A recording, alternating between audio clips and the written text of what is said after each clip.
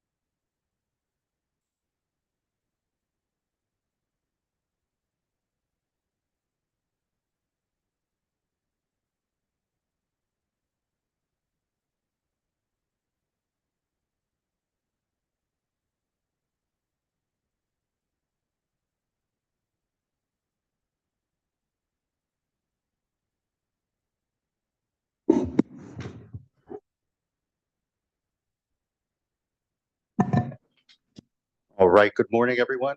My name is Joaquin Esquivel, Chair of the State Water Resources Control Board. Today is Tuesday, September 17th. It is 9:02 a.m., and I'd like to call this meeting to order. I'll begin by introducing my fellow board colleagues. Joining us shortly will be Vice Chair Doreen Diadamo, and with us here is Board Member Nicole Morgan, Board Member Sean McGuire, and Board Member Laurel Firestone. We're also joined by our Executive Director, Eric Oppenheimer, our two Chief Deputies, Karen Mogus and Jonathan Bishop. Joining us today from the Office of Chief Counsel is Andy Sawyer. Our Clerk of the Board is Courtney Tyler, and assisting her today is Margie Argel and Elizabeth Carrillo. This is a hybrid meeting, so we have both in-person and remote participation. For those of you joining us remotely, you're either viewing us through our customary webcast on the YouTube Live website or on the Cali PA website. But if you intend on commenting on any of today's items, you need to be on the Zoom platform. There are instructions at the top, a link of our agenda today and a form to fill out to get onto the platform. But if you're having any challenges getting onto that platform, please do just email the clerk of the board at board.clerk@waterboards.ca.gov, and she can help get you on the platform. Once you're on the platform, your camera will be off, you'll be on mute until it's your opportunity to speak on the item you've indicated. For everyone in the room, good morning. Good to see you all here.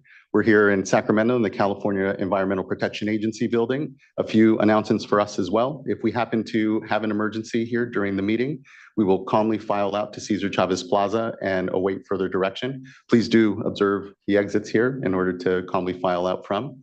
Also, if you intend on commenting on any of today's items, you need to sign up here for the queue. In order to do so, there is, I believe, a laptop here along the side of the room. Additionally, there is also a QR code. And once you are at the mic, please do introduce yourself, any affiliation you have. And also, lastly, then please silence phones so that we just have an uninterrupted discussion this morning. That brings us now then to our public forum commenters, as we customarily do. And we have, I believe, two commenters this morning for public forum. I'd like to call up first Mary Wood, who will be followed by Derek Urasek.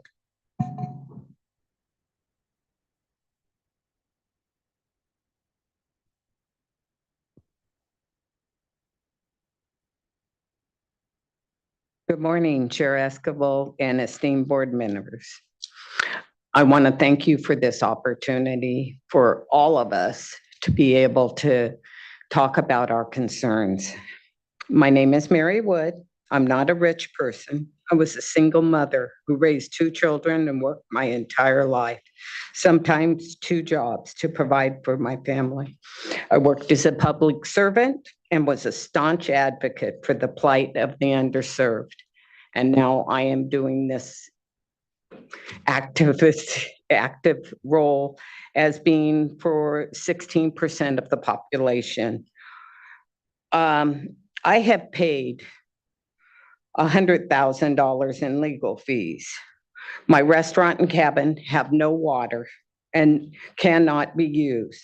While I'm fighting for my use of water in El Dorado County, my own home in Sacramento is severely suffering because of this huge financial burden. I sit here begging you to assist me and assist others, potentially 6 million of us, to help. The worst part of my water journey has been that I have lost faith in government agencies due to their failure of intervention and abdication of what I believe their responsibilities to ensure all Californians have the same right to safe, accessible, and affordable water. I have talked about this before. I believe we don't need to reinvent the wheel. We only need to look to our past. In 1912, the California Public Utility Commission, CPUC, was created to provide the protections and oversight to consumers of public utilities. The CPUC regulates services, contract rate structures, protects consumers, and has a complaint process that assures safe and reliable utility service for 84% of Californians. The complaint process is something we don't have, and that is why I'm here. I have only one avenue to take, and this has been it. It is mind-boggling to me that public water utilities customers receive something that 16% of private utilities do not. I believe that you, the State Water Resource Control Board, has the power to form a work group given to research and formulate a data-driven solution for the submission of a budget change proposal to address these gaps in service for all private water consumers. That is what I'm asking for. Thank you. Thank you, Ms. Wood. Appreciate your time this morning. Next, I'd like to call up Derek Urosik, and I believe we have one additional public forum commenter, and that'll be Jim Hausener.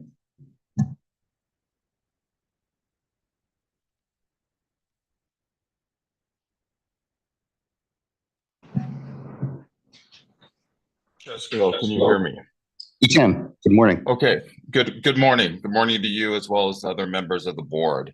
My name is Derek Urosik, and I serve as the chair of the Kern County Subbasin Coordination Committee, representing all GSAs within the Kern County Subbasin. Similar to the Tule Subbasin, which is the subject of today's hearing, the Kern County Subbasin is currently scheduled to have a hearing in February 2025. As you all are aware, Kern submitted its revised 2024 groundwater sustainability plan to the state board in May of 2024, well in advance of the dates for our probationary hearing. We acknowledge that the review of this complex, highly technical GSPs requires significant time and thoughtful consideration. However, it is imperative that any staff recommendation to the board regarding a potential probationary subbasin be based on a full and fair review of the subbasin's revised GSP. We are encouraged by the comments made during the Kern's recent in-person public workshop, where the board members and staff reaffirmed the board's commitment to conducting a thorough evaluation of Kern's 2024 plan prior to any probationary hearing. In addition, the time and effort invested by board members and staff in visiting Kern County in person is deeply appreciated. Your engagement and statements during the workshop and site visits provided important reassurance that the board and staff recognize that local agencies are the best positioned to understand and effectively manage the complexities of their basin. We welcome further opportunities to host board members and staff for additional in-person visits, as these are occasions for meaningful discussion and invaluable in fostering a shared understanding of current diverse groundwater users and the very unique hydrologic conditions in which is by far the largest subbasin in the state. The Kern covers over 1 million acres, which is more acreage than all 3 subbasins combined that have had hearings before Kern. The recent in-person meetings between State Staff Board and the Subbasin's Technical Working Group have been the most productive to date, helping to build trust and promote a mutual understanding of the scientific data and methodologies underpinning Kern's 2024 GSP. Looking forward, we respectfully request that the board provide staff with the necessary resources to enable regular in-person engagement with our technical working group prior to any hearing. Such collaboration is critical to advancing a GSP that will achieve sustainability around management at the local level, consistent with SGMA's intent, while also minimizing state intervention and avoiding the additional burdens that a probationary designation would place on all groundwater users in the subbasin. Lastly, we would like to remind the public that the Kern County Subbasin's revised 2024 GSP is now open for public comment. A copy of the GSP instructions for submitting comments and additional information about our upcoming outreach events are available at kerngsp.com. Thank you for the opportunity to provide comments today. Thank you for your time and those comments, Mr. Urosik. I appreciate, again, the opportunity to have toured the basin and look forward to what I know are further discussions we'll be having. So thank you. Next, I'd like to call up Jim Hausener, and I believe that's our last public forum commenter.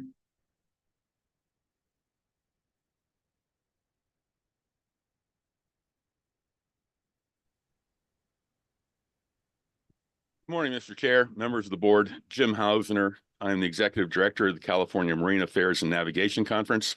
We're in a 60-year-old association of all the ports and harbors in California working on navigation projects and infrastructure We got created back during the Pat Brown administration, as the state does not have a state port agency. We are running into a problem. There seems to be some issue between the State Water Board and the United States Army Corps of Engineers. The Corps of Engineers have notified our members that they are putting on hold any project that requires a 401 certification as they move forward. Currently, Ventura County, Channel Islands Harbor project is not going forward to go out to bid to dredge this harbor and place the material down coast to protect further down coast areas, including the city of Port Hueneme. City of Ventura, Ventura Port District has been notified. City of Morro Bay, City of Redondo Beach, Orange County. We don't know what the issue is between the Corps of Engineers and the Water Board. The Corps has turned it over to their attorneys in Washington, D.C. They seem to be unhappy with the standard template. I don't know the issue. Our members don't know the issue. We've sent emails up to the Water Board, including, and I did get a response from Mr. Wales, I believe, in the attorney's office, who indicated he'd take a look at this matter and get back to us at some point. What we would like from you is transparency. Please let us know what the issue is if you're aware of it. We can't get past the Corps to find out exactly what the problem is and how do we move forward. We have environmental work windows in California. If we don't get out to bid for the Channel Islands project, that project will not happen this year, which means that there will not be any sand placed downstream, including in front of the city of Port Hueneme, which could have disastrous consequences if we have a bad storm year. Similarly, the Ventura project has an environmental window, and if we don't get that one dredged, then it's unlikely vessels will be able to come and go through that harbor. So not asking for a lot. Transparency, please let us know what's going on. If you know, collaboratively between the Corps, the Water Board, your regional boards, and the members of CMAQ, perhaps we can identify the problem, figure out how to make it move forward. And in particular, at least maybe nothing else, do a little more moratorium so we can get the Channel Islands and Ventura projects out to bid and awarded so they can get done while we work through whatever the issue is that we don't understand. Thank you for your time, and please have somebody get back to our members or back to me about this issue if you know anything. I appreciate your time this morning. Thank you. Appreciate yours as well, Mr. Hausner, and for elevating this up to the board. I'll circle back with Mr. Wiles and OCC, and also looking to Karen Mogus. Karen, I don't know if you've heard anything, but I certainly don't know what the issue might be. No, I've not. This is the first I've heard of the issue, but I'll follow up with OCC and my staff in DWQ. Thank you very much, Ms. Mogus. And thank you again, Mr. Hausner. Thank you. All right, that concludes public forum and now brings us to our first item of business here, which is consideration and adoption of the board meeting minutes from August 20th and September 4th. Looking to my fellow board colleagues if there's any amendments or discussion, and then otherwise entertain an motion.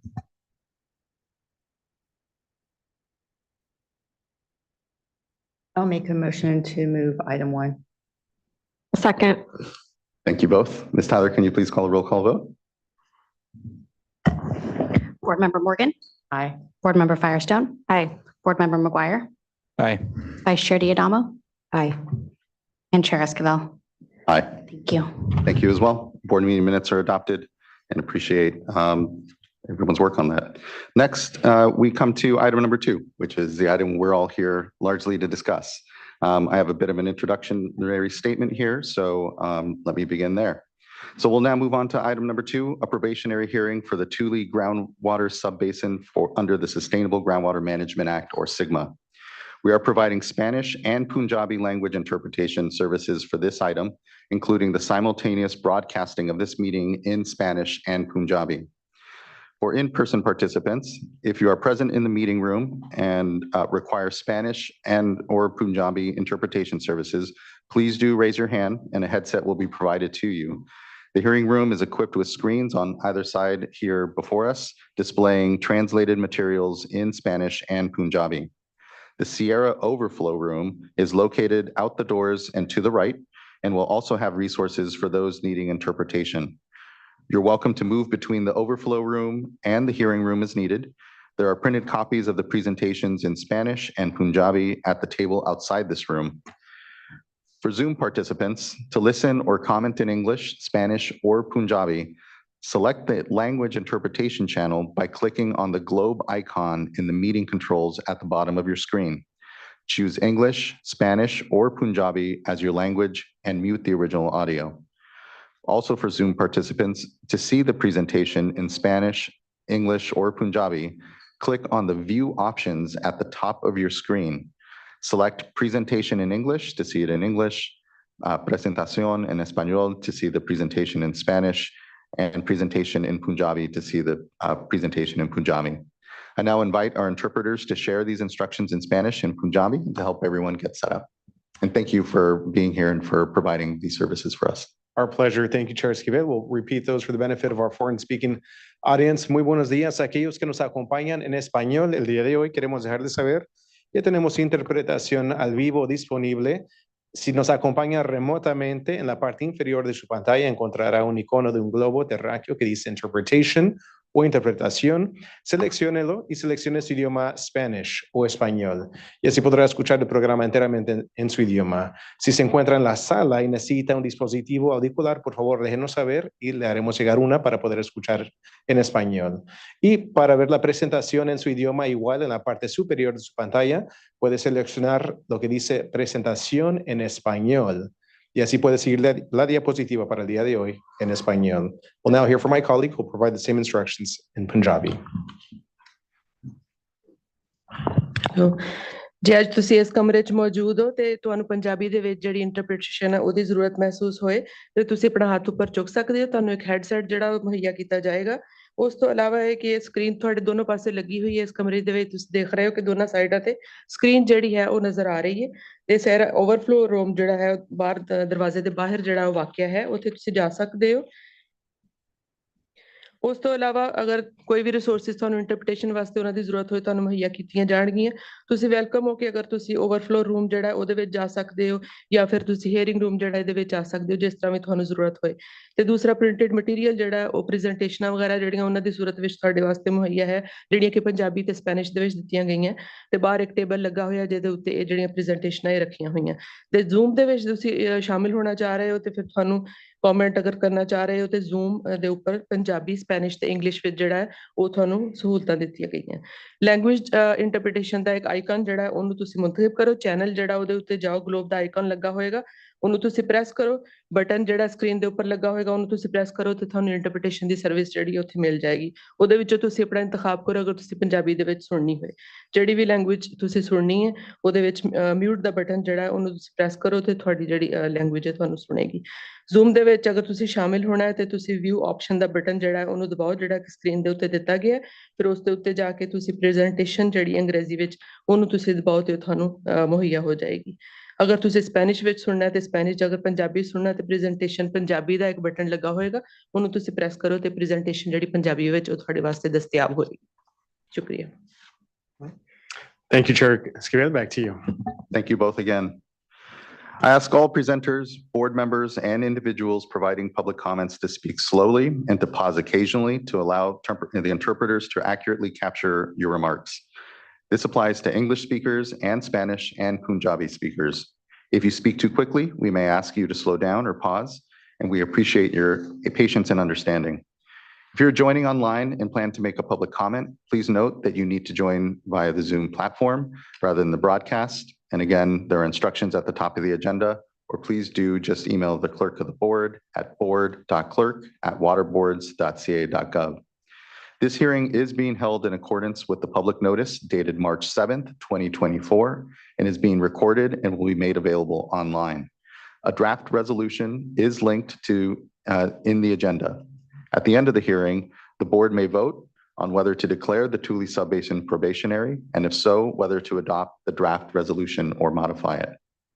I want to acknowledge how hard it can be to find and build support for effective ways to coordinate how groundwater is sustainably managed and at regional scales.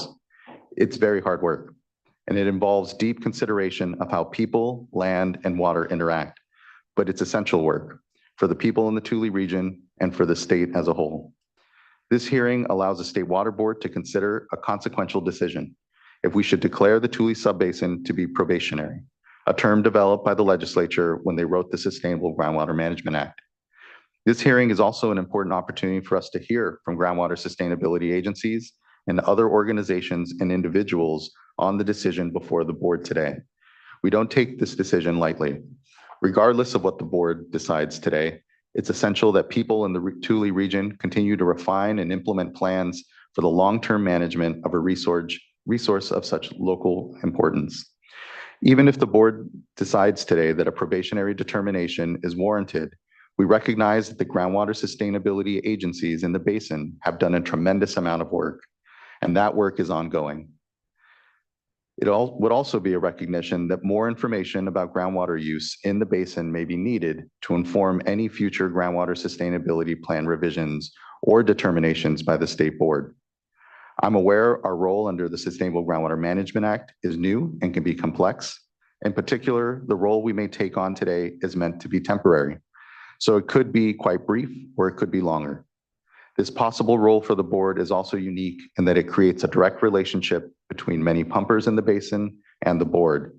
If the board decides that a probationary determination is warranted, groundwater pumpers must, with some exceptions, report their pumping to the board. The legislature also decided that the work the State Water Board must do in probationary basins should be funded by fees. As a result, the Sustainable Groundwater Management Act requires that the state board collect fees in probationary basins, not to punish those basins, although it can feel that way, but to pay for that additional workload. If the Tule Subbasin is declared probationary, this would likely mean that those who are pumping the majority of the groundwater would be subject to reporting and must pay the associated fees.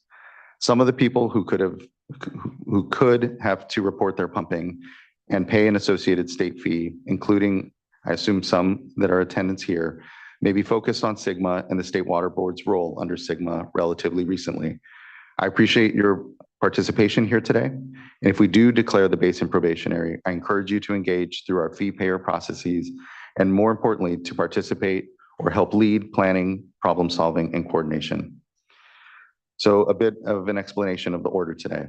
To start, we will invite comments from elected officials and California Native American tribes if they choose, and then proceed to a staff presentation that covers background on the basin, a summary of staff's recommendations to the board, and the draft resolution, and information on the board's options in our decision today. The staff recommendations are described in detail in the final staff report released on August 30th. The Tule Groundwater Sustainability Agencies have sent the new 2024 Groundwater Sustainability Plan to the State Board. It's great that the GSAs have been working to improve their plans. However, a full review of the updated plans will take at least 3 months to complete. Given the timeline between the submission of the 2024 GSPs and the hearing today, the board will focus on the plans agencies adopted in 2022 and allow staff adequate time to review those updated GSPs. During and following the staff presentation, board members will have the opportunity to ask questions. We'll then have a panel presentation by the groundwater sustainability agencies themselves in the Tule Subbasin.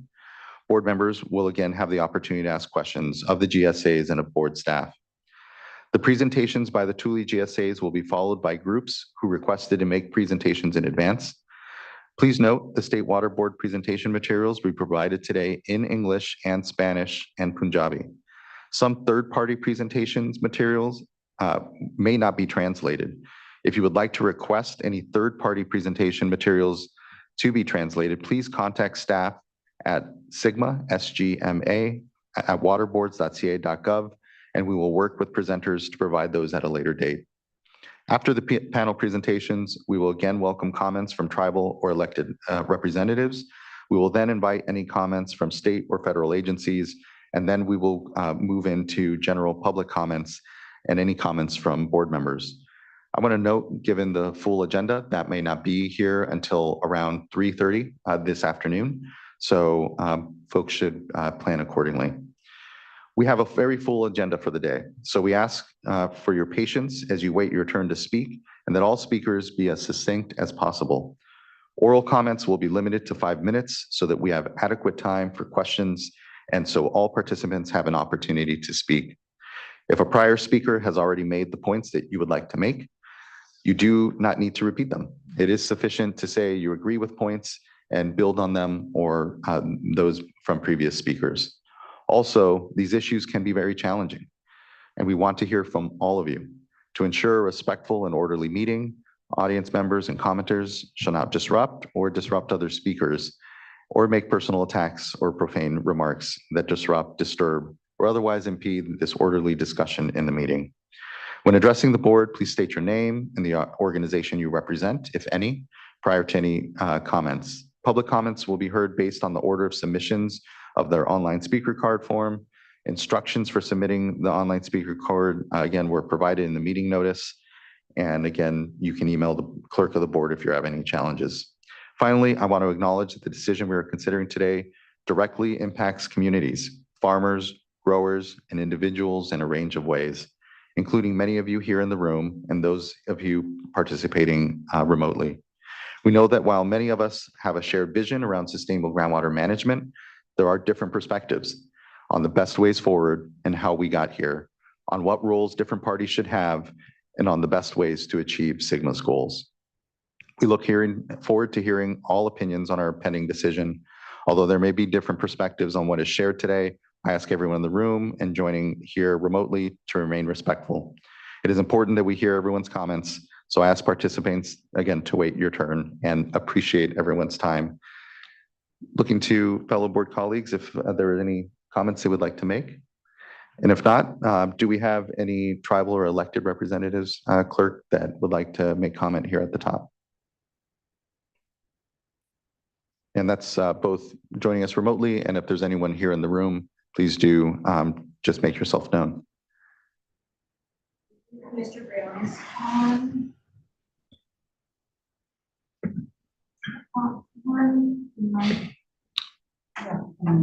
Okay. I think we'll move to the panel presentations, and then we can make sure and take comments as they come up then. All right, I'd like to hand it over to our staff here.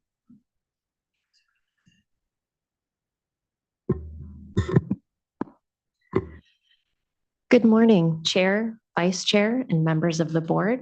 I am Natalie Stork, the Assistant Director for the Office of Sustainable Groundwater Management.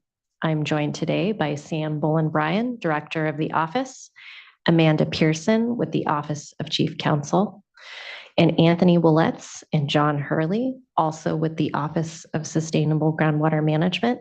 Additionally, we are joined by Ben Brezing of the Department of Water Resources. We are here today for you, the board, to consider whether to adopt a probationary basin determination for the Tule Subbasin.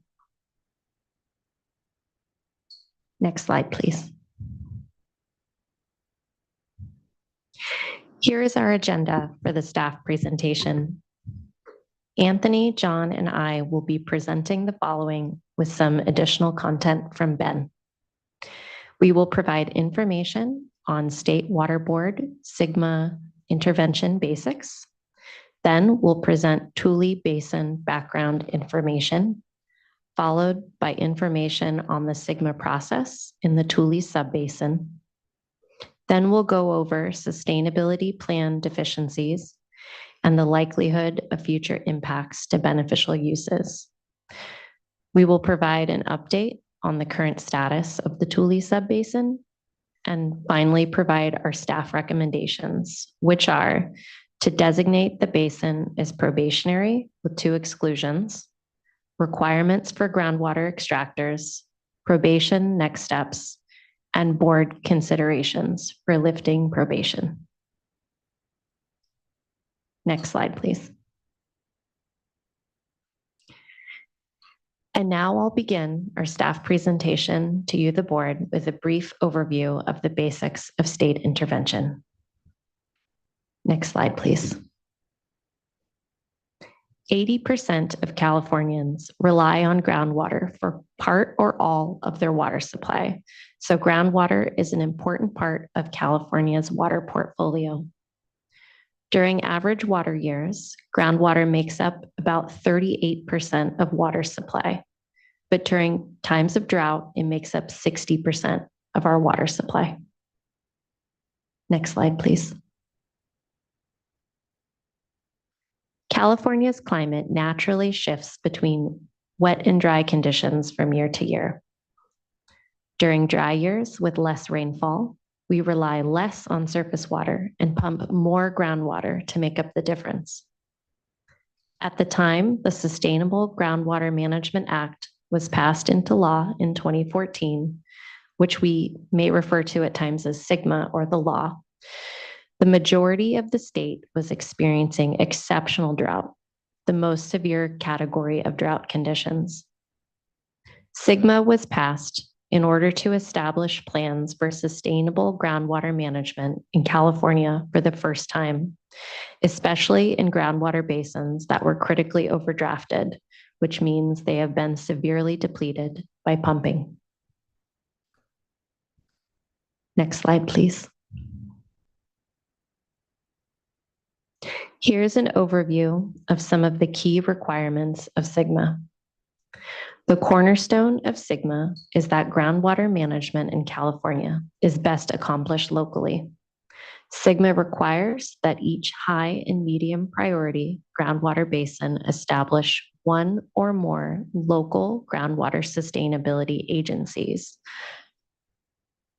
Most groundwater sustainability agencies were formed from pre-existing surface water agencies, such as irrigation districts. Areas not covered by agencies are often covered by counties. SGMA statute requires that groundwater sustainability agencies develop one or more groundwater sustainability plans that outline how they will manage groundwater in their basins. The groundwater sustainability plans must have criteria that will be used to measure whether the basin is meeting its sustainability goals. Groundwater sustainability plans for the critically overdrafted basins were due in January 2020.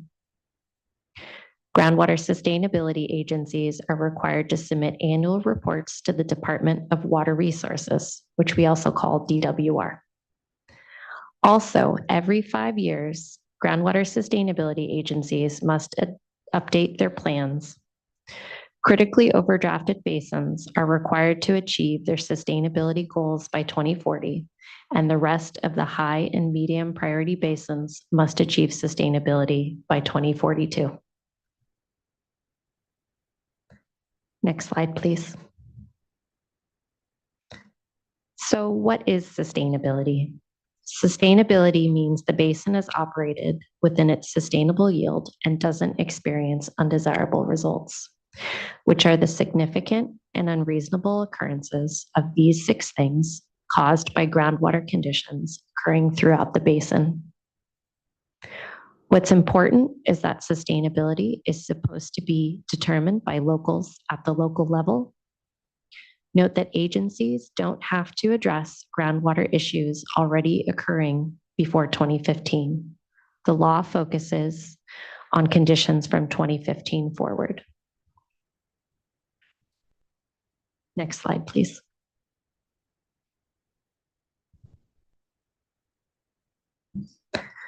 Once local groundwater sustainability agencies develop their plans, they submit them to DWR for review. This flowchart outlines the process for plan review under SGMA. Once a groundwater sustainability agency or group of agencies adopts and implements a plan, DWR has 2 years to evaluate it. If the plan is approved, agencies implement the plan and submit annual reports to DWR. If the plan is determined by DWR to be inadequate to achieve sustainability, this triggers the State Water Board's intervention role under SGMA. Board staff evaluate the inadequate plan and, if needed, prepare a staff report that summarizes the board and DWR's deficiencies and recommends potential actions to correct the deficiencies. If deficiencies are not on track to be corrected, the board may hold a probationary hearing to determine if probation is warranted for the subbasin. The steps on the timeline that are highlighted in blue here, or gray if you're in the room, are steps that the board may take at its discretion. In these steps, if the board does not proceed to the following step, then the basin is either awaiting action from the board or will be returned to DWR oversight. Next slide, please. If you, the board, adopt a probationary determination, this starts the first step of state intervention, probation. During the probationary period, agencies should work to correct the deficiencies in their plans that were identified by the board. Additionally, during probation, many groundwater extractors are required to record and report their groundwater extractions to the board and pay fees based on the amount they pump. If after 1 year on probation, the deficiencies are not corrected, the board may choose to move the basin towards the second step of state intervention. Staff would develop an interim plan to temporarily manage groundwater, while the groundwater sustainability agencies continue to correct their plans. This interim plan would likely include pumping cutbacks. If the board determines an interim plan is warranted, the board would hold a public hearing where you could choose to adopt an interim plan. Next slide, please. Today, we're focused on the probationary hearing step. Let's look at the basics of what a probationary hearing is.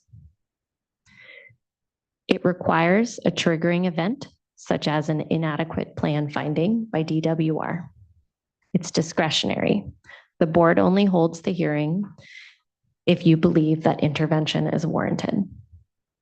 It's a public process which follows requirements for noticing, and the board will consider public comment today. The board identifies plan deficiencies and potential actions to fix them. These are proposed in the staff report, but the board can adjust these. And a probationary determination is made by adopting a resolution. The staff's draft version was released for public comment the Friday before last, and you, the board, will consider whether to adopt it. Next slide, please. Regarding the resolution, you, the board, can choose to adopt the probationary hearing resolution, delay the decision, or return the basin back to DWR oversight. The resolution can be amended in the future, for example, to make exclusions from probationary status, to update requirements, such as reporting or metering requirements, and modify deficiencies as conditions change or as the groundwater sustainability agencies fix their plans. Next slide, please. Finally, here are some key points regarding probation. It lasts only as long as it takes for groundwater sustainability agencies to fix issues. We aim to return basins to DWR oversight as soon as is feasible. It does not limit groundwater sustainability agency authorities. Agencies need to fix their plans, continue implementing the good parts of their plans, and work to address management challenges. Extractors begin reporting and paying fees to the board so the board can collect the data it needs in case it needs to develop an interim plan. There are no board-required pumping limits at this stage of state intervention. And if issues aren't fixed after 1 year, the board can develop and adopt an interim plan, and that's when pumping limits could come into effect. And now I'll hand it over to John Hurley. Thank you. I'll start with some background information on the Tule Subbasin. Next slide, please. The Tule Subbasin is critically overdrafted in the Tulare Lake hydrologic region of the Southern Central Valley.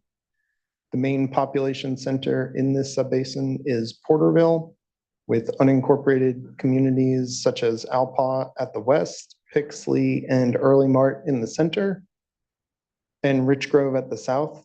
The next slide will present the hydrogeologic conceptual model for the subbasin as a cross-section going from west to east at a location north of Pixley and south of Porterville.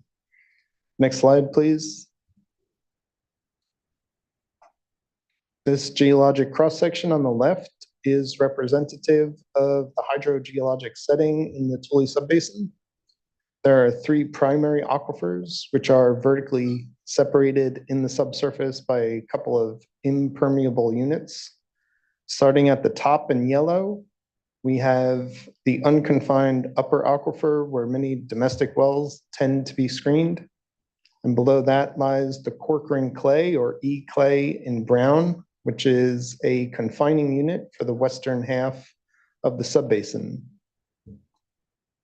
Next is the lower aquifer in blue, confined at the western half of the subbasin below the Corcoran clay, and unconfined in contact with the upper aquifer at the east. Below the lower aquifer are low permeability Pliocene marine deposits in gray, which serve as an aquitard, effectively confining the Santa Margarita Formation. The Santa Margarita Formation confined aquifer, darker green, is present in the eastern portion of the subbasin and used primarily as a source for agricultural irrigation in the southeastern portion of the subbasin, such as by Rich Grove. Next slide, please. Groundwater is a critical resource in the Tule subbasin, especially for agriculture. Other uses include municipal, domestic, wildlife, and industrial. In this figure on the right, we see that in the water year 2023, from October 2022 to September 2023, 95% of groundwater that was extracted was used for agriculture, 1% was exported from the subbasin, and 4% of the pumped groundwater was used for municipal purposes. For context, the numbers for water year 2022 were similar in that 92% of the extracted groundwater was used for agriculture. Next slide, please. In Tule, groundwater pumping has exceeded the natural and human-assisted recharge, and groundwater levels have been in decline for decades. The figure displays groundwater level data from 1,034 wells in the subbasin. Where known, the aquifers in which the wells are screened are noted by 3 colors. 71 wells had known aquifers. I'll note that these data are surely incomplete due to the current data gaps in the well completion report records and the current active or inactive status of wells.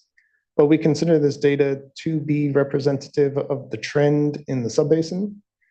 The maximum recorded depth to groundwater in 1948 was 373 feet. The maximum recorded depth to groundwater in 2023 was 510 feet. And so about 140 feet in 75 years, or nearly 2 feet per year. The Tule groundwater sustainability agencies acknowledge that the basin is overdrafted. The 2022 and 2024 plans both found that current pumping rates substantially exceed long-term sustainable yield, which is the average amount of groundwater that could be extracted every year without causing undesirable results. 2022 plans determined that the sustainable yield was about 130,000 acre feet per year. 2024 plans substantially revised and increased that sustainable yield estimate to about 480,000 acre feet per year. However, average groundwater pumping from 2019 to 2023 was over 651,000 acre feet per year.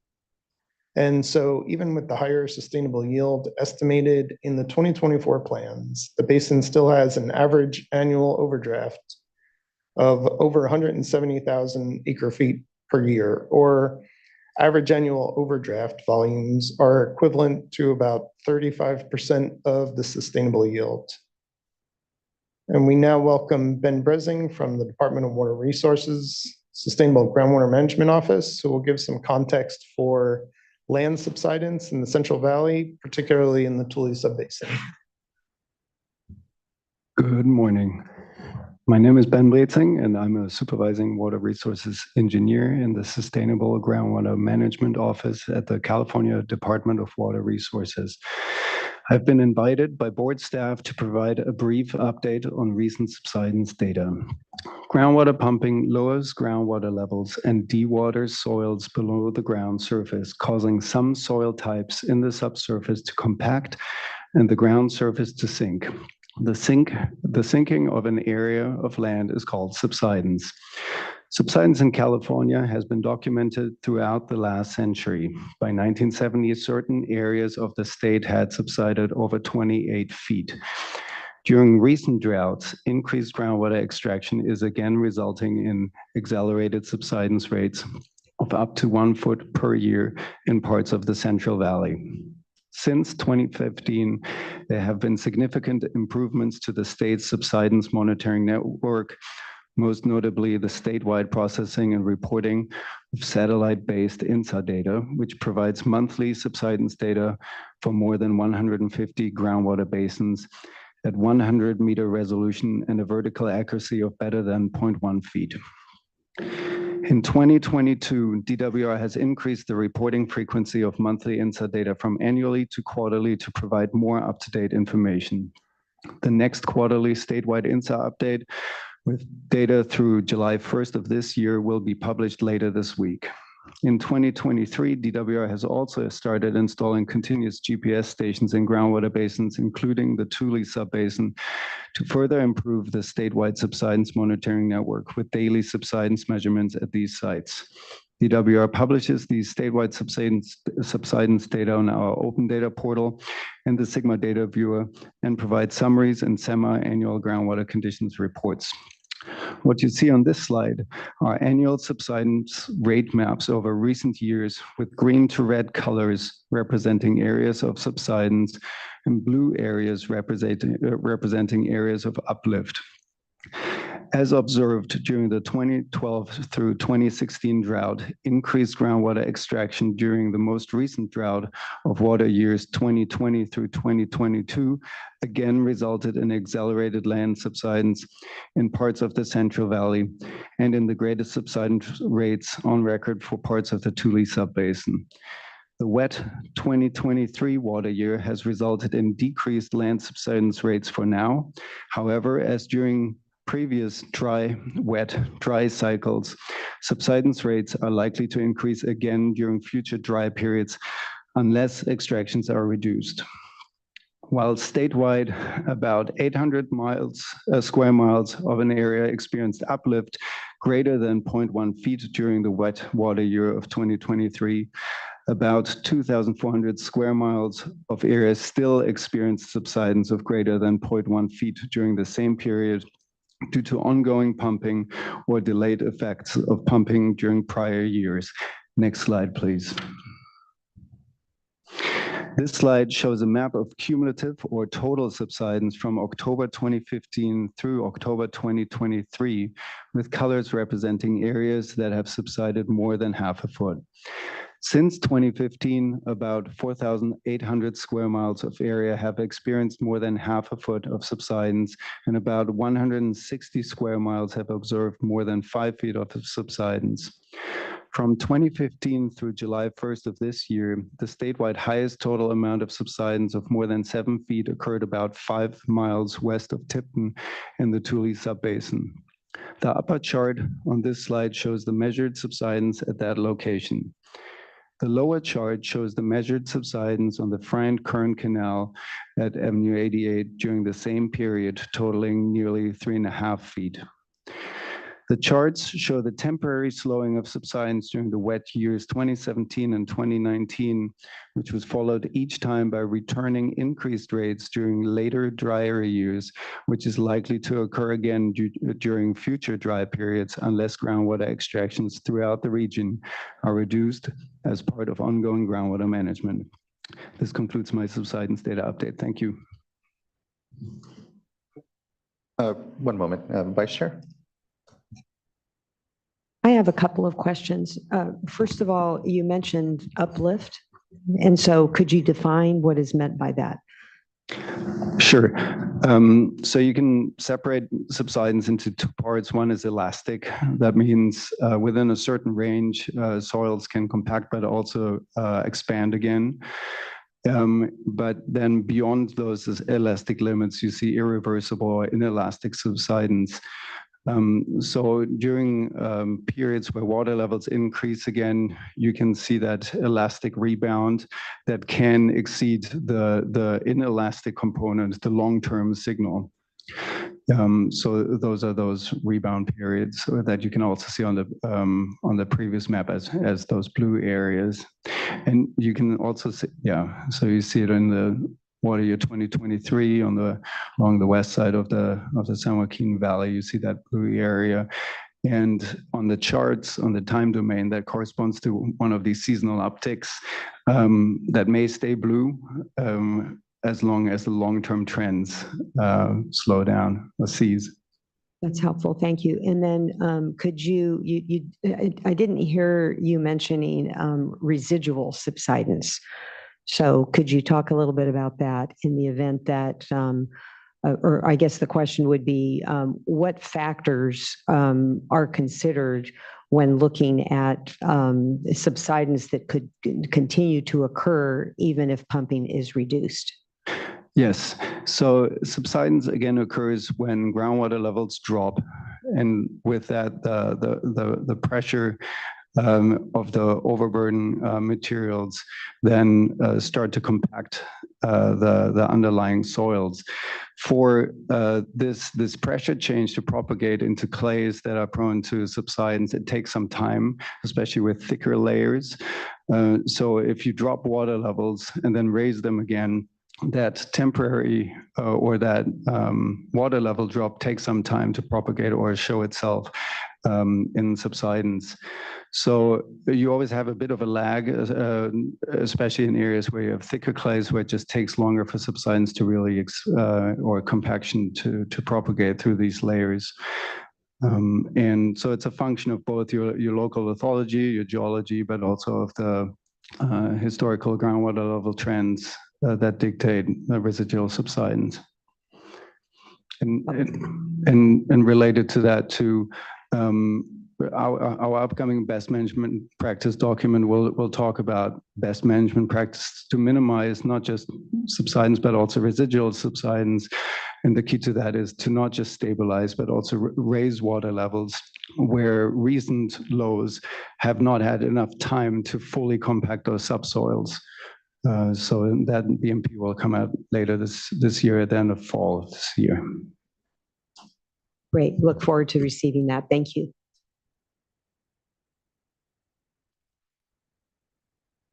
Next slide, please. Yep, right there. Next slide, please, section.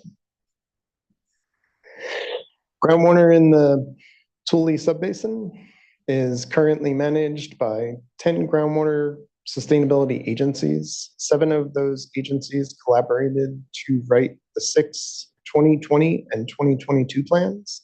In 2024, 8 of these agencies collaborated to write the 7 2024 groundwater sustainability plans, which we may refer to as plans.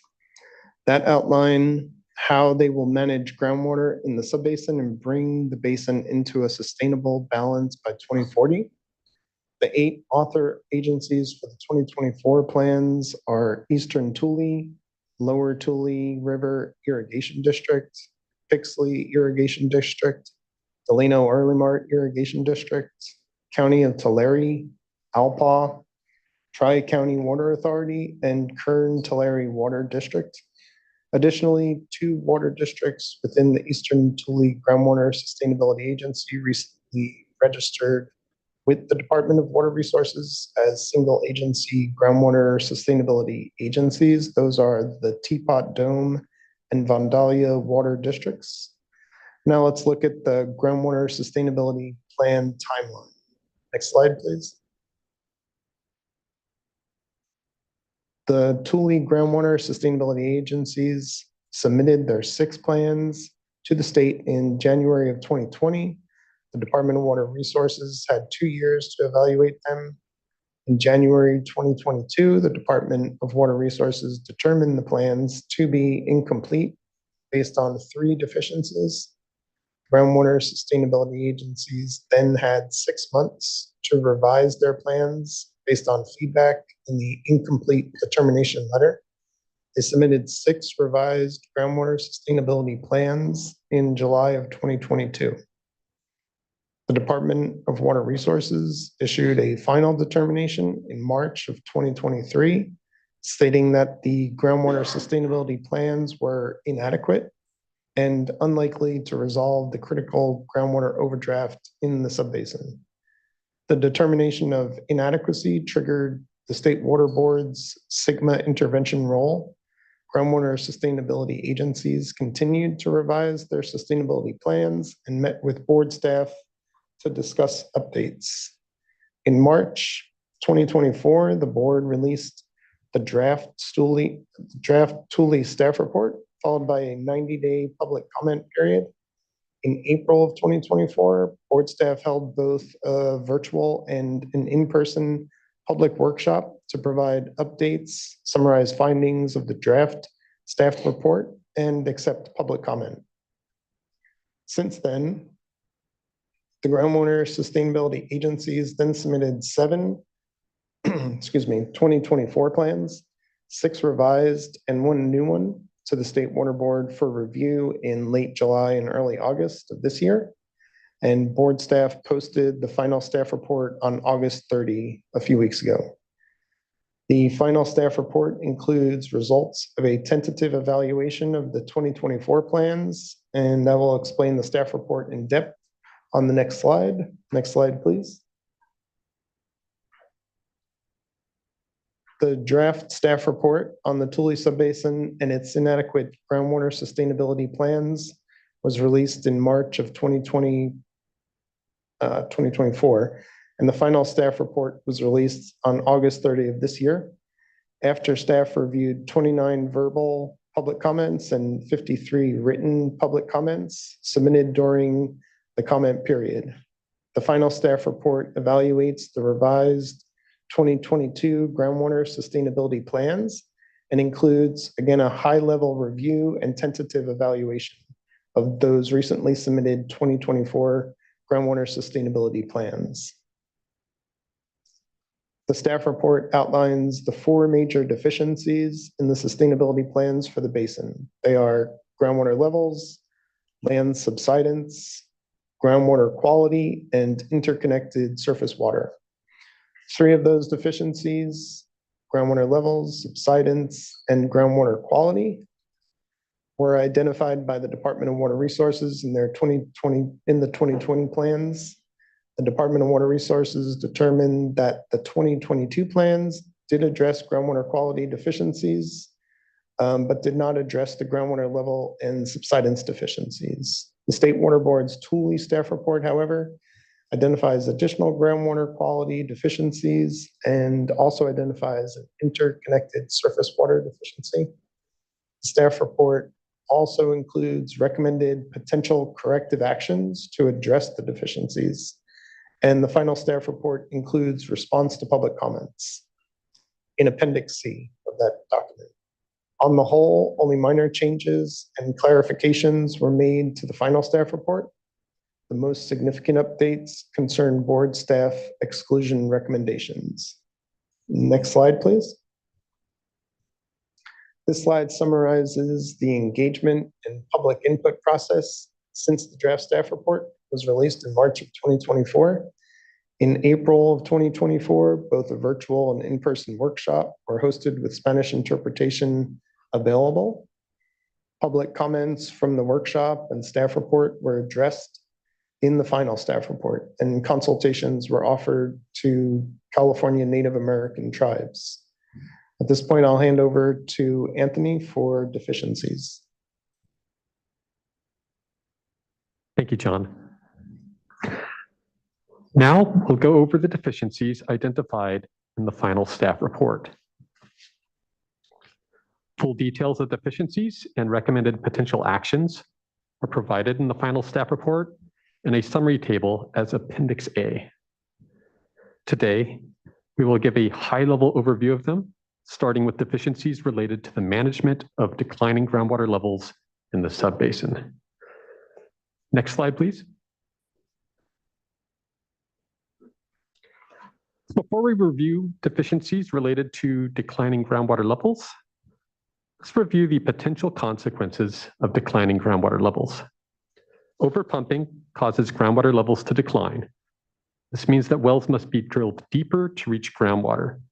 These deeper groundwater levels cause multiple problems. They threaten drinking water supplies by drying wells completely or reducing the amount of water that wells can pump. Household drinking water wells are at highest risk because they are relatively shallow. But even deeper wells, like public water supply wells or agricultural irrigation wells, can be impacted. Deeper groundwater levels also increase the cost to repair or replace impacted wells, or to even drill new wells. For wells deep enough that they can continue to pump at deeper groundwater levels still increase the energy costs to pump groundwater. This all means that deeper groundwater levels generally increase the cost of water for everyone. And because groundwater levels are declining across most of the San Joaquin Valley, it is likely that the drillers required to deepen or replace wells will be very busy, which means that it may take months or years to deepen or drill a well, and the costs might be higher than they are now. Moreover, declining groundwater levels can cause subsidence, can degrade water quality, and can deplete interconnected surface water, each of which cause their own set of problems, which will be explained later in this presentation. Next slide, please.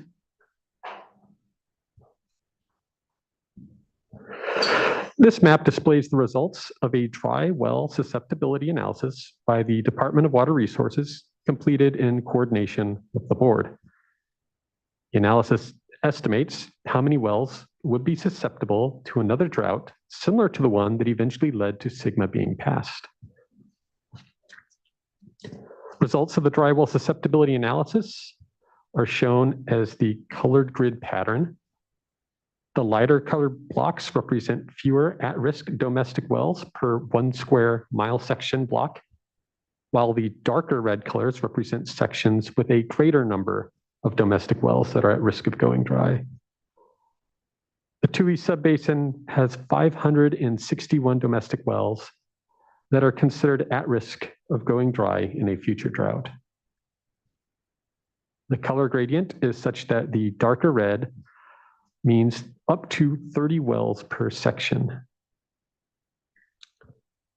This map also shows where 8 domestic wells went dry in 2023, although if you count them, you'll see 7. 2 of them are just very close together, and at this scale, they appear as one. That went dry in 2023, which was a relatively wet year. These were reported to the Department of Water Resources as part of a voluntary dry well reporting program. Next slide, please.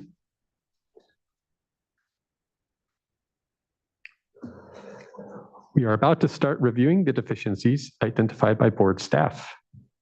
The deficiencies were based on the 2022 groundwater sustainability plans, which we will refer to as the 2022 plans. These deficiencies will be summarized in tables. The deficiency tables include icons based on our tentative evaluation of the 2024 groundwater sustainability plans, which we will refer to as the 2024 plans.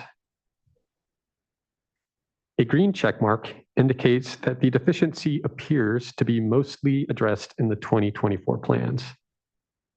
An orange eye indicates that the deficiency appears to be partially addressed in the 2024 plans. A red X indicates that the deficiency does not appear to have been addressed. And a black question mark indicates that staff have not yet reviewed the deficiency. We stress that these tentative evaluations are tentative. They are based on a very brief review of the 2024 plans, which groundwater sustainability agencies provided to board staff just over a month ago in early August. We have not fully reviewed the 2024 plans. It is very possible that our evaluations could change after full review, but we wanted to do our best to provide feedback on these 2024 plans, as we believe that groundwater sustainability agencies have made substantial progress in addressing many deficiencies. As we'll note, however, we are still concerned that key deficiencies, especially concerning groundwater sustainability plan implementation, have not been addressed. Next slide, please.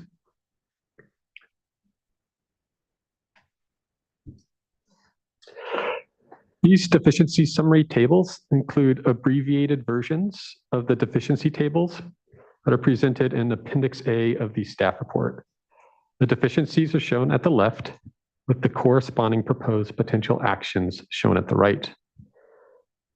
Staff identified 9 groundwater level deficiencies presented here in the next 3 slides. The 2022 plans had an inadequate definition of an undesirable result. This means that they did not clearly explain the negative impacts that the basin was trying to avoid.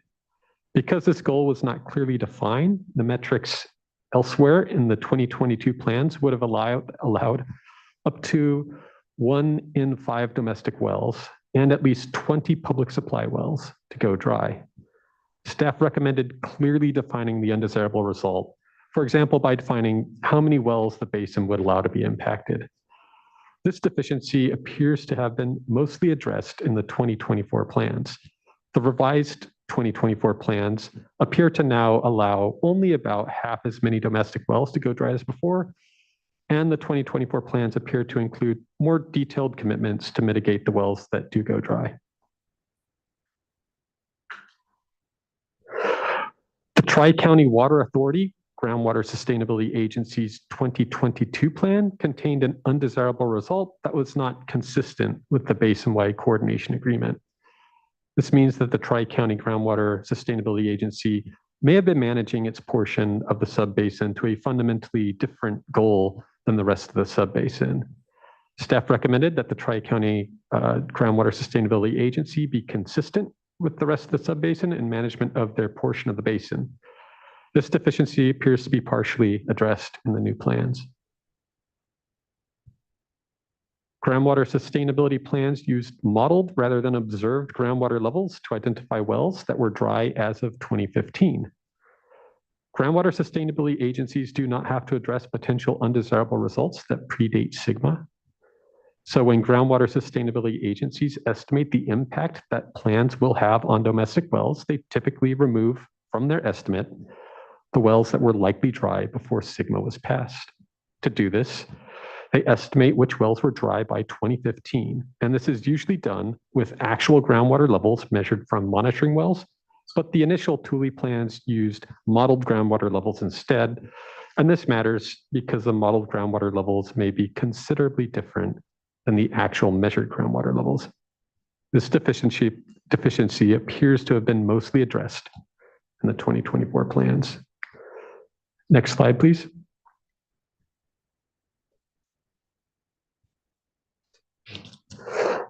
The 2022 plans did not achieve sustainability. SGMA requires that critically overdrafted basins stop overdraft by 2040, but the 2022 plans still allowed overdraft after 2040. Board staff recommended that the agencies revise their goals to prevent this overdraft and to consider the feasibility of projects reliant on increased water supply. This deficiency appears to have been partially addressed in the 2024 plans. Minimum thresholds did not clearly represent undesirable results. Minimum thresholds are groundwater levels that, if exceeded, may cause undesirable results. These are key metrics for sustainable management because they allow agencies to understand how close they may be to the impacts that they are trying to avoid. But the minimum thresholds in the 2022 plans are not based on the groundwater levels that, if exceeded, would cause undesirable results. Instead, they were just the groundwater levels that groundwater models indicated were likely in the future. Staff recommended that agencies set these minimum thresholds at levels that reflect the undesirable results rather than just using the projected groundwater levels. And this deficiency appears to have been mostly addressed in the 2024 plans. Estimates of the number of wells that would be impacted were inconsistent. The coordination agreement listed a different number than the Delano Early-Mart Irrigation District Plan. Staff recommended that this discrepancy be resolved, and this deficiency appears to have been partially addressed in the 2024 plans. Next slide, please.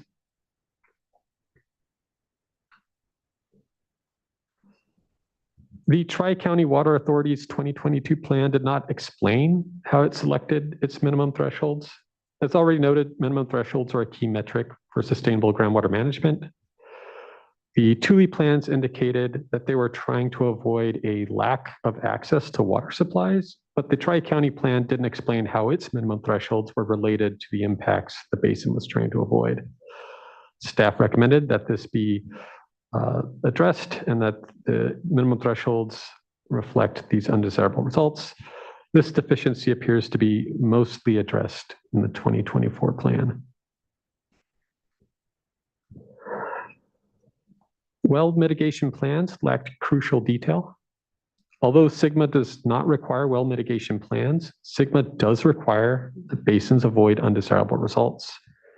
Many groundwater sustainability agencies have therefore chosen to develop plans to mitigate the impacts to wells that would be caused by their plans, impacts that might be considered significant and unreasonable without mitigation.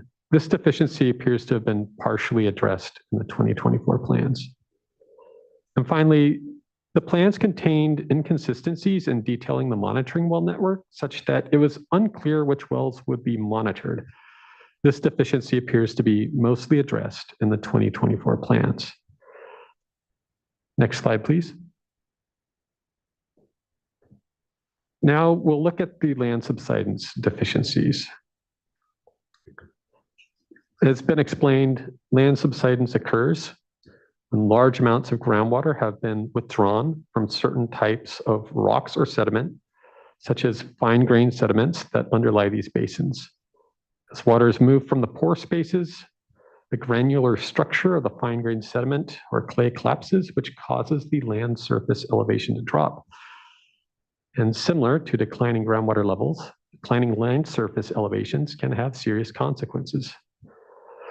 Subsidence reduces the carrying capacity of gravity-driven water conveyance. This means that streams, rivers, and canals can carry less water before they flood. This reduces surface water deliveries, and it increases the risk of flooding. Repairing water conveyance to restore capacity is very expensive. For example, the Friant Current Canal has already lost more than 50% of its carrying capacity due to subsidence caused by overpumping, and the repairs to restore capacity are costing almost $500 million. Subsidence can also damage wells and reduce access to water. It can also damage other infrastructure, such as roads, utilities, and pipelines. It can cause irreversible damage to groundwater aquifers and lasting damage to aquatic ecosystems.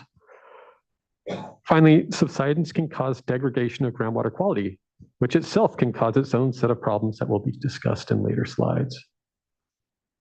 Next slide, please.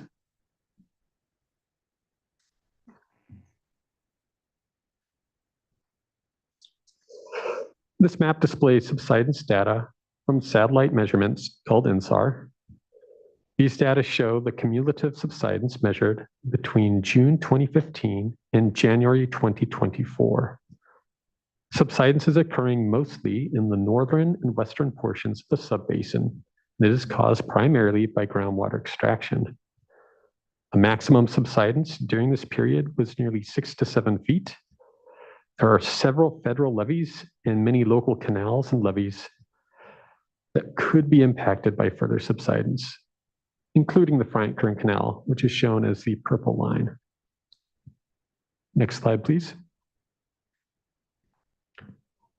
Staff identified 5 land subsidence deficiencies presented here in the next 2 slides.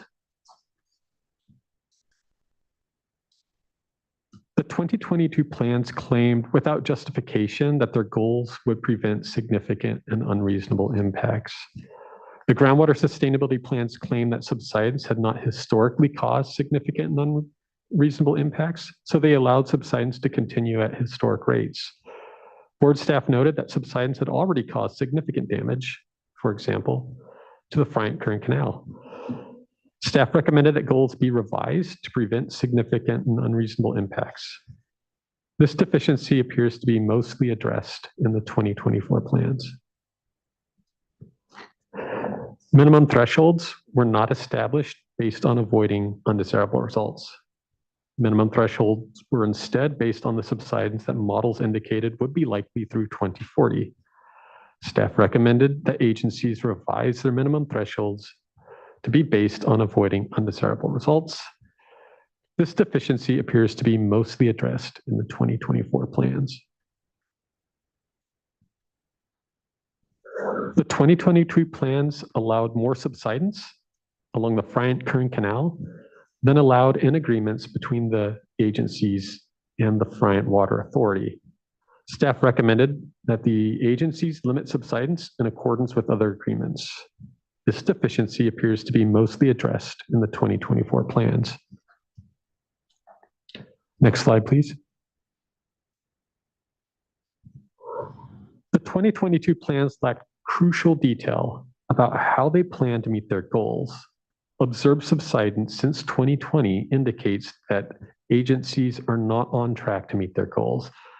This is especially urgent along the Bryant Current Canal, where subsidence since 2020 has, in some areas, already exceeded nearly half the total subsidence that plans would allow through 2040.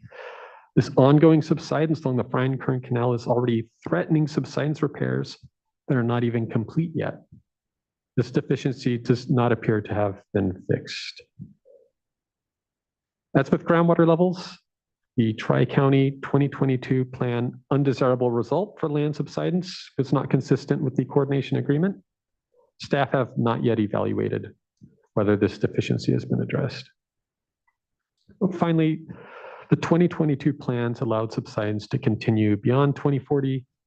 This deficiency appears mostly addressed in the 2024 plans.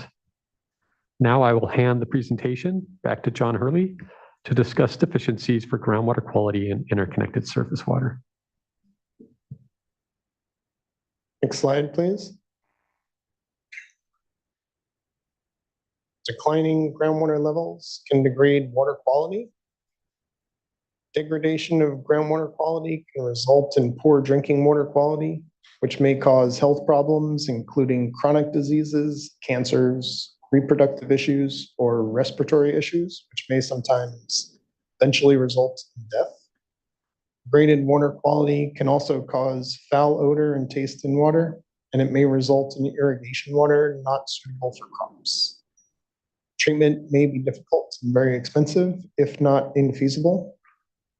And so water quality degradation may require people to find alternate sources of water. For example, people whose water quality has been degraded may have to rely on tanks of water hauled to their homes until wells can be replaced or until they can be tied into an existing public water system. Next slide, please. This map shows where many domestic wells are at risk of water quality degradation due to several constituents where concentrations can be impacted by overpumping or groundwater management. These include arsenic, hexavalent chromium, nitrate, 123 TCP, and uranium. There are many domestic wells at risk in the northern part of the subbasin, where most of the domestic wells are located. This map clearly demonstrates that there are risks to not monitoring or managing water quality in line with SGMA requirements. Next slide, please. For groundwater quality, staff identified 6 deficiencies for the Tule subbasin, and they are presented here in the next 3 slides. As with groundwater levels, staff recommends that the groundwater sustainability plans clearly describe the impacts that would be considered significant and unreasonable, and make it clear that the goals avoid undesirable results. And staff finds this appears mostly addressed in the 2024 plan. Staff recommends groundwater sustainability agencies to identify representative wells in places where degraded water quality exists and outline plans to avoid further degradation. And staff also finds this appears mostly addressed in the 2024 plan. Staff recommended addressing uranium and nitrite, as well as PFAS and PFOA, as the groundwater sustainability plans did not address detected pollutants that can be impacted by basin management. And staff found that this appeared mostly addressed in the 2024 plan. Next slide, please. Staff recommends that groundwater sustainability plans be revised so domestic well drinking water is not permitted to degrade below drinking water standards, as groundwater sustainability plans propose using or did propose using agricultural water standards as sustainable management criteria. And staff found this appears mostly addressed in the 2024 plan.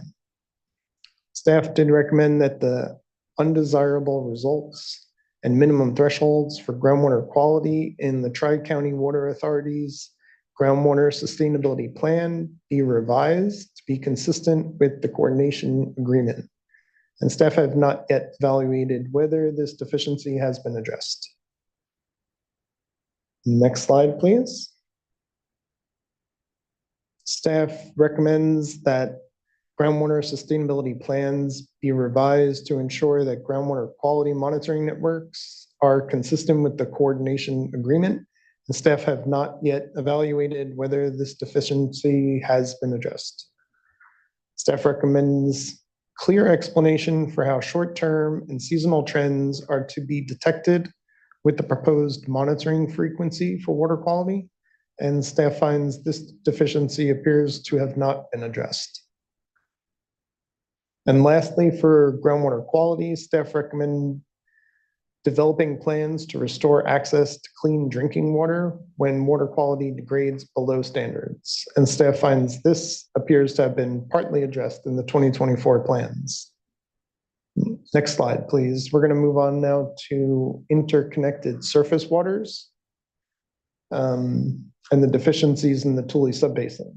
Next slide, please. Interconnected surface water refers to surface water such as streams, rivers, other water bodies that are hydrologically connected to groundwater. This means that the soils and sediment beneath the water body, but above groundwater, is saturated, and that has bearing on habitat and wildlife. For example, vegetation in an area with interconnected surface water does not need deep roots to access water. And interconnection actually increases surface water flows. So there is more water available for aquatic wildlife. But as groundwater levels decline, the interconnected area gets smaller. And if groundwater levels decline too much, it goes away entirely. So depletion of interconnected surface water can have profound impact. It can substantially transform and harm habitat and wildlife. Without interconnected surface water, vegetation without deep roots may not be able to access enough water, and reduced surface water flows may be inadequate for existing aquatic wildlife. Depletions of interconnected surface water therefore substantially threaten recreation like fishing or hunting. Moreover, reductions in surface flow do not just harm habitat and wildlife, they reduce surface water available for human use as well. Next slide, please. For interconnected surface water, staff identifies 3 deficiencies summarized on this slide. Staff recommended the groundwater sustainability agencies evaluate best available data to consider the presence of interconnected surface water, as the groundwater sustainability plans had not demonstrated a lack of interconnected surface water. And in the 2024 plans, staff find this appears mostly addressed. Previous plans used the wrong definition for interconnected surface water. And so staff wanted to see groundwater sustainability plans use the appropriate definition for that. And staff finds this appears mostly addressed in the 2024 plan. If interconnected surface waters are determined to be present, then the groundwater sustainability plan should provide a plan to avoid significant and unreasonable impacts. The groundwater sustainability plans did not include a plan for interconnected surface water, but staff find this deficiency appears partly addressed in the 2024 plan. Next slide, please. For a brief update on activities in the subbasin, groundwater sustainability agencies and staff have met at least 7 times since the summer of 2023 to discuss concerns. The Delano Early Mart Irrigation District submitted a new groundwater sustainability plan on July 19th of this year.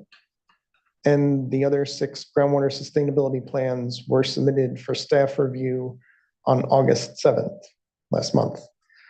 Over the past month and a half, staff completed a preliminary red flag review of these 2024 groundwater sustainability plans, and we've incorporated tentative results of that review both in the final staff report and here in this presentation.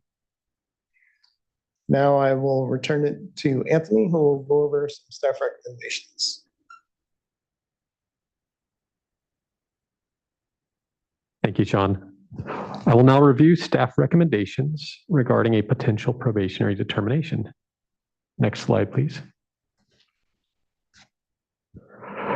The 2022 plans may have allowed substantial impacts to domestic well users whose wells may have gone dry, to critical infrastructure such as canals and levees, and to the aquifers themselves by allowing continued overdraft, water quality degradation, and subsidence.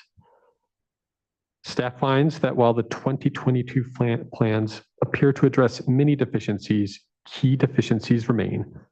Staff therefore recommends designating the basin probationary.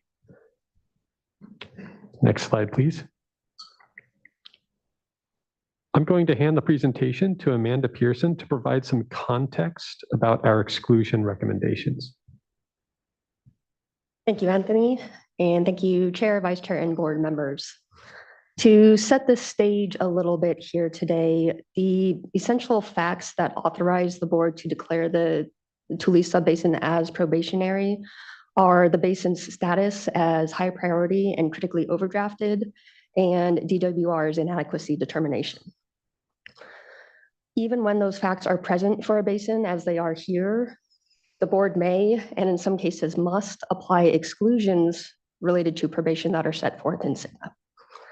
We're going to be referring to the 2 exclusions as the probation exclusion, which is the exclusion from probationary status under Water Code section 10735.2 subdivision E, and the reporting and fees exclusion, which is an exclusion only from the reporting requirement and therefore the fee requirement under Water Code section 10735.2 subdivision C. At the outset, there's 2 things we really want to emphasize. First is that the probation exclusion is strict and sets a very high bar because it is tied to SGMA's definitions of sustainability goal, sustainable groundwater management, sustainable yield, and undesirable results. Second, this probationary hearing is not the only opportunity for application of exclusions in the Tule Subbasin. SGMA provides that probationary determinations can be amended. And so if the board designates the Tule Subbasin as probationary today, that determination could be amended later to apply exclusions or to rescind exclusions that are applied if appropriate. And with that, I will hand it back to Anthony. Thank you, Amanda. As Amanda indicated, there are two potential exclusions that the board may consider. The first is the probation exclusion. The second is the reporting and fees exclusion. I'll briefly explain these two exclusions before presenting our exclusion recommendations. I'll discuss the probation exclusion first. The probation exclusion excludes a portion of the subbasin from probation. It requires demonstrating compliance with the sustainability goal, which means the existence and implementation of a groundwater sustainability plan that adequately describes and monitors undesirable results, and that is being implemented such that the portion of the basin operates within sustainable yield. Next slide, please. The second exclusion is the reporting and fees exclusion. This exclusion excludes extractions from reporting and fee requirements if they have minimal impacts on basin withdrawals, or if they are subject to a local plan or program that adequately manages groundwater. For example, if local management is resulting in a balanced water budget and includes plans for demand management or other backup plans for dry conditions. Next slide, please. Staff received two requests for exclusion from probation, one from the Delano-Irlimart Irrigation District, and one from the Angiola Water District, which is a member agency of the Tri-County Water Authority Groundwater Sustainability Agency. Staff reviewed water budgets, local management, and the 2024 plans for each groundwater sustainability agency in the Tule Subbasin to assess whether exclusions were appropriate. Staff find that no groundwater sustainability agency demonstrates compliance with the sustainability goal, but staff also finds that the Delano-Irlimart Irrigation District and the Kern-Tulare Water District groundwater sustainability agencies are adequately managing groundwater. Importantly, we stress that we have not fully reviewed the revised 2024 plans. After we have, we will reassess whether additional exclusions may be appropriate for other groundwater sustainability agencies. Next slide, please. So staff recommends a reporting and fees exclusion for the Delano-Irlimart Irrigation District Groundwater Sustainability Agency because staff finds that they are adequately managing groundwater. They have a surplus water budget, which means they are a net recharger of groundwater for the basin, and they are developing demand management plans. Next slide, please. Staff also recommends a reporting and fees exclusion for the Kern-Tulare Water District Groundwater Sustainability Agency because staff finds that they are also adequately managing groundwater. They have a generally balanced water budget. They have installed meters on nearly all of their extraction wells, and they have implemented a flexible fee schedule that allows them to increase extraction fees to reduce extractions when necessary. Next slide, please.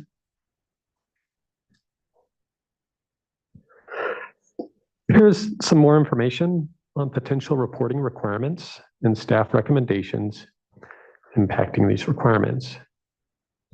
All people who extract groundwater, unless excluded from probationary basins, must report their well location and capacity, monthly extraction volumes, and their place and purpose of use. Staff recommends excluding de minimis pumpers, which are people who extract 2 acre-feet or less for domestic purposes only. This means that most domestic well users would not have to report extractions or pay fees to the State Water Board. If the board decides to place the Tule Basin on probation, extractors would need to begin recording their extractions on January 1st, 2025.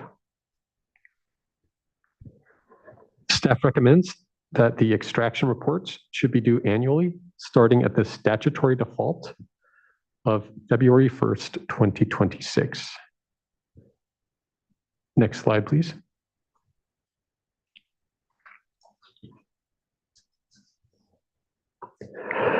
Staff recommends that people who extract more than 500 acre-feet per year measure extractions with a certified meter or an alternative method, which might include a hybrid evapotranspiration method or an evapotranspiration method. Board staff will provide the Tule groundwater sustainability agencies with more details about these alternatives if the board places the Tule Basin on probation. Staff also recommends that certified meters be used to measure groundwater extractions by those pumping groundwater within the Bryant-Kern Canal subsidence management area. I'll now hand the presentation to Natalie, who will discuss some additional details about extraction reporting and about what happens next if the board places the Tule Basin on probation. Next slide, please. Here's a reminder of our reporting and fee requirements if the basin is put on probation. For those who are required to report, there is a $300 per well annual base fee, plus a $20 per acre foot volumetric fee. There is an automatic late fee of 25% per month up to a cap. And again, de minimis extractors are exempt from reporting and fees. Fee waivers are available for water systems and schools serving disadvantaged communities and for those with low income if they report on time. These entities can reach out via email to request a waiver after filing their report. Next slide, please. Today, you, the board, are considering whether to designate the Tule Subbasin as probationary. You could do that by adopting the draft resolution that staff have developed. The resolution includes background, factual findings, and a probationary designation, deficiencies and potential actions, reporting requirements, as were just described, including the de minimis exemption, and exclusions from reporting and fee requirements for 2 of the groundwater sustainability agencies. Metering requirements, including alternative compliance options and requirements for the Bryant-Kern subsidence management area. Limited delegation to the executive director for changes to reporting or metering requirements, as well as providing exclusions from probationary status for the 2 groundwater sustainability agencies previously mentioned, and requires at least 30 days notice and public comment before you, the board, would consider any changes to the resolution. Next slide, please. If you, the board, adopt a probationary determination for the subbasin today, board staff will continue working to finalize the review of 2024 groundwater sustainability plans and provide clear feedback to the groundwater sustainability agencies. Note that any evaluation will include consideration of additional exclusions. In the meantime, here are the next steps for groundwater sustainability agencies. Continue working to address plan deficiencies. Implement the potential actions or similarly effective actions. Meet with board staff to discuss progress. As needed, submit revised plans, and board staff will evaluate any new plan and continue implementing the proposed projects and management actions. Next slide, please.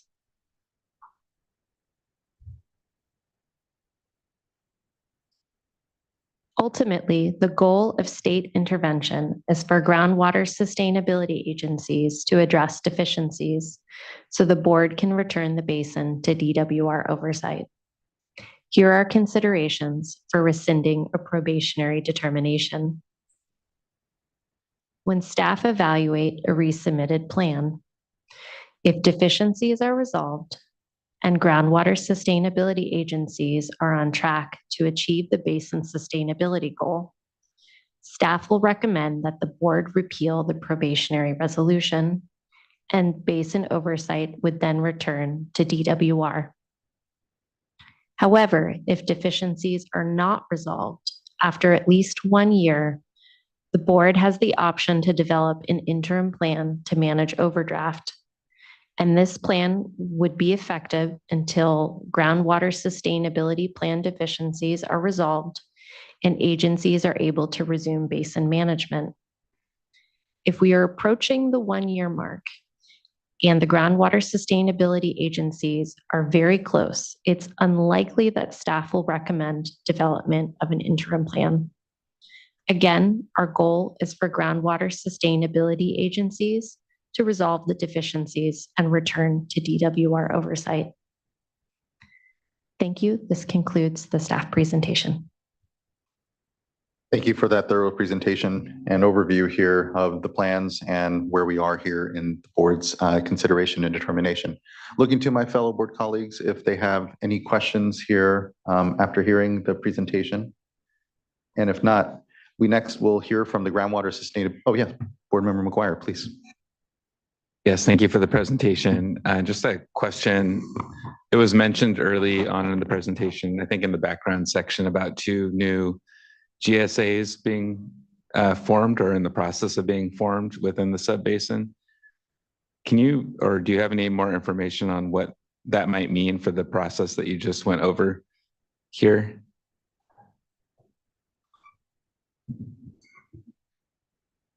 So we are aware that there's 2 more GSAs that have formed.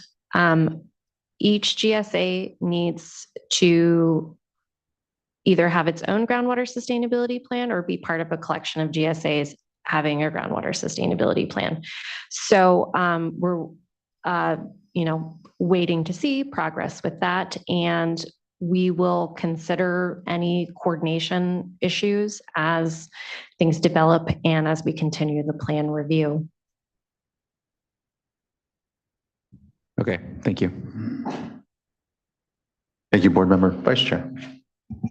Thank you. Thank you for the very thorough presentation. And also, I just want to thank you all and all of the stakeholders for the really good discussions. I know we all have been out to the community.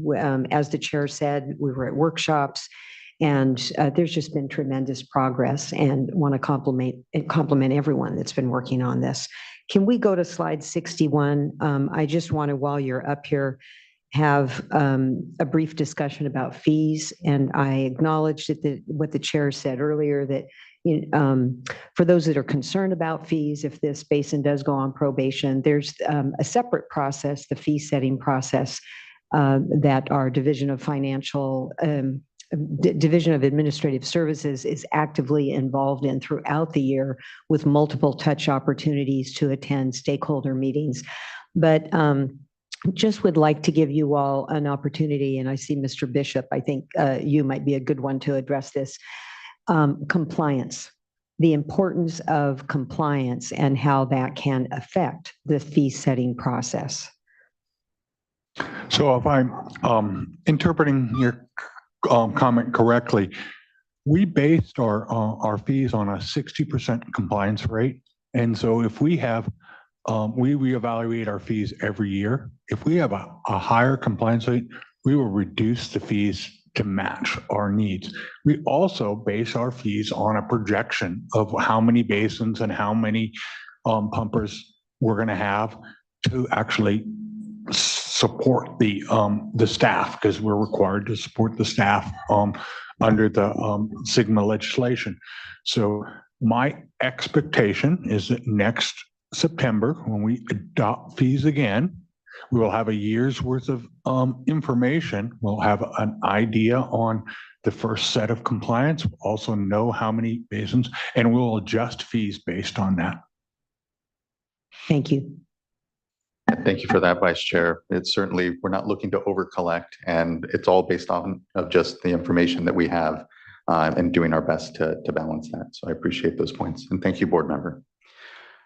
Okay, next we will transition to the groundwater sustainability agencies and a presentation from them. Let's go ahead and give ourselves a 10-minute break as we transition then to the next panel. So we'll start back up here at about 10:55 and appreciate everyone's time so far this morning.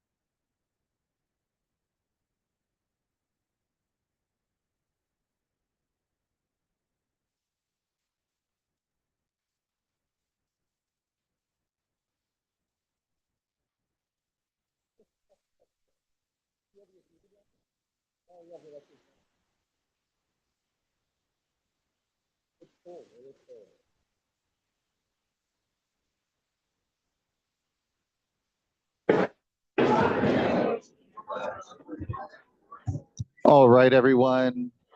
We're at 10:56. I'd like to start to gather us back. If everyone could start to wind down their conversations and take a seat.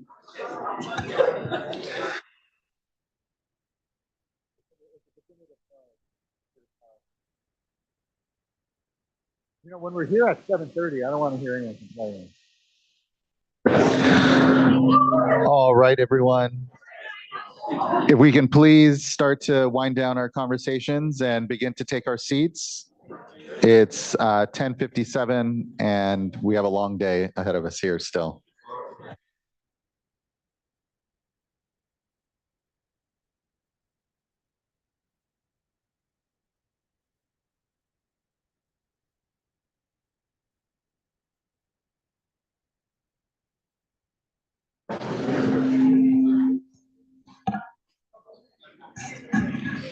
All right, thank you, everyone.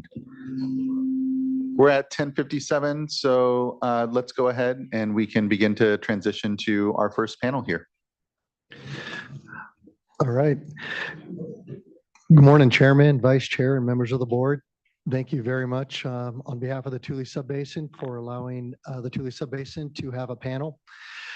Because there's the technical team, which is Tom Harder, myself, and Don Tucker are going to do an initial presentation on the Tule Subbasin technical, and then several of the GSAs are going to come up and provide additional presentations on behalf of their GSA. If there are questions that are specific for any one of these subgroups, if you want to ask those questions before they leave and the next group comes up, might be helpful. Yeah, makes sense. Thank you. Okay. So next slide, please. So today our presentation is really going to be focused on the overall Tule Subbasin technical response to deficiencies. We're going to do our best not to duplicate any of the discussion through the thorough presentation you just heard from the state board staff, which is appreciated. And so we'll go through that fairly quickly. But feel free to ask any questions, specific questions you might have, and then we'll allow the individual GSAs to provide presentations specific to their GSPs. Next slide. Next slide. All right, so for the Tule Subbasin technical team, we will be identifying some of those key deficiencies that were identified that are still remaining in the State Water Resource Control Board staff final report. We'll be providing an overview of the Tule Subbasin mitigation plan, the revised approach to the groundwater levels, a revised approach to land subsidence, the interconnected surface water and groundwater quality, and discuss some subbasin next steps. Next slide. So the final staff report, as noted by the staff earlier in their presentation, they did a red flag review of what was submitted in draft groundwater sustainability plans. Since then, as you'll hear from the groundwater sustainability agencies, most or all of the groundwater sustainability plans have now been finalized and recently submitted back to the state board staff, which they have not had a chance to do their full review of yet. So for the key elements of the red flag review that were highlighted were chronic lowering of groundwater level deficiencies had mostly been addressed, but they identified a couple items that still need further review. Continued land subsidence deficiencies have been mostly addressed with a few crucial details that they would like to see. Groundwater quality and interconnected surface water deficiencies were mostly addressed based on the red flag review. Next slide, please. So highlighting some of these remaining key elements or key deficiencies, the groundwater level deficiency that was identified was concerns with mitigating drinking water for communities and public wells, in addition to focused on the rural domestic wells. So how do we mitigate communities and public wells? Right now, there is technical analysis and support, but to expand that and to extend that, We've looked at a scope of work that could be proposed to evaluate details with the communities and the public systems to better understand the locations of their wells, the depths of their wells, the infrastructure associated with that, to identify potential costs to replace based on the sustainable management criteria that's been adopted, and update to make sure that there's adequate funding above and beyond what's already considered in the mitigation plan, and to update that no later than March 1st of next year to address that deficiency that hasn't been adequately addressed. Next slide. The next slide was missing crucial details regarding demand management from several of the GSAs on groundwater allocations to show that GSAs can achieve sustainability. So there's a lot of detail and crucial details that each of the GSAs have, separate and apart, sometimes from their groundwater sustainability plans through the rules and regulations. The idea here was to spend more time with the state board staff to explain each of the crucial details for demand management and groundwater allocations, to make sure that the staff understands how it's currently being done, address any further comments, suggestions, recommendations from the staff, amend rules and regulations with the specific groundwater sustainability agency, and have that completed also by March 1st of 2025. Next slide, please. So moving on to a couple of the deficiencies identified with land subsidence. There was still concern about protecting critical infrastructure in our demand management programs and groundwater allocation programs sufficient to protect critical infrastructure, primarily identified as the Frank-Kern Canal and Delano Early Martin Irrigation District pipeline system. The Frank-Kern Canal, as you're aware, there's an agreement between the Friant Water Authority and the Eastern Tule GSA. There's currently disagreement about the agreement, and they are working through a litigation process through the courts to identify how to work through that agreement and come to a coordinated approach moving forward. They continue to work through that.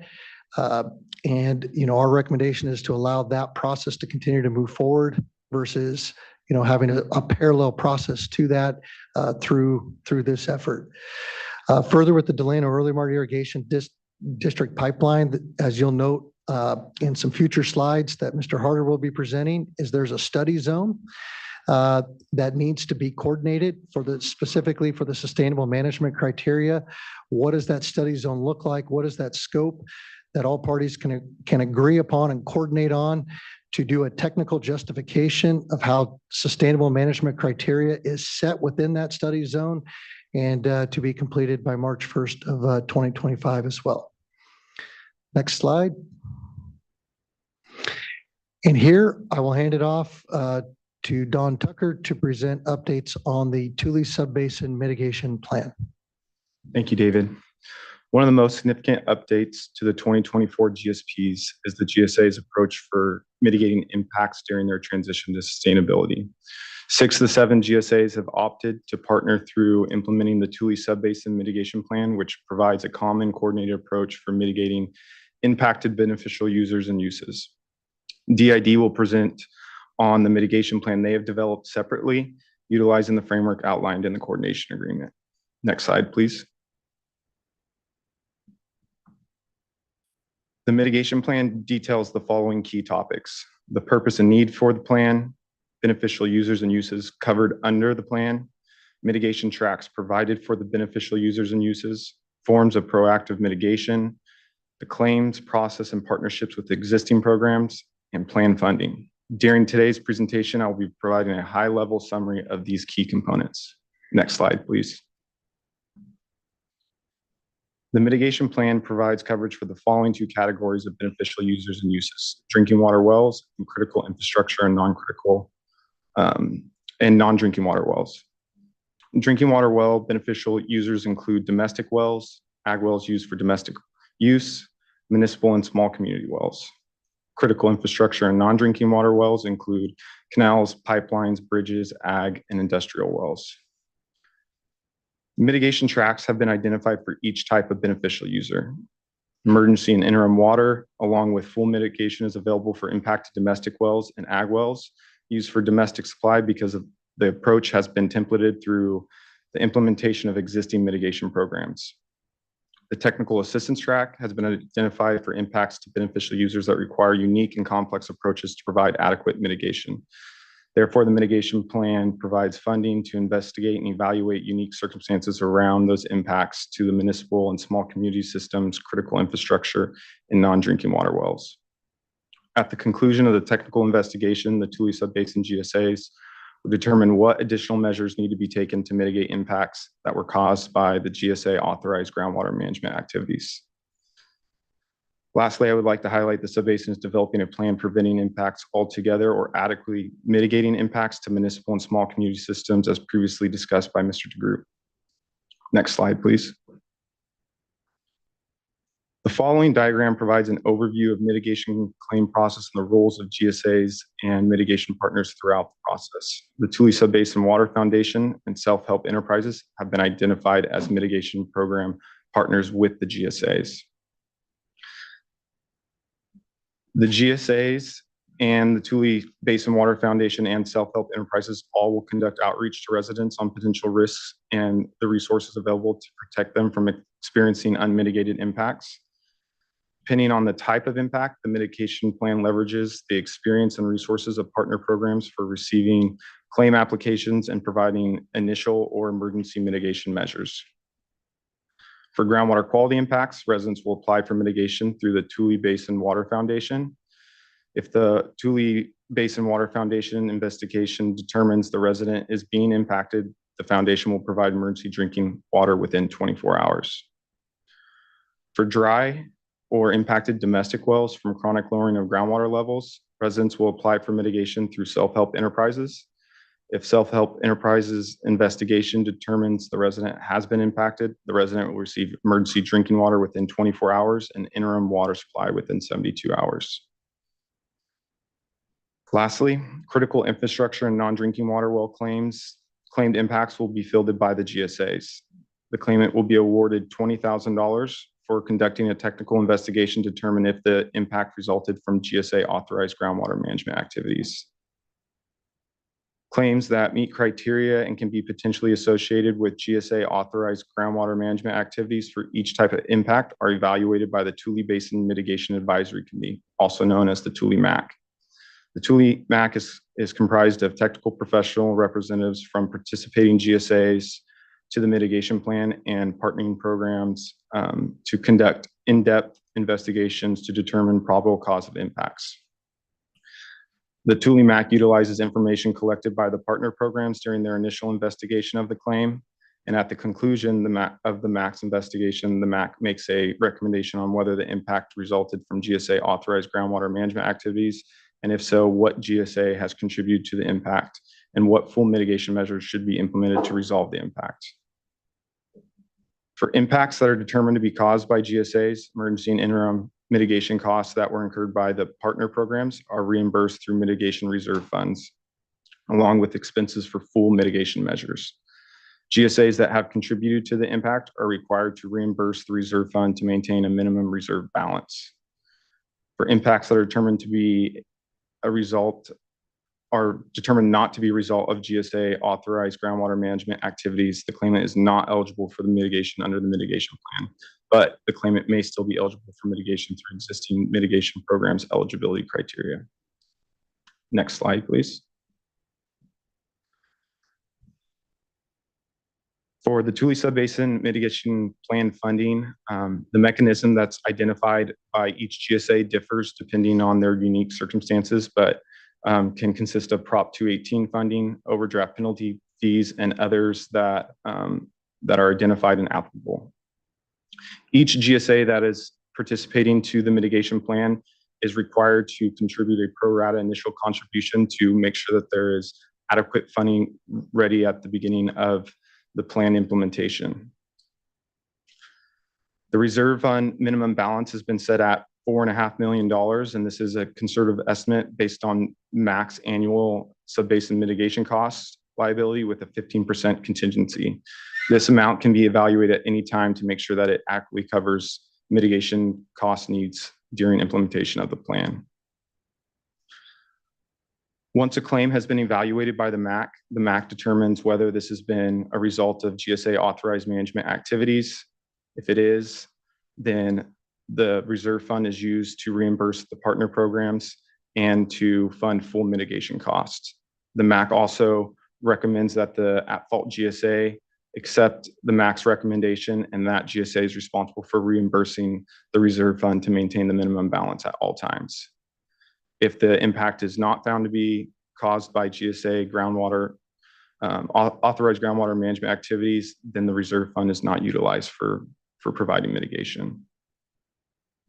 I will now hand it off to the Subbasin hydrogeologist, Thomas Harder, to provide an overview of the 2024 GSP updates relating to groundwater levels and land subsidence. Thank you, Don. Next slide, please. So I think that Mr. Wolitz did a pretty good job of going through the deficiencies. I'm not going to belabor this, but suffice it to say, overarching, the former GSPs did not identify significant unreasonable conditions and then set minimum thresholds to avoid those. So I'm going to summarize what we did to address that with respect to groundwater levels, land subsidence, and interconnected surface water. So next slide. When talking about groundwater levels in the Tule Subbasin, there's multiple aquifers, and those we have an upper aquifer and a lower aquifer, and then Santa Margarita. And those pumping in those aquifers has impacts to different beneficial uses and users. In the upper aquifer, we're mainly concerned about shallow wells, including domestic wells. Pumping from the lower aquifer influences land subsidence. So land uses and those types of things are more vulnerable from lower aquifer pumping. So what I'm going to present to you are different approaches to our sustainable management criteria and how we establish those depending on what aquifer we're talking about. So next slide.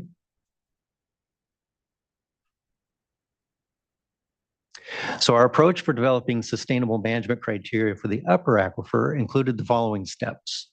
First, we identified the beneficial uses and users of that water.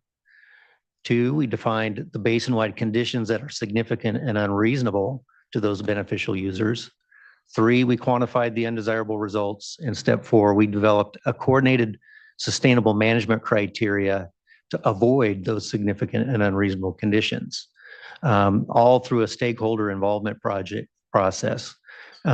We believe that this process addresses the DWR deficiencies and is consistent with the SGMA regulations. Next slide, please. 21 feet. So in the upper aquifer, that's the average groundwater level that we raised the minimum threshold in the subbasin. In some areas, it was more than 21 feet. But we did this to avoid impacts primarily to domestic wells. We wanted to limit potential impacts to those wells. We do have one area in Delano Erlemart where the minimum threshold was actually lowered, but that was to be coordinated with the rest of the subbasin. And we were able to do that through analysis that showed that that would not present a significant unreasonable condition in that location. The other number I want to leave with you here is 10%. We limited the potential impacts to domestic wells to 10% of those wells. And that is in the worst case, if we lowered groundwater levels to the minimum thresholds throughout the entire subbasin. That became the basis for funding that Don just talked about. If you go to the next slide, what we're truly going to manage the basin is at our measurable objectives. And on the left here is a well map showing wells in the Tule Subbasin based on the DWR database. Over 4,000 wells used in the analysis, 136 wells were potentially impacted at the measurable objectives. And through the mitigation plan, we have the funds needed to address any mitigation that's needed of any of those potentially impacted wells. 5% is the percentage of domestic wells that could potentially be impacted at our measurable objectives based on available data.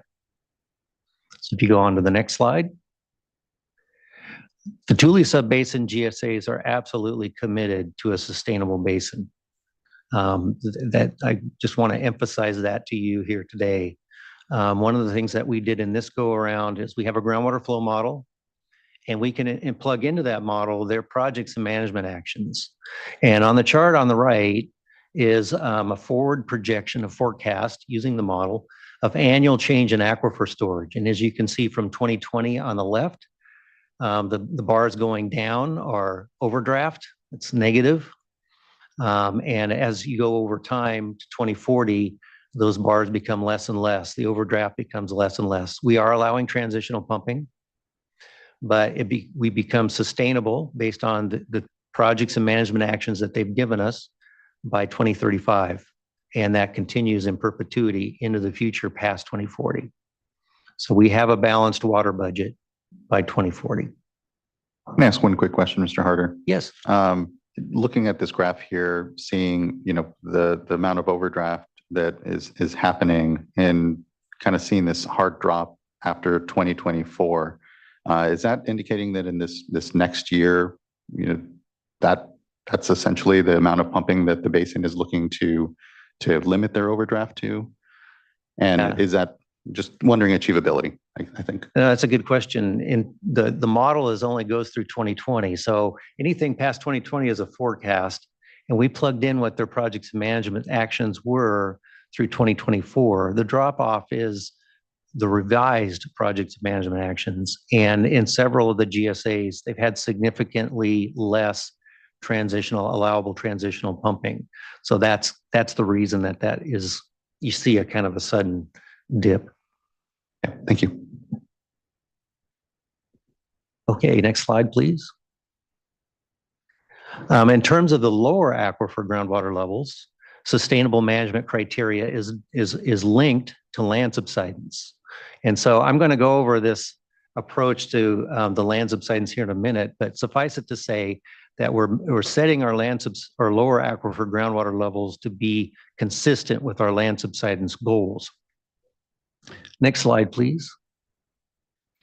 So 60 feet, this is one of the biggest changes that we made in the GSPs, is we raised on average groundwater level minimum thresholds at the lower aquifer by 60 feet.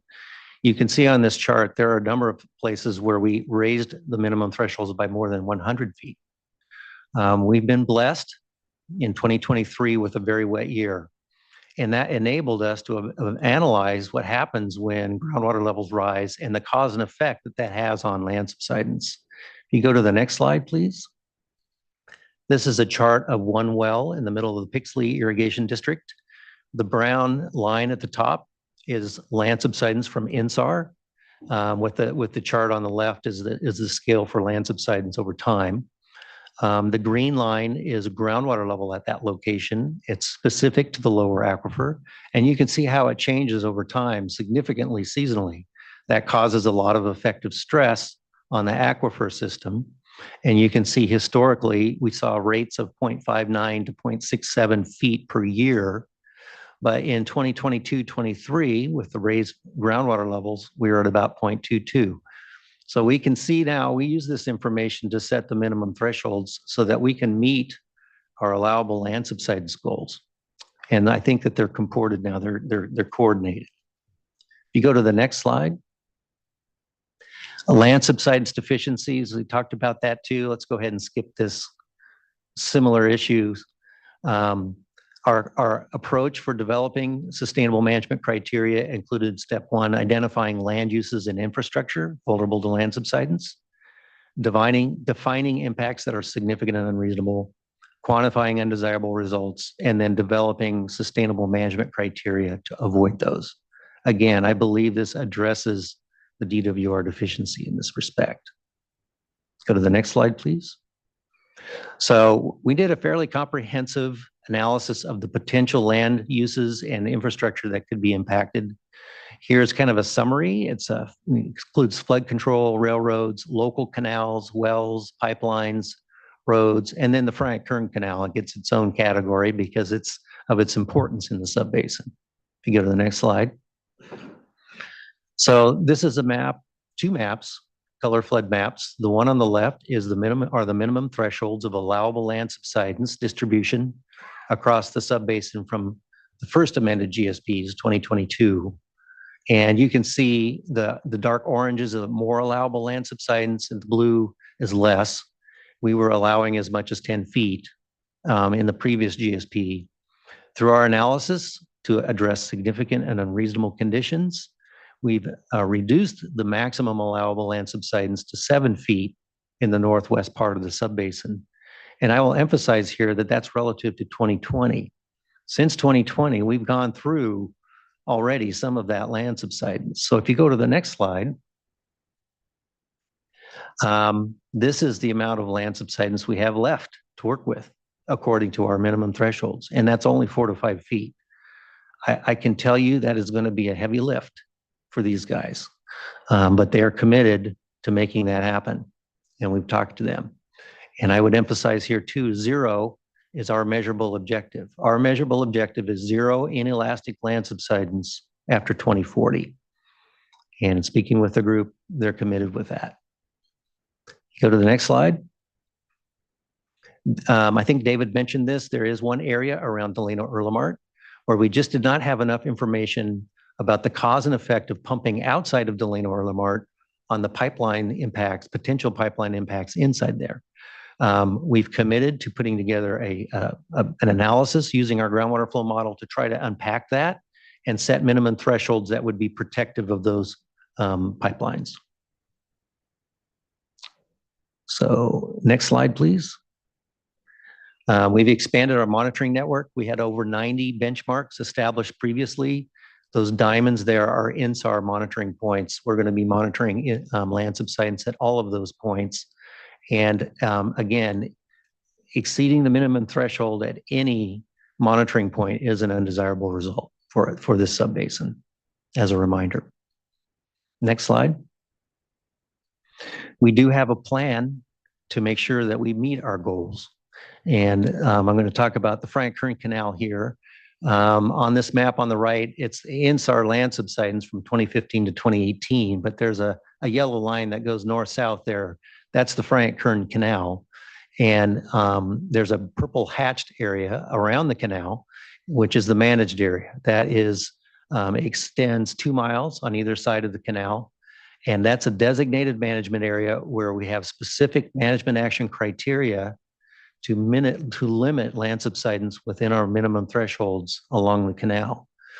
In addition to that, I'm going to talk about that a little bit more in depth a little later in the presentation, but it includes well registry and metering is required in that zone. They have to do that, and that is by January 1, 2025. Those zones that have already reached a new management action tier are required to have that well registry and metering immediately. We have preventative projects and management actions, including in-lieu deliveries and other recharge activities that were being identified to address land subsidence. And then we have, of course, corrective actions, which is demand management, which is the largest toggle that we have to avoid land subsidence. If you go to the next slide. In the other parts of the subbasin, we've also established a land subsidence management plan, which is affectionately known as the quilt. We've subdivided the basin into zones. And in each of these zones, if we get to a certain percentage of our allowable land subsidence that's remaining, they're designated as high-risk zones, and we implement an early action plan, which includes well registry and metering, which is already occurring, preventative projects and management actions, in-lieu deliveries, focused recharge, focused land fallowing, and then, of course, demand management. The lower left, southwest part of that is shaded out. Tri-County has not yet adopted it formally, but they are considering it. Lower Tule and Pixley have already adopted this plan. So go ahead, go to the next slide. Finally, the state board staff had identified that they wanted us to look at, reevaluate interconnected surface water. We did do a fairly deep investigation of that in this latest GSP. There are areas along the upper Tule River, Deer Creek, and White River that are potentially interconnected. We just don't have the data to evaluate that. We've identified data gaps, monitoring features to be implemented in the next year to address those data gaps. And we're eagerly awaiting the DWR guidance on what we're going to do to address those. It's a tough thing to unpack.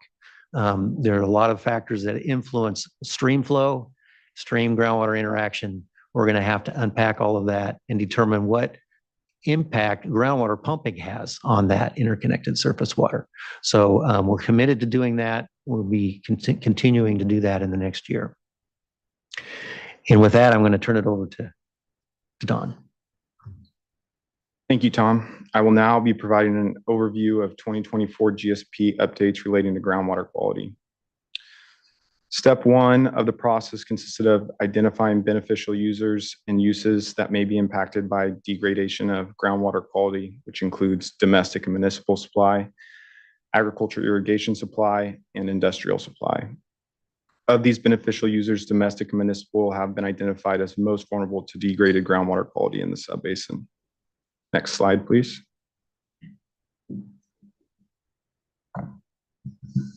The following process was used for identifying basin-wide conditions that are significant and unreasonable for beneficial users and developing sustainable management criteria for groundwater quality.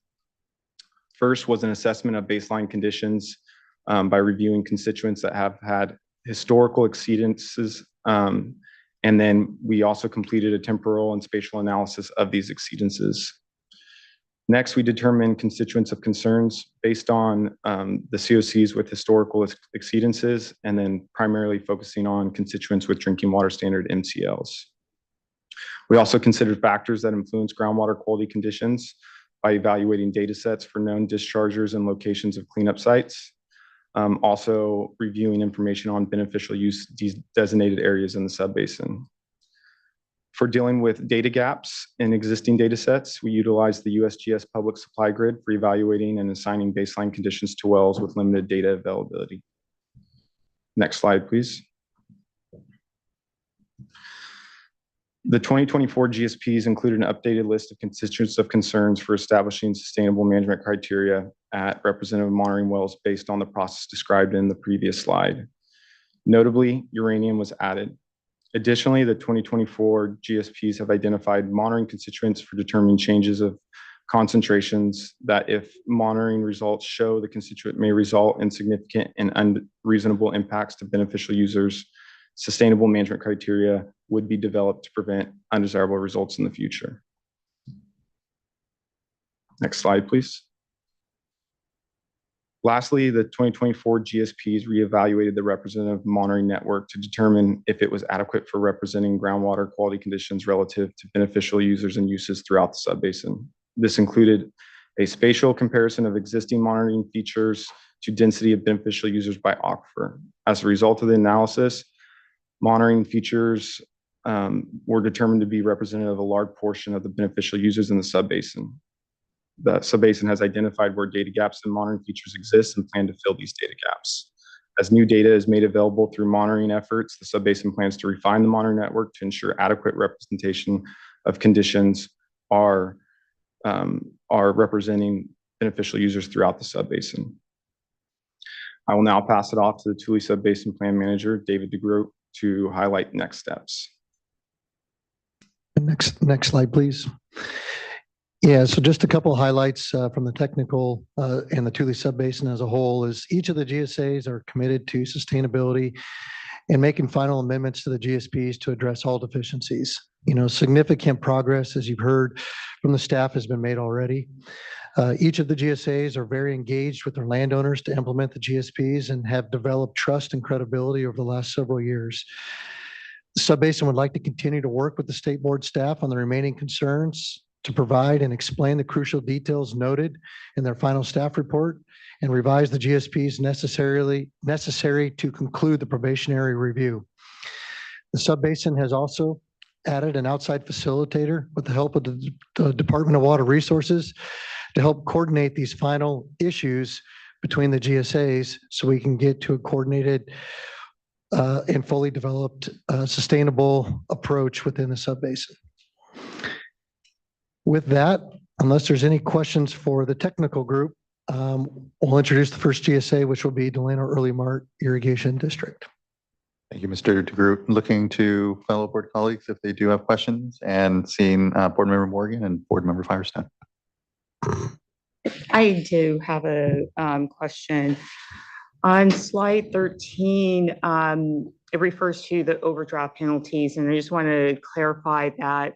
And so for the mitigation of wells, and so it was, Mr. Tucker kept referring to authorized GSA activities. And so if it was found that a domestic well was impacted due to overdraft, would that be an authorized GSA activity? Yes, it would. Okay, thank you. Board Member Firestone. Yeah, thanks. I have a number of questions. I guess, first of all, I'm wondering when you talk about the management actions in those areas that where you mentioned there's zero measurable objective, and I think to the chair's question, I want to understand what actual programs and policies you have to limit demand management in those areas, other than sort of the well registry and monitoring. What actual demand management is in place? And so that was one of the crucial details that the state board staff noted in their final staff report, was really understanding what are those details for demand management, groundwater allocation programs. And each of the GSAs have varying programs. And, our thought to move forward with that, because there's a lot of detail there, you'll hear about that from some of the GSA updates right now, but is to meet with the state board staff and really explain that by GSA, what's currently being done, and really to get some feedback on some potential improvement to make sure that that addresses the concerns of the state. Okay. And then on the well mitigation program, and I don't know if we should come back to that, the drinking water well mitigation program, but I have some questions. One of my concerns is that it looks like, so there's a decision-making body on what would be deemed to be to need to be mitigated in the program. And it looks like it's all the GSAs. So those are all the funding entities. And then I think self-help and the the Management Zone Foundation. I'm sorry, I'm missing the name off the top of my head, but I'm wondering, in my experience, as we've seen with water supply issues, oftentimes communities, things in real life are not black and white. And so there's often other challenges that communities are facing beyond just water supply. So for example, especially in low-income communities throughout Tulare County in this area, there is some dilapidated infrastructure, or there's, other challenges in terms of maintenance and operation. And I'm concerned that there might always be some way to blame impacts on something other than groundwater levels, even if groundwater levels are playing an important role in that. I don't know if you understand my question, but I'm concerned that it seems like the policies that we have, that you've all have outlined here, may exclude paying for mitigation that really should be covered under the program, because you could find that, you can kind of always find some reason, some compounding reason that could be related to well failure. So I guess I'm mostly flagging that. I don't know that it's necessarily a question, but flagging that that's a real concern. I think proof is in the pudding on how this is implemented, but I think in terms of the intent of the program, I would hope it would be to be inclusive and err on the side of providing assistance and mitigation rather than excluding wells from the program because there's other compounding or other issues that where it's not only groundwater levels, I guess is my strong concern that I want to make sure to lay out from the beginning with this group. I'm also just concerned about the overall financing for the program, and it sounded like there was there's a variety of different funding mechanisms, but maybe you can speak a little bit more to that. I'm wondering if you have an estimate for, based on these improved minimum thresholds and objectives, are you estimating impacts to any public supply wells? And in looking at the cost estimate for both interim and long-term solutions, what your estimate is of the costs and then the different funding mechanisms that are needed to get there. I want to make sure, for example, if there are demand management actions needed to reduce pumping, that doesn't cut off funding for the mitigation program. Yeah, so again, it does vary. The funding mechanism for each GSA does vary. Some collect fees through a 218, others collect fees through demand management programs. The idea behind the program is to pre-fund it to that $4.5 million so that the money is not theoretical, but it's actually sitting in the account. And that's the commitment that the GSAs have made. That $4.5 million was established working with self-help enterprises on what they've seen on an annual basis for impacts within the Tule Subbasin, using some of the budget estimates that they have developed to determine what could be a dollar amount. And we added some contingency to it and added some layers there to make sure it was sufficient. And the goal would be is to maintain it at that level throughout the implementation period.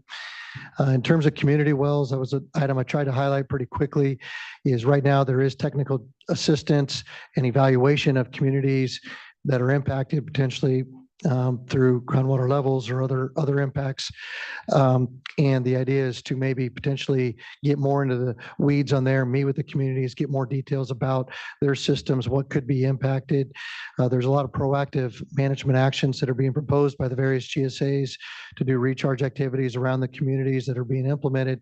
But, in case something doesn't work there, it's not working well, how do we protect the communities in a mitigation plan is something that we could provide more detail on. Okay, yeah, and for the self-help estimate, and I know I see self-help here today and provided some public comment, but is that just on interim kind of emergency assistance, or is that also on the long-term mitigation? It was for both. It was for providing interim emergency drinking water supplies, as well as the budget was based on replacing a domestic well. Okay. All right, and I'll just flag, I do have concerns about, I think that number is low, considering what we've seen in, just looking at our needs assessment of at-risk systems. And so I think there's more to discuss as you all look at that. And in particular, impacts to public supply community wells in addition to domestic wells is important to mitigate. Those are whole communities who are impacted by that. And so I wouldn't want that to just be technical assistance. I would hope that the mitigation program would provide more long-term assistance with that as well. And, I know there's a lot of details and hopefully the plan is successful in preventing these issues, but it does seem like that is contingent on pretty significant demand management action. So I'd like to be hearing more about that as we go forward. And I'll just say while you're up here on a more positive note, I do really appreciate that, there's major updates to the and improvements with the measurable objectives and minimum thresholds and adding water quality constituents. Seems like there's good acknowledgement that we need to continue to improve the the water quality monitoring framework, but I'm glad that there's good coordination on all of both water quality and all of the domestic well work with self-help and the management zone. So I just really appreciate those things and want to recognize the work that went into those things. Thanks. Thank you, board member. I actually have one additional question, and it's around the long-term sustainable yield.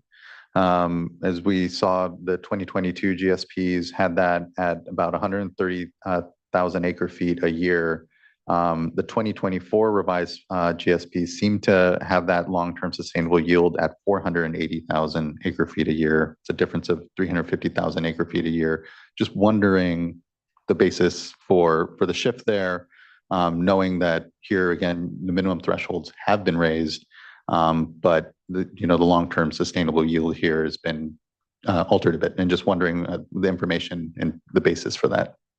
Yeah, that comes down to definition of sustainable yield. And in the previous GSPs, the people with water rights, surface water rights, and the recharge or the inflow to the groundwater system from those surface water rights, the stakeholders did not want that to be included in the safe yield estimate. The problem with that is that it creates confusion, because in the SGMA definition of sustainable yield, it's the amount of water that can be extracted regardless of what color it is. So we changed it in this GSP to include all of those sources of inflow to the groundwater system that can be pumped. And then we took those portions of that are related to imported water deliveries and other things, surface water inflows, and put them in the coordination agreement, so that it's clear that they're still held whole. They're water that they purchased and that they have brought on. They still have that water in terms of recharge, but it's not reflected in the sustainable yield estimate of the basin, which is the amount of water that can be pumped. The number that was in there is in error. It's 408. It's not 480. I think that was just a typo, but yeah, it's 408. That's the total amount of water that can be extracted in the basin. It's also a lot more consistent with the neighboring basins when they report theirs. So we wanted to be consistent with them as well. Appreciate that. More thorough accounting. Board Member McGuire and Vice Chair. Yeah, so just to thank you for that. And just want to commend the entire subbasin for all the work you've all done on addressing the undesirable results. And I'm really seeing progress in each of those areas. So, first of all, just want to open with that. My question goes to the water budget, because that's what matters at the end of the day. I think we all know that it's water levels, and it's how much water is coming in and how much water is going out. And I'm also a bit known for asking questions about droughts. And so that's an area where I looked at slide 19, and it kind of shows the progressing approach towards balance in the basin. But we all know, and it says you've included considerations for climate change, which is great. But we all know that droughts are going to come.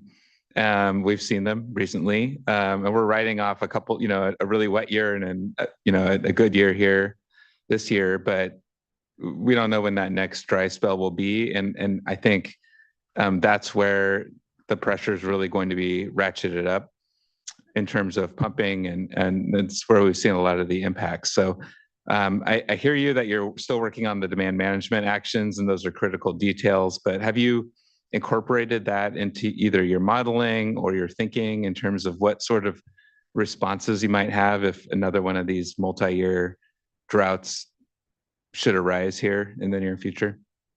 Yeah, everything would be managed to demand management.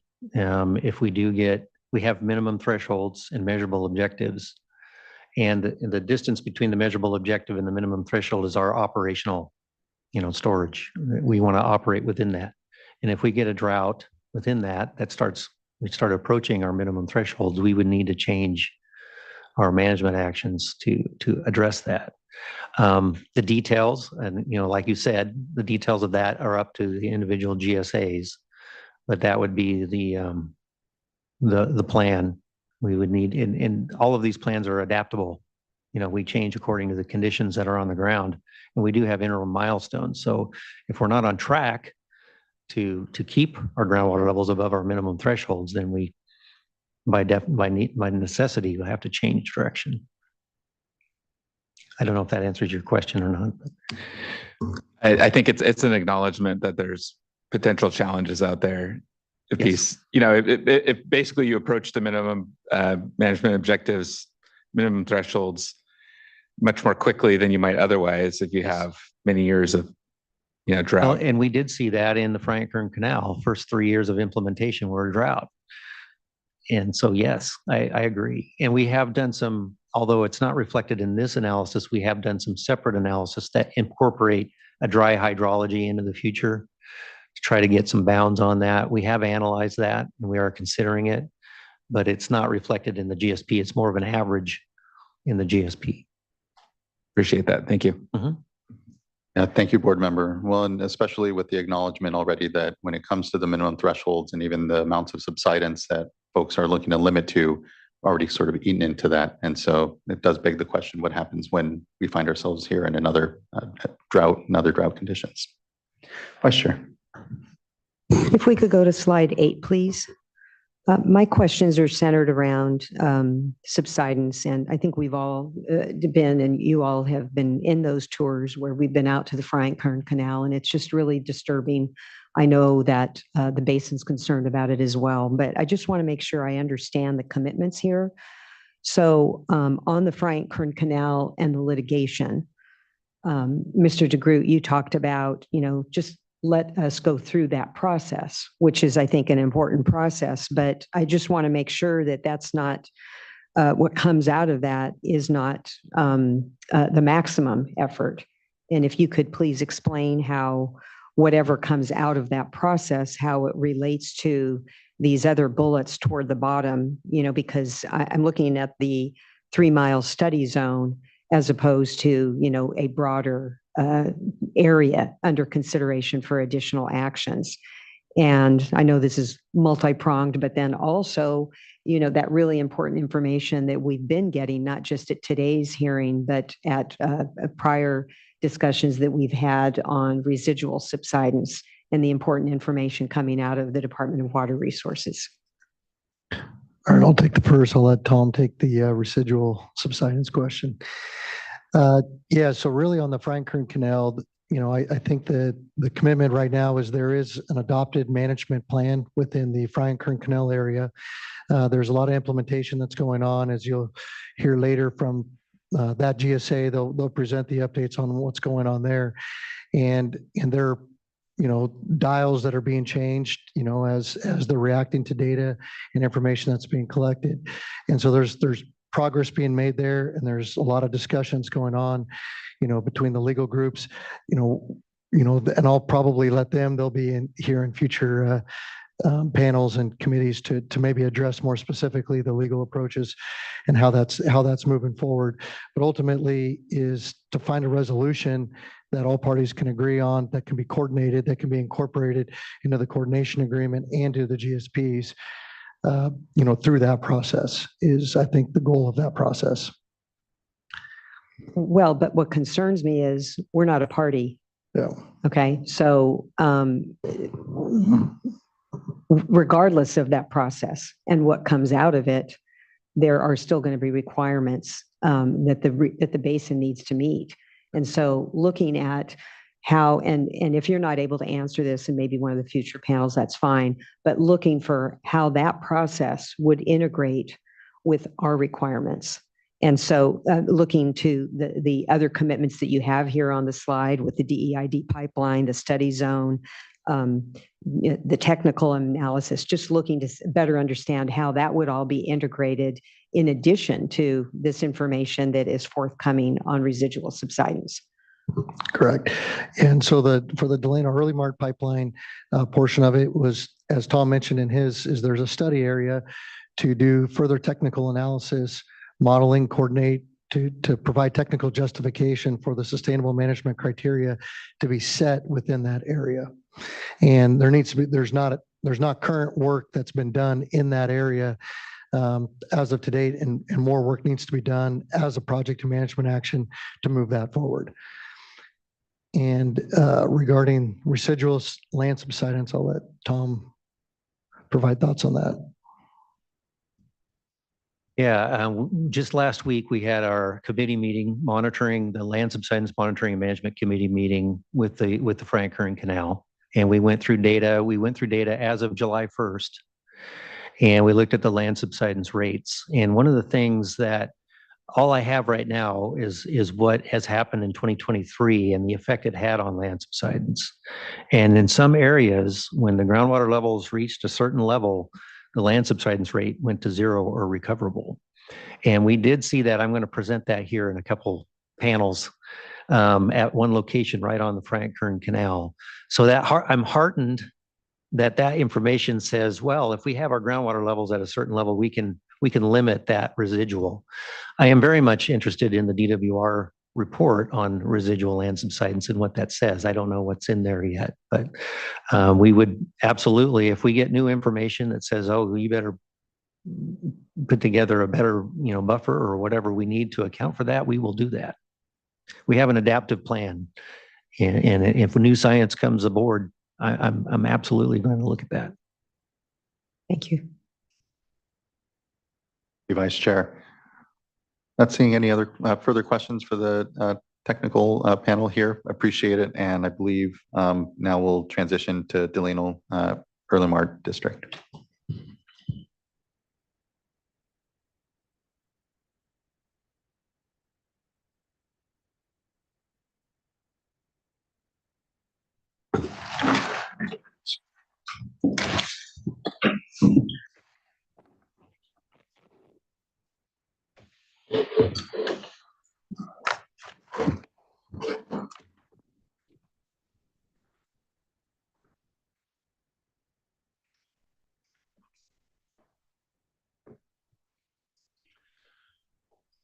Good morning, Chair Esquivel. Good morning, Vice Chair Diadamo, Member Morgan, Member Firestone, Member McGuire. My name is Eric Quinley. I am the General Manager of the Delano Earlimar Irrigation District Groundwater Sustainability Agency, joined today by my colleagues on the DEID team, Abhishek Singh and Trey Driscoll. Also want to appreciate the fact that we've got stakeholders of the DEID GSA both online and here in person today. Next slide, please. As the prior panel already noted, this is a designation of the Tule Subbasin with Delano Earlimar in the purple in the southern portion center area of the Tule Subbasin. Next slide. DEID's commitment to sustainability in the Tule Subbasin is unique.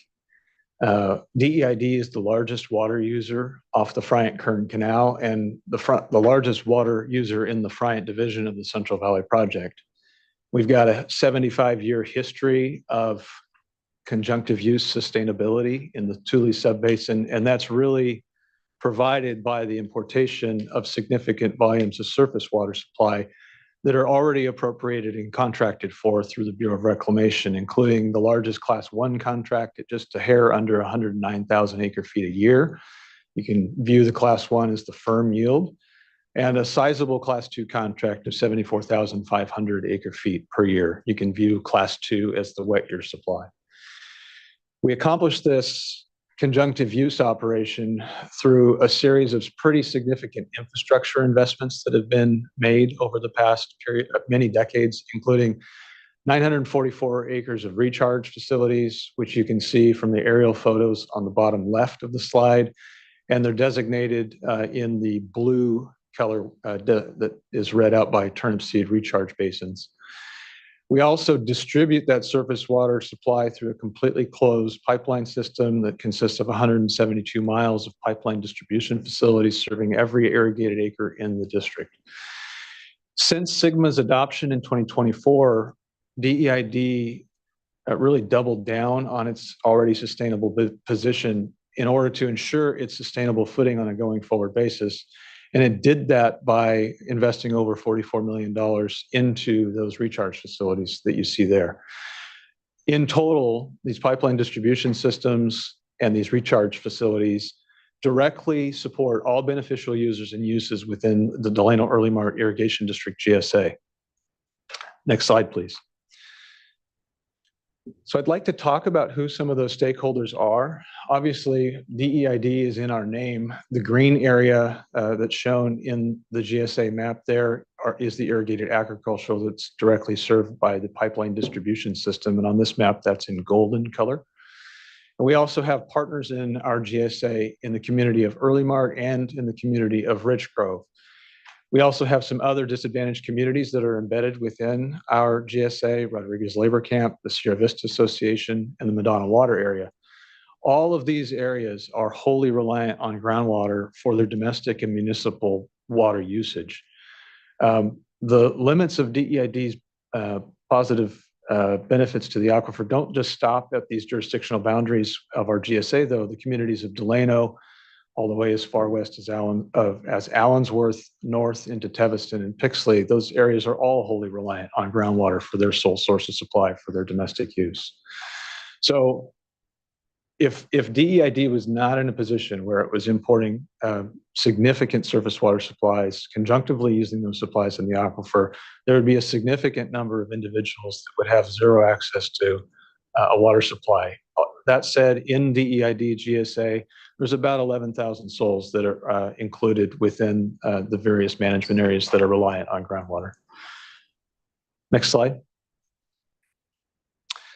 There are three distinct things that are going on in this graphic on the left. The first period of time, beginning in the early 1920s to about 1949, you see that there was a pretty consistent downgrade on the aquifer that was taking place. That was DEID completely unsustainable. That changed in 1950 with the beginning of the importation of surface water supplies from the Bureau of Reclamation in the Frank-Kern Canal, and really plateaued in the mid-1980s. And then from the mid-1980s to the present, you see a further decline of water levels, really back to pre-project levels. That is really highlighting the impacts of growth of unsustainable areas outside of the DEID area that have moved into lands that weren't previously in production, or hardened demand from lands that used to be in production in opportunistic wet years into permanent plantings. Next slide. This slide, beginning in 1986 and continuing through 2023, picks up at the peak of that groundwater elevation that was depicted on the prior slide. And what this is showing us is that DEID's importation of surface water throughout this period continues to be very significant and consistent. Another reason that this slide starts in 1986 is that's the beginning of the subbasin hydrogeologic model. And so to be consistent with what the rest of the subbasin was doing as it relates to their water balances and budgets and water usage, we wanted to make sure that we started there. Next slide, please. This is a slide that depicts the DEID groundwater recharge facilities. You can see these from space. This was an image that was taken in late portion of July of this year. And DEID's actually been in a recharge mode since April 17th, so 5 months ago today.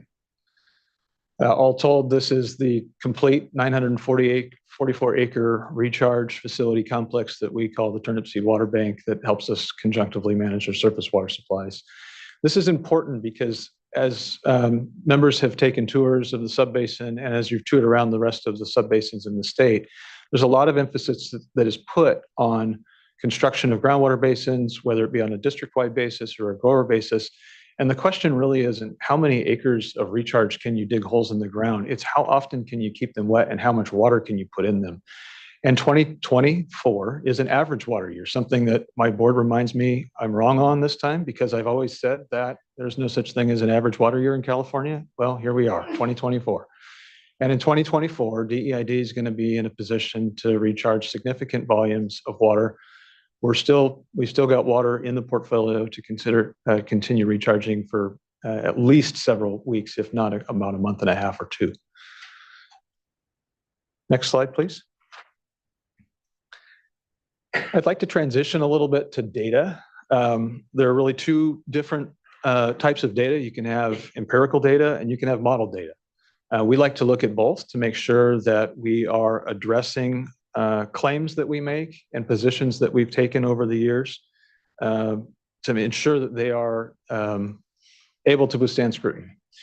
And so again, starting at the beginning of the Subbasin hydrogeologic model period in the late 80s, you can see on the x-axis, if you've got a blue bar that's positive, that's a put into the conjunctive use aquifer. And if you have a blue bar that's negative below the zero line there, that's a take from the conjunctive use aquifer. The black line that graphs up peaks at a little over 800,000 acre feet. That is the cumulative impact of DEID's importation and withdrawal from the conjunctive use aquifer. What's of particular interest in this slide is on the right in the shaded area, the area that's titled post-SGMA adoption period. This is important and kind of follows up with Member Morgan's question about, McGuire's question about drought. This 10-year period since SGMA was passed really encompasses a lot of things. It includes very significant periods of drought. It includes some wet years. For Frank contractors, it includes implementation of the San Joaquin River settlement. All of these things were experienced by DEID GSA through this period of time. You can see we started 2015 lower than we ended last year in 2023. And we didn't even have all of those 944 acres of recharge facilities online during this period. So in our complete anticipation is that these numbers will continue to progress forward. And it also helps answer what will DEI do in the drought periods in the future. Next slide. So coming off of empirical data to model data, this is out of the Subbasin hydrogeologic model. This model data also designates DEID as a net recharger in the subbasin. And the quote above is right out of the final staff report on the Tule Subbasin. And this, I believe, is a portion of the staff's recommendation determination that DEID board staff finds that DEID's water budget is generally balanced. Together, the empirical and modeled data are important because not only are these things that DEID has looked at as we've made evaluation of this, but these were also independently evaluated by your staff in their determination and recommendation to the board. Next slide, please. Now I'd like to move to empirical data related to subsidence. And on the right-hand side, you're familiar with INSAR, DWR, already highlighted this for you. But I'd like to touch on this once more. What you see here is the amount of subsidence as viewed from the INSAR satellites from 2015 through 2024, mid-period of 24. DEID really cares about this for two reasons. The first reason is the Frank-Kern Canal running through the right-hand side of the GSA to the northeast. And you can see some warm colors that are encroaching on the Frank-Kern Canal at that location. That's where the Middle Reach Capacity Correction Project that you all were able to view when you were taking a tour of the subbasin. It's the site of $1/3 billion public infrastructure project that's funded by both the federal government, the state government to the tune of $80 million, and the locals. I think we have some panels that will speak on that a little further down the day. But this is a really important thing for DEID because we are the largest water user on the system and because we utilize those surface water supplies to make our sustainability program work. Impacts to the Frank-Kern Canal's conveyance capacity are a direct impact to our sustainability. Secondly, you can see, as we talked about our pipeline distribution system, to the north and to the west, that subsidence is not stopping at the jurisdictional boundary between neighboring areas and DEID, and is actually putting our pipeline distribution system at risk. So for those two reasons, there's actual harm taking place in the Tule Subbasin today to critical infrastructure that's important to the sustainability of DEID, but really on the Frank-Kern Canal, not just DEID, but all water users south of us down into the Kern. And on the left, you can see just a cross section starting all the way up in the King Subbasin. Zero on the y-axis there is zero land subsidence in the Frank-Kern Canal. So you move through the King Subbasin, zero subsidence, the Cahuilla Subbasin, zero subsidence, and almost as soon as you move into the Tule Subbasin, you see subsidence since 2015, consuming nearly 4 feet of the Frank-Kern Canal. Next slide, please. So moving from empirical data related to subsidence to modeled data related to subsidence. On the left-hand side, we use the Subbasin hydrogeologic model to determine how much subsidence would take place in the modeled history with all GSAs operating. And so I'm not going to go into every gradation of color there. You can see some pretty dark colors, upwards of almost 20 feet in areas. But because we wanted to be intellectually honest as we did our evaluation on the right-hand side, we ran DEID's operations independent of what's going on in the Tule Subbasin. And over this 30-year model period, in the blue, you see uplift. We've already talked about that earlier today. And you see in the green, a little bit of subsidence. So the fact that the model results are showing that DEID is straddling both uplift and slight levels of subsidence over a 30-year model period is pretty indicative of the error bars of that model. Next slide, please. We undertook the same evaluation related to groundwater levels. The gray arrow there is pointing to what we call background. No GSAs in the subbasin operating. The blue is all the GSAs operating. I'm sorry, the black is all GSAs operating. And then the same evaluation that we did related to subsidence and DEID, the blue is DEID operating by itself. And what you see indicated here is that there are periods of time where DEID is just under the background. There are periods of time where DEID is just above the background. And then again, getting to the question of what happens during drought, you can go back and reference the 2014-15 drought period. You can see DEID drew down on its conjunctive use aquifer, but quickly actually reverted to above the background after that drought period. Next slide, please. As staff already noted, DEID submitted its second amended 2024 GSP revision. This revision to our GSP really highlights the goal of SGMA from a DEID perspective, and that's to protect all beneficial users, uses, and critical infrastructure. SGMA at its core really calls for the elimination of overdraft. And if one can solve the elimination of overdraft issue, all of the undesirable results fall quickly behind. DEID's MTs in this GSP are more protective and higher than others in order to demonstrate what's actually necessary to take place in the Tule Subbasin to be protective of those beneficial users, uses, and infrastructure. Next slide. I'm not going to read this to you all, but I just would highlight on this slide that many of the items that have been identified in the final staff report as far as deficiencies that DEID needs to continue to address, we believe have been addressed in our final 2024 GSP.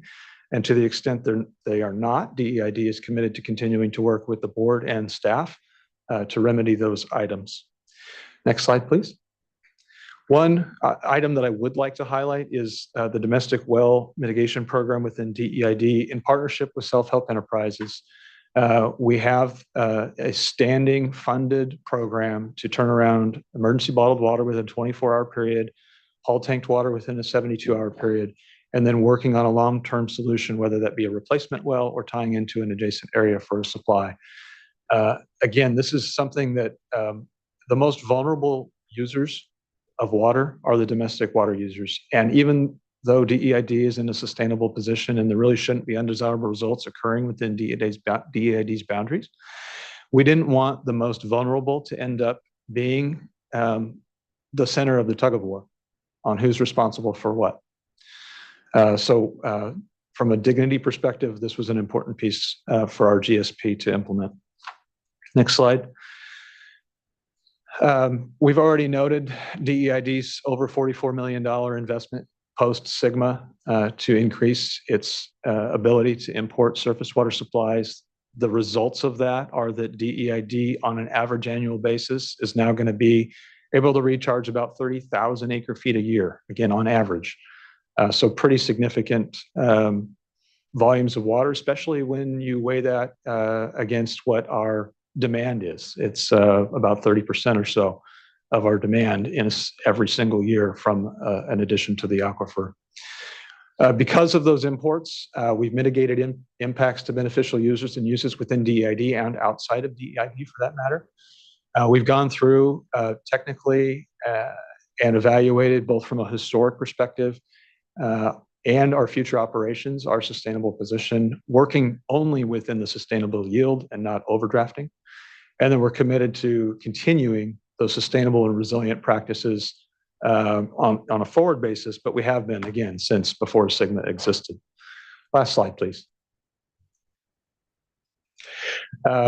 DEID, as was noted earlier, did request exclusion under Water Code Section 10735. State Board staff is recommending to the board that the board consider DEID for exclusion under 10735.2C1. And we're committed to working closely with you and your staff to expeditiously move to exclusion under 10735.2E. We do appreciate the opportunity to participate in the hearing with you today. And we're happy to answer any questions from members, myself, or any of our technical team. Thank you, Mr. Quinley. Really appreciate the presentation and the work of the DEID amongst all this. Looking to fellow board colleagues if there are any questions for Mr. Quinley. And seeing none, I think we can move on to the next GSA. Thank you again for your time. Thank you. Thank you.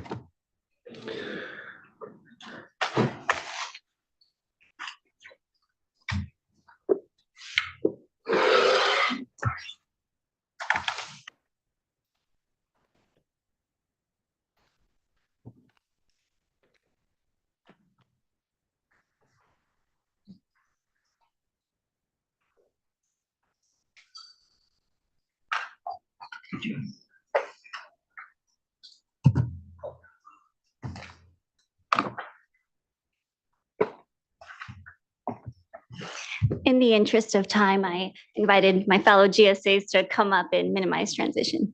Appreciate that, Ms. Mapp. All right, next slide, please.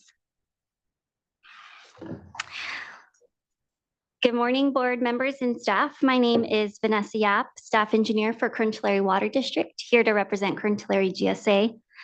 I'd like to start by thanking board members and staff for the recognition included in the staff report that Kern Tulare's plan adequately manages groundwater extractions within our portion of the subbasin, which has resulted in a generally balanced groundwater budget that is expected to continue into the future. Kern Tulare was formed in 1974 to stop groundwater overdraft because water levels in our area were declining. Groundwater levels were then stable for over 30 years until around 2012, where we saw a decline due to drought, decreased reliability of surface water, increased costs, and continued plantings of whitelands to the east of our district. Since the enactment of SGMA, Kern Tulare landowners have worked hard to establish management actions within our district to bring our groundwater budget back into balance.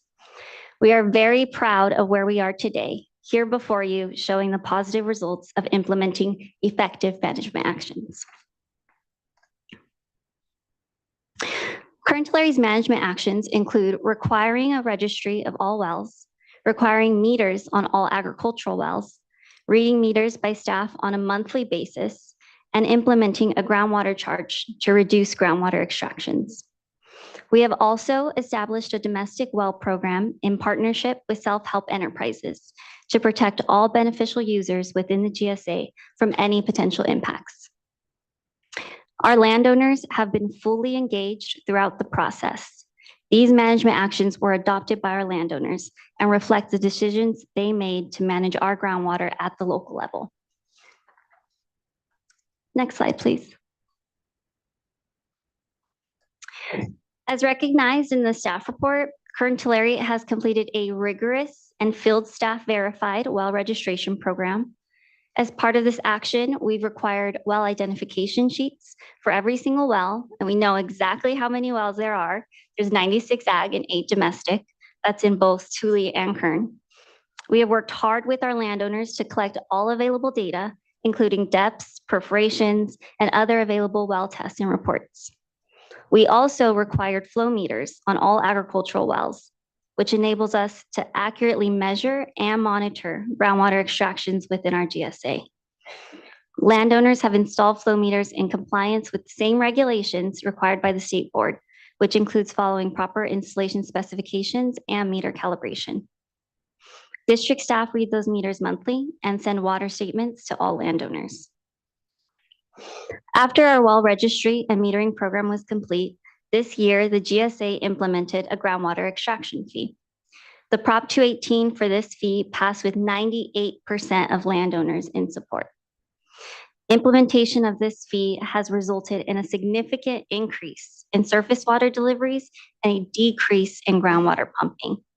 These results that I'm about to show you demonstrate that our plan and management actions are working. Next slide, please. As you can see here, this graph shows the decrease in groundwater pumping with the groundwater charge in place. The meter groundwater data shown here is for 2023 and 2024. It only covers a portion of the year, January through July, and the 2023 meter data is shown as in yellow. Last year, only 75% of our wells were metered, so the numbers shown actually underestimate the amount of groundwater pumping in 2023. And then in comparison, the 2024 data is shown in blue, where now over 90% of our wells are metered and the groundwater charge is in place.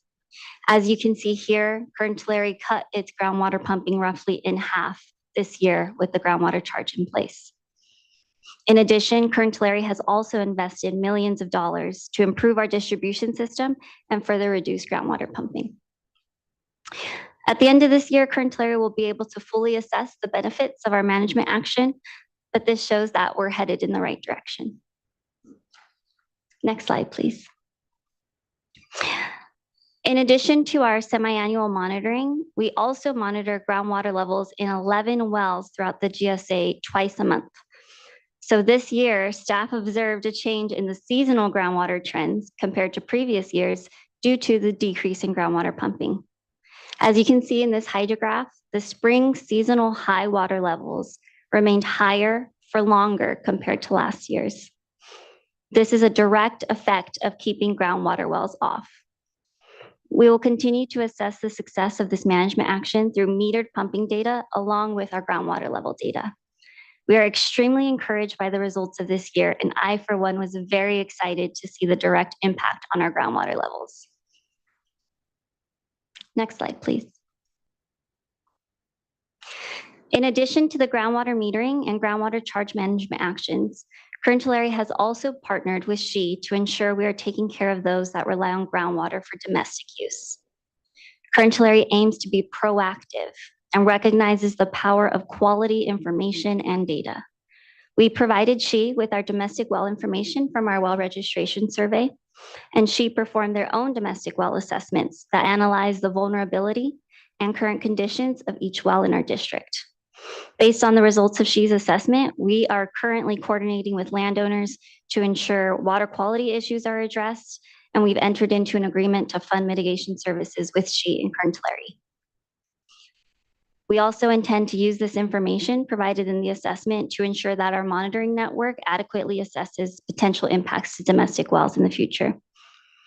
Our landowners have a personal interest in protecting their groundwater for domestic use.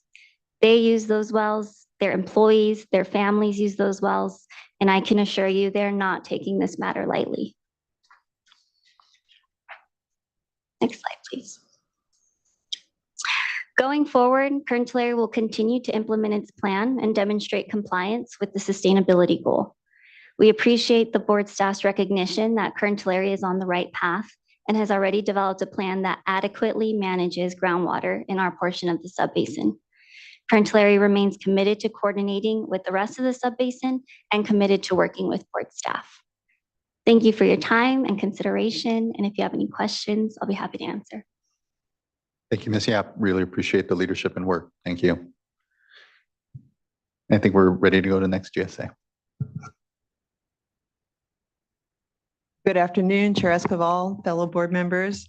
Thank you for allowing us to present today. It's a little bit like deja vu for Tri-County, but Tri-County, as you know, manages area in both the Tulare Lake Subbasin and the Tule Subbasin. And you'll see on your screen our area in the Tule Subbasin, which is found in the southwest corner of the basin. Next slide, please. Next slide, please. So Tri-County Water Authority has worked with the stakeholders since we submitted our initial plan in 2020 to develop policy to set us on a path for sustainability. Tri-County Water Authority has their latest policy, which is the well registration policy. It requires all wells to be registered, including domestic wells within Tri-County's boundaries. Ag wells will be registered by the end of this year, and we intend to do a domestic well canvassing and education plan and work with our domestic well owners and have them registered by mid 2025. Tri-County Water Authority has had a meter policy. We adopted that in 2020, which requires flow meters on all ag wells. We have now added a tab to our data management system where well owners will be able to go in and report their metered readings to our Basin Safe accounting system. And we intend to replace evapotranspiration as the foremost data for water usage by January of 2026, but continue to use that as a check or a backstop against meter use. Next slide, please. Tri-County worked with its stakeholders in 2020 to develop and implement a water allocation policy. It began in January of 2021. It limits groundwater pumping to sustainable yield over time with overdraft allocations that decrease. The overdraft allocations are assessed at $125 per acre foot and $500 per acre foot for exceedance of those overdraft allocations, which is the highest available under SGMA law. Tri-County is currently refining its allocation program to establish allocations by aquifer and by subbasin. We think that it would be very important to establish allocations by aquifer for management of subsidence particularly. And we intend to adopt these new allocation policies in 2025 and implement them January 1st, 2026. Next slide, please. Tri-County Water Authority has a water accounting system. You have a little snapshot of it here on the screen. That accounting system allows our growers to go in and see how much allocation they have available to them and how much they have used. It is also our water use. It's how we assess our water quarterly. We use our accounting system. We have an enforcement policy. We assess penalties for pumping over sustainable yield. And we enforce, our enforcement also includes property liens for non-compliance. And we are updating this allocation policy with further, which will further disincentivize exceedances that will be included with the new allocation policy here in 2025. Next slide, please.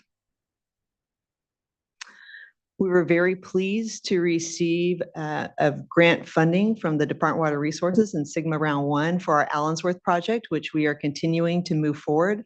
That project is scheduled to be completed by the end of 2025, and it is a recharge facility near the community of Allensworth, which will also provide flood mitigation to the community. And we continue to coordinate with the community on habitat design for that recharge facility. We're also working with partners on land fallowing programs, and our board has allocated over $1.2 million over the next 6 years towards land fallowing programs in particular. Next slide, please. We were also pleased to be partners with other GSAs within the Tule Subbasin on the grant from the Department of Conservation for multi-benefit land repurposing. And we are currently working on our specific land repurposing program. And that should be, we should have a draft out of that at the end of this month. And our multi-benefit land repurposing, the goal of it is to reduce groundwater use and provide benefits to the environment and communities by repurposing current or former irrigated lands. Next slide, please. So SGMA is all about implementation and calibration. And I think it's important to note that although SGMA became law in 2014, no groundwater sustainability agency could implement any management actions until January of 2020. That's when the first plans were submitted for critically overdrafted subbasins. So in 4 short years, Tri-County Water Authority has adopted key policies to help us, again, become sustainable before 2040.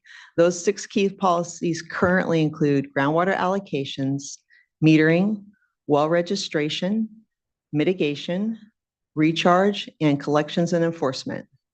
We are currently working on subsidence management policy and our revised allocation policy. We continue to collaborate with partners and with particularly the community of Allensworth regarding the needs for that community. We're partnering with the other GSAs within the subbasin on the subsidence study area. We partner with other basins on cross-boundary conditions. And we certainly think a big partnership is on our Tule mitigation program and outreach to the communities and domestic well owners. In closing, Tri-County Water Authority has already made many of the hard decisions required to successfully implement SGMA. Tri-County has implemented an allocation policy that decreases landowner pumping over time to sustainable levels. Further, allocation reductions under Tri-County's policy will commence on January 1st, 2026. Tri-County has imposed fees on all groundwater pumping and higher civil penalties under Water Code Section 10732 on pumpers who exceed their allocation. Tri-County has placed liens on property owners for noncompliance as part of its enforcement actions. Tri-County is also fully committed to mitigating impacts to domestic wells and has entered into an agreement with self-help enterprises to provide mitigation to all impacted wells that provide domestic water service throughout Tri-County's boundaries.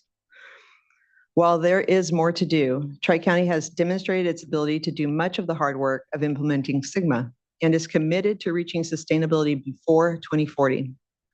For these reasons, Tri-County requests that the State Board decline to deem the subbasin probationary at this time. A deferral of a probationary designation will permit Tri-County to continue to work through remaining technical issues and collaborate with other GSAs. Deeming the subbasin probationary will only result in the imposition of unnecessary fees and deter coordination within the subbasin. And I thank you for your time today. Thank you as well, Ms. Jackson, and good to see you again. Looking to fellow board colleagues, if there's any questions, and if not, we can move to the next GSA. Mr. Lemus. Good afternoon. Thank you for the opportunity to present today. I do manage on this map here, you'll see both Lower Tule and Pixley GSAs. I manage both of them. They are separate GSAs with separate GSPs, but because I manage both, I'm just doing one presentation and will highlight any differences between the two. Next slide, please. Next slide. Lower Tule and Pixley are requesting exclusion from the reporting fees and metering requirements. Most of my presentation will be focused on the changes from the 2022 GSP to the 2024 GSP and detail the reasons why we feel like our GSPs meet the definition for exclusion. We've already put in aggressive policies related to domestic wells, protecting domestic wells, as well as managing subsidence. And we need to be able to implement these policies as soon as possible and fear that a dual process where there's state fee requirements and reporting requirements would undercut the GSA board and staff's credibility and ability to get compliance among the landowners. Reviewing the 2024 or the final staff report that looks at the 2024 revised GSPs, I will say I'll commend the staff's effort to, in a short period of time, at least do the red flag review and get those comments into their final report, because I do acknowledge they had just a few weeks to be able to do that. And looking at their comments in the final report indicate that the remaining deficiencies are more related to other GSAs than they are to Lower Tule and Pixley. We also provided detailed letters last week to you all that detail in our subsidence, our updated policies related to subsidence and demand management plans. Next slide, And please. we do appreciate all that work, Mr. Lemus. I'll let you finish your presentation and actually want to call up staff. I know we have a change sheet that's reflective of some changes that we're looking to the resolution to reflect some thought here. And so we'll do that presentation though once you're done with yours, but wanted to acknowledge that here. Great, thank you. Summaries of our second amended GSP changes is we've, as noted in the technical presentation, that we've updated sustainable management criteria, significantly raising minimum thresholds and measurable objectives to both avoid domestic well impacts as well as managing subsidence and avoiding subsidence impacts. We've also established specific MOs and MTs for targeted management action in risk zones in our subsidence management plan, and I will get into more detail of our subsidence management plan in further slides. What we have done in our subsidence management action plan is created triggers where where management actions would take place well ahead of hitting a minimum threshold in order to try to be proactive and not hit those minimum thresholds. We've also significantly revised our transitional allocation ramp down policy, both reducing the amount of allowed allocations going forward by 50%, as well as creating more adaptability in our allocation procedures. We will now, as you'll see in the updated policies, review and analyze our SMCs on an annual basis before setting the following year's allocation procedures. So the allocations that are modeled and shown in the policies are just that. They're modeled as what we expect we can do to avoid minimum thresholds, but we'll have provided the adaptability in there to change course based on actual results in groundwater conditions. Next slide, please. So our upper aquifer minimum thresholds, again, were raised to protect and minimize the amount of potential domestic wells impacted, and which also then resulted in us reducing those transitional allocations moving forward. Next slide, please. The lower aquifer minimum thresholds is where the significant change has taken place. If you see the two tables to the right, in several areas in our GSAs, minimum thresholds in the lower aquifer were raised by 100 feet or more. So that necessitated us developing the subsidence management plan, setting elevation specific MTs for the lower aquifer, and raising or reducing the amount again of those future allocations. Next slide, please. So prior versions of and this was covered in the technical presentation as well, but prior versions of the MOs and MTs were set more qualitatively.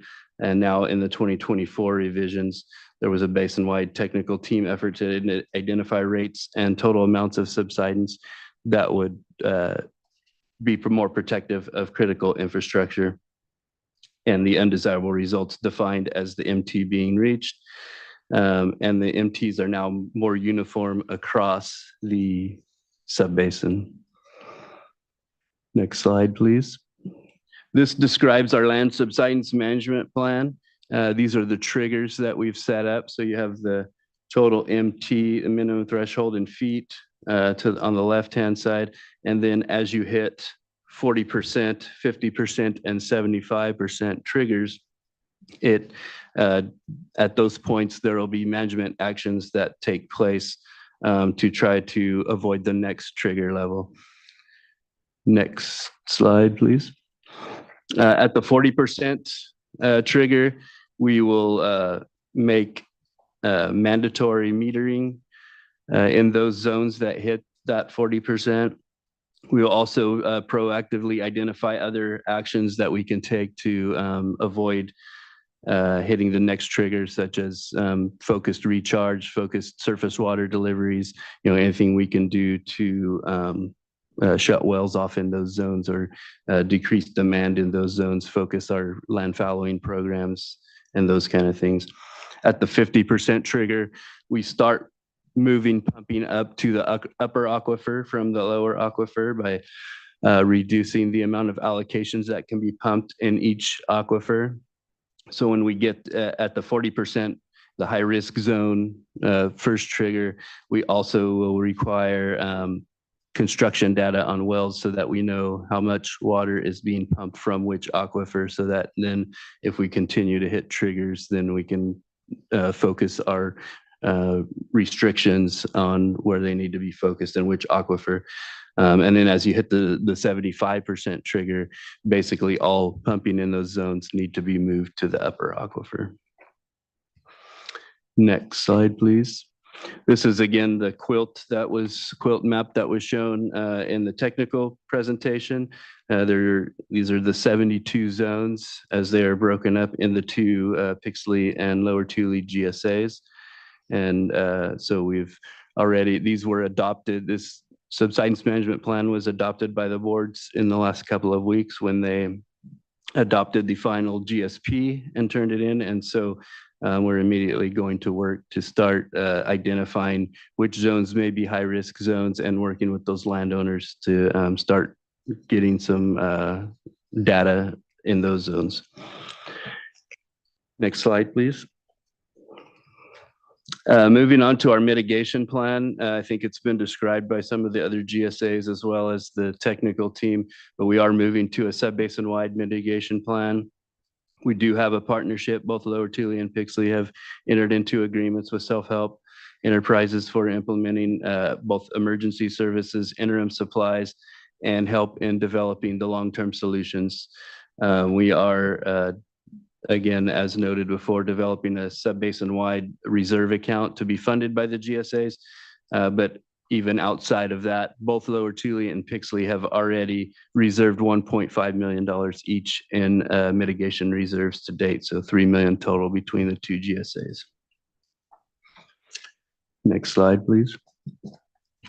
Some of this was, I think, presented in the technical team as well, but in the 2022 GSPs, there was 776 total wells potentially impacted. This was sub-basin wide, and 2024 with the new measurable objectives, minimum thresholds, that's been reduced to 257 wells.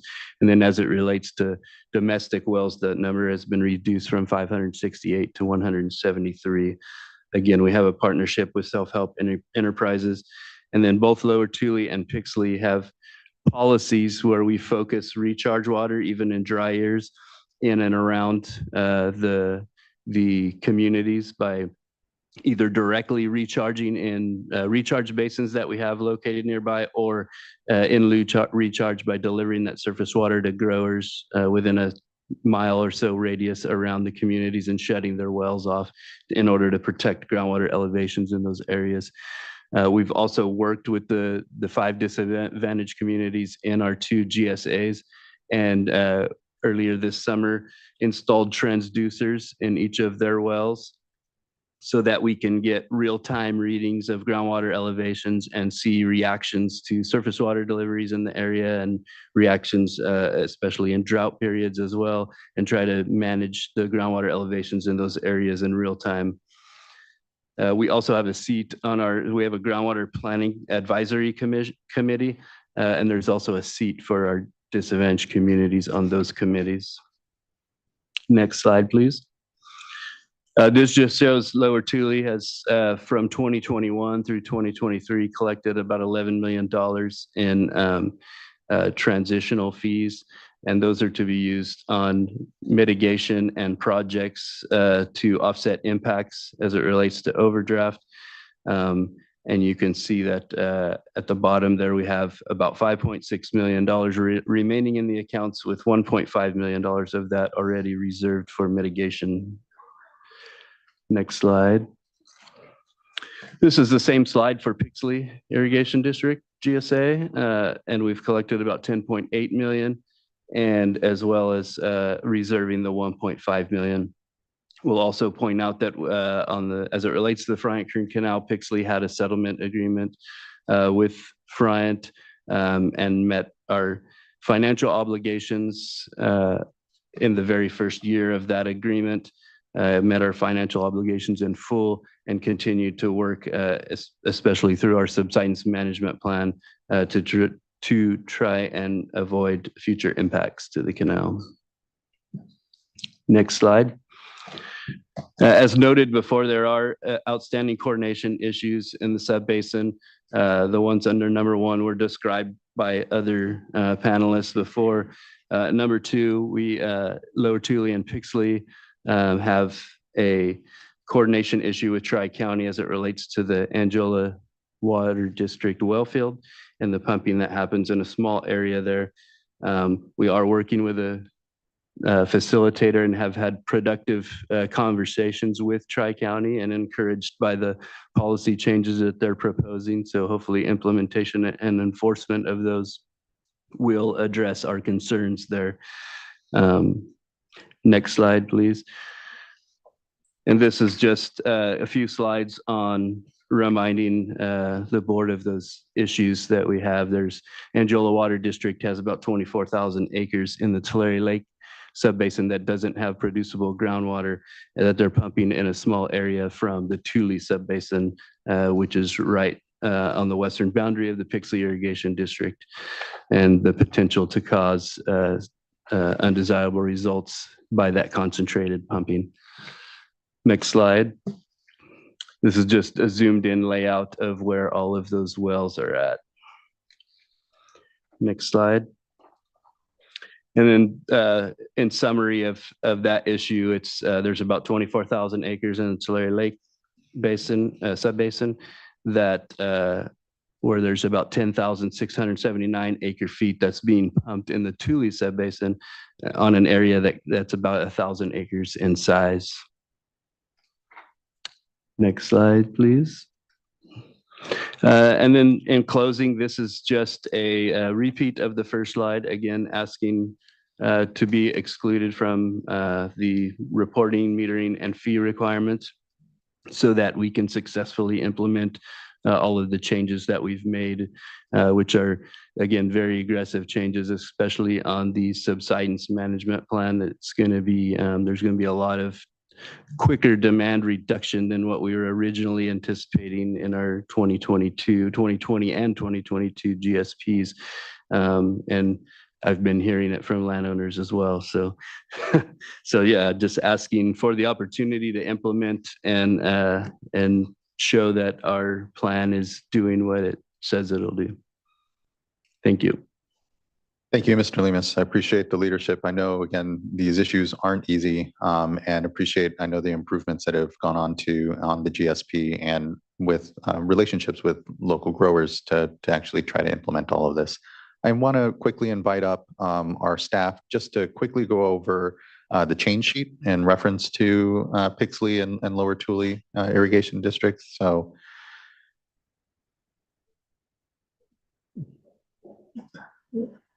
appreciate the interruption and think it's just a relevant moment to go over the change sheet that's proposed at this point.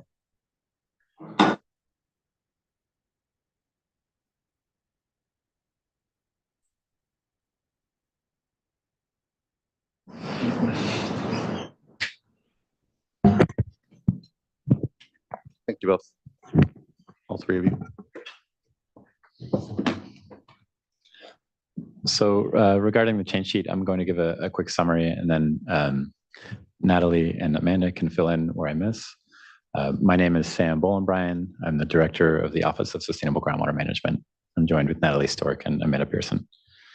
And so the change sheet addresses two sections of the proposed resolution, one related to the alternate pathway for the metering requirement that's currently proposed for those extracting more than 500 acre feet per year. And the other is related to the proposed direction the board can give to staff regarding working with groundwater sustainability agencies and consideration of additional potential exclusions. And so first, regarding the metering alternative, several adjustments were made to improve the clarity and feasibility of an alternative to the metering requirement. Specifically, that requirement for those extracting more than 500 acre feet per year. We also added a clarification that the GSA can report on behalf of groundwater extractors for that alternate method. And so stepping through the edits, we propose to remove the option to use a meter to verify the ET method. This concept of relying on meter data for a portion of groundwater extractions could still be part of an evapotranspiration methodology. I'll use the term evapotranspiration or ET interchangeably. And so using a meter to prove that the method works is still available as an option. It's just no longer required. And I do want to note that slide 60 of the staff presentation didn't reflect this change sheet just due to the timing of the update. Second, we amended the alternate pathway to remove the requirement that an ET method be able to attribute groundwater extractions to each individual well. And so this is a change made because we believe that requiring the recording extractions at the resolution of the parcel scale is sufficient, and requiring on a per well basis may prevent some parties from relying on an ET method, particularly if they have multiple wells on the same parcel. It becomes quite difficult to disaggregate in certain cases. The ET evapotranspiration method, which may be satellite-based, from attributing groundwater extractions to specific wells.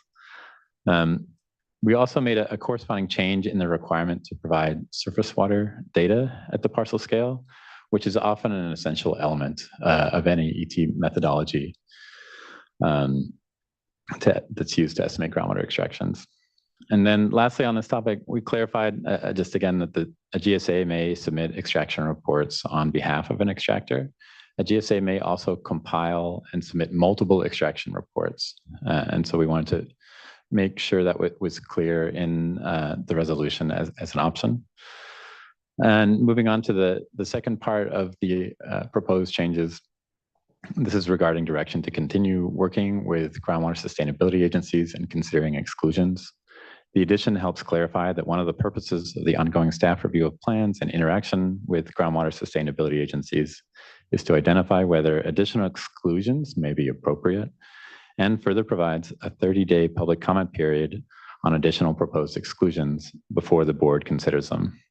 And so this kind of clarifies the process as part of our intent there of how additional exclusions would be considered, and that they would be presented to you, the board, for consideration, for example, by amending the probationary resolution. And those, one more, just a small note, not related to the change sheet, but a typo we saw on the staff presentation on slide 58 regarding the proposed exclusion for current Tulare GSA. Staff's recommendation is to include the current Tulare GSA from the reporting and fee requirements. This is explained in the body of that slide, but the header said exclusion from probation, and we just wanted to make that clarification that that should have read exclusion from reporting and fees.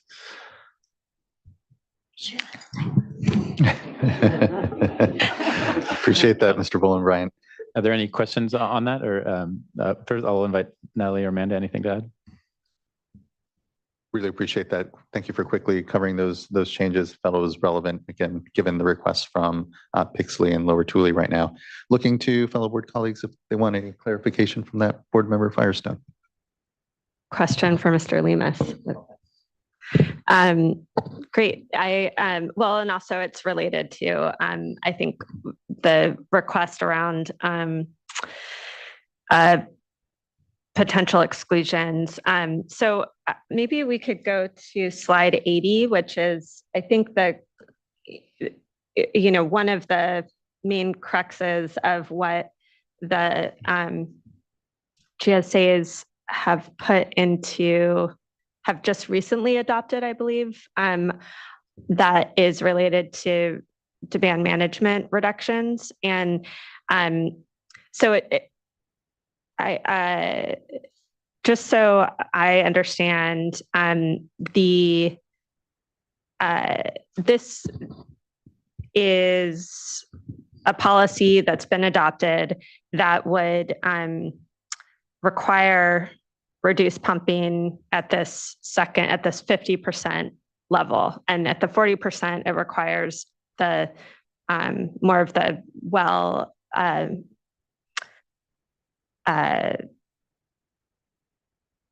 information to be reported. And so the demand management, though, is adopted at this 50% level. And are there already some wells that would be included in this 40%? Yeah, we have out of the 72 zones, I believe it's about 15% of them that would be in that first trigger, the 40%. But I do want to clarify that our demand management policy, as it was laid out in the previous GSP, is being reduced already prior to anything related to these triggers, just based on moving the minimum thresholds for both domestic wells and subsidence, where our original policy would have been for 1.5 acre feet per acre of transitional water. Next year, it's going to 0.75. And then also, that the old policy was that would be allocated in a 5-year block. We're now going to be looking at it annually and tracking groundwater conditions before we set the allocations for the next year. So demand management is becoming more restrictive from our previous plan already ahead of any of these triggers. Okay. And then I'm just curious, and this is just so as I'm understanding the difference between programs, is there in my mind, I would imagine that the management programs would be focused on the measurable objective levels rather than having the triggers be the minimum thresholds. But can you just speak to how MOs? Yeah, so the way we set up this subsidence management plan is you have the minimum threshold from 2020 to 2040 measured in feet, and these triggers really are the measurable objectives. And so what we're trying to do at each trigger is avoid the next one. So take management actions as we hit that measurable objective to avoid the next measurable objective. So I would say you could use the word trigger or measurable objective simultaneously. Got it. Okay. Yeah. I mean, I'll just say, I think as we, obviously there's a big difference in terms of, could call it haves and have-nots on surface water access. And I know there's been decades of investment and from the districts and landowners that have surface water access. And you all have some, but not as much as some other GSAs. And there's some there's some GSAs that don't at all. But I think what's really important is what actual management actions you're putting in place. And it does seem like you've taken that really seriously. I know we haven't had staff haven't had a lot of time to dig in and work with you all to fully understand that. But I do appreciate that the change sheet is, giving direction to staff that that's important to be working with you all to figure out if that meets the needs for sustainable management. And, would hope that that could be done timely in order to get a determination, before fees and reporting get into place, but that takes a lot of work. Mm-hmm.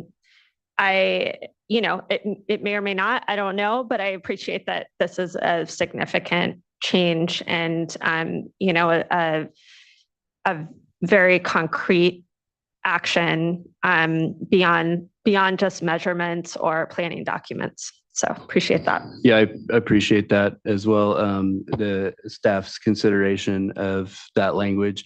Again, we would prefer to be excluded today, but also understanding that, staff only had a few weeks to look at these revisions.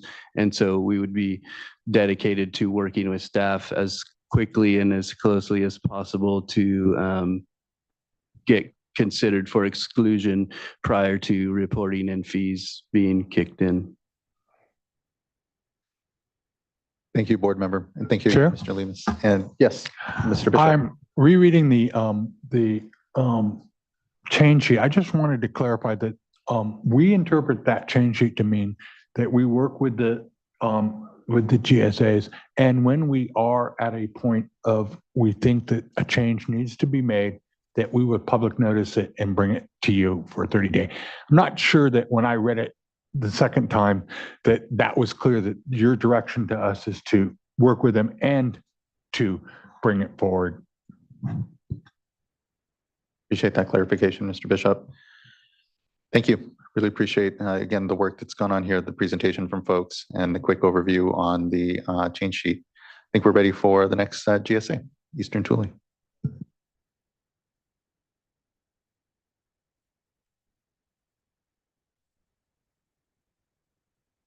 And just a timing note as well as we transition. Once we're through with this panel, we'll take our lunch break. We'll come back. We'll have a community panel. We'll have a couple smaller panels after that, and then we'll be able to start to get into general comments. So appreciate everyone's patience, time, attention here. I know it's going to be a long day for us, so just much appreciated.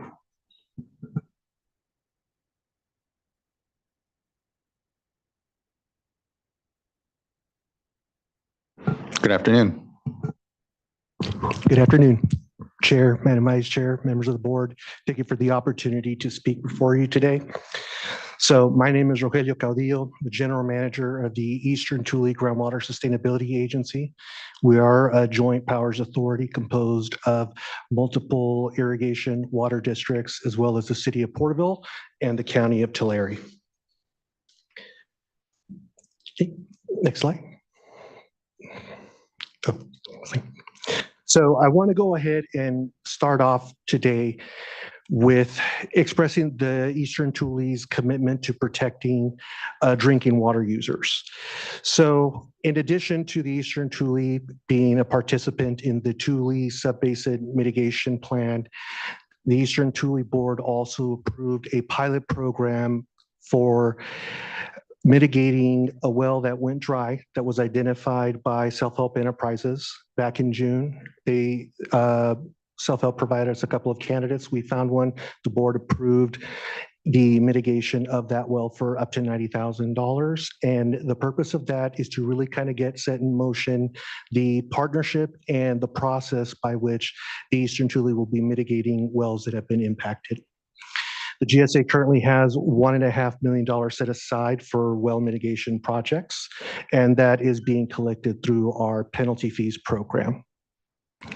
The Eastern Tule also has developed a strong relationship with the City of Porterville in consideration of their plans for consolidating domestic wells within in the surrounding areas of the city, as well as any other future connections, as well as working on the outreach with them for that. The GSA is also working closely with the County of Tulare, who represents the communities of Ducor and Terabella, as well as working with their individual water systems to make sure and protect those water systems.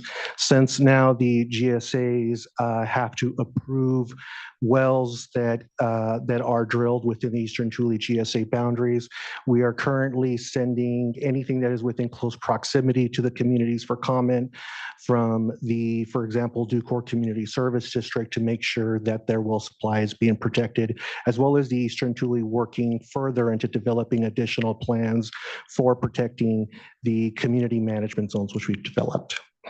So as well as just the management action mechanisms of limiting extractions based on impacts in those areas. Next slide. So here's a quick rundown of the allocations and credit system within the Eastern Tule GSA. Just of note, when the Eastern Tule GSA approved its amended GSP back in 2022, it was the 5th amended rules and regs. As of today, we are working on the 11th amended rules and regs, which shows the Eastern Tule is commitment to responding to new data, to stakeholder input and changing conditions. It's all about those turning those dials that Mr. DeGroot mentioned earlier.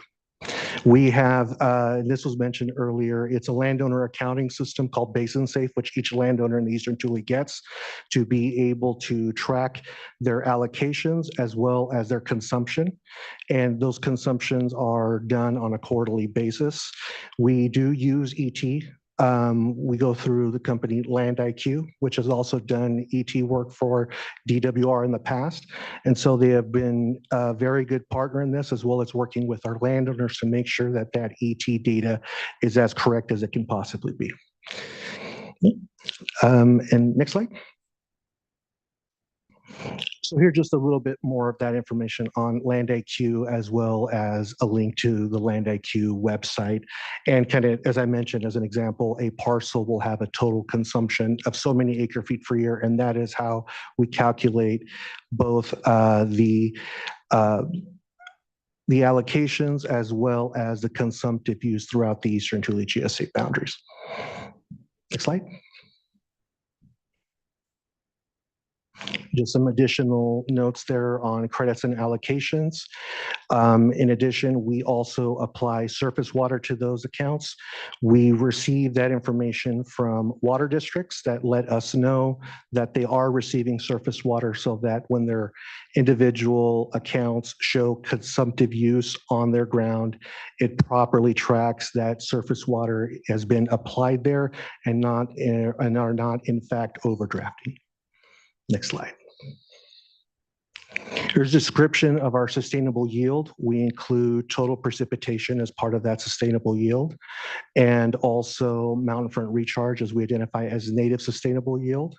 So this past year, this past water year, the Eastern Tule allocated 0.99 acre feet per acre as part of the sustainable yield. And so any consumption over that 0.99 that is not accounted for through surface water or any other delivered water source be considered overdraft.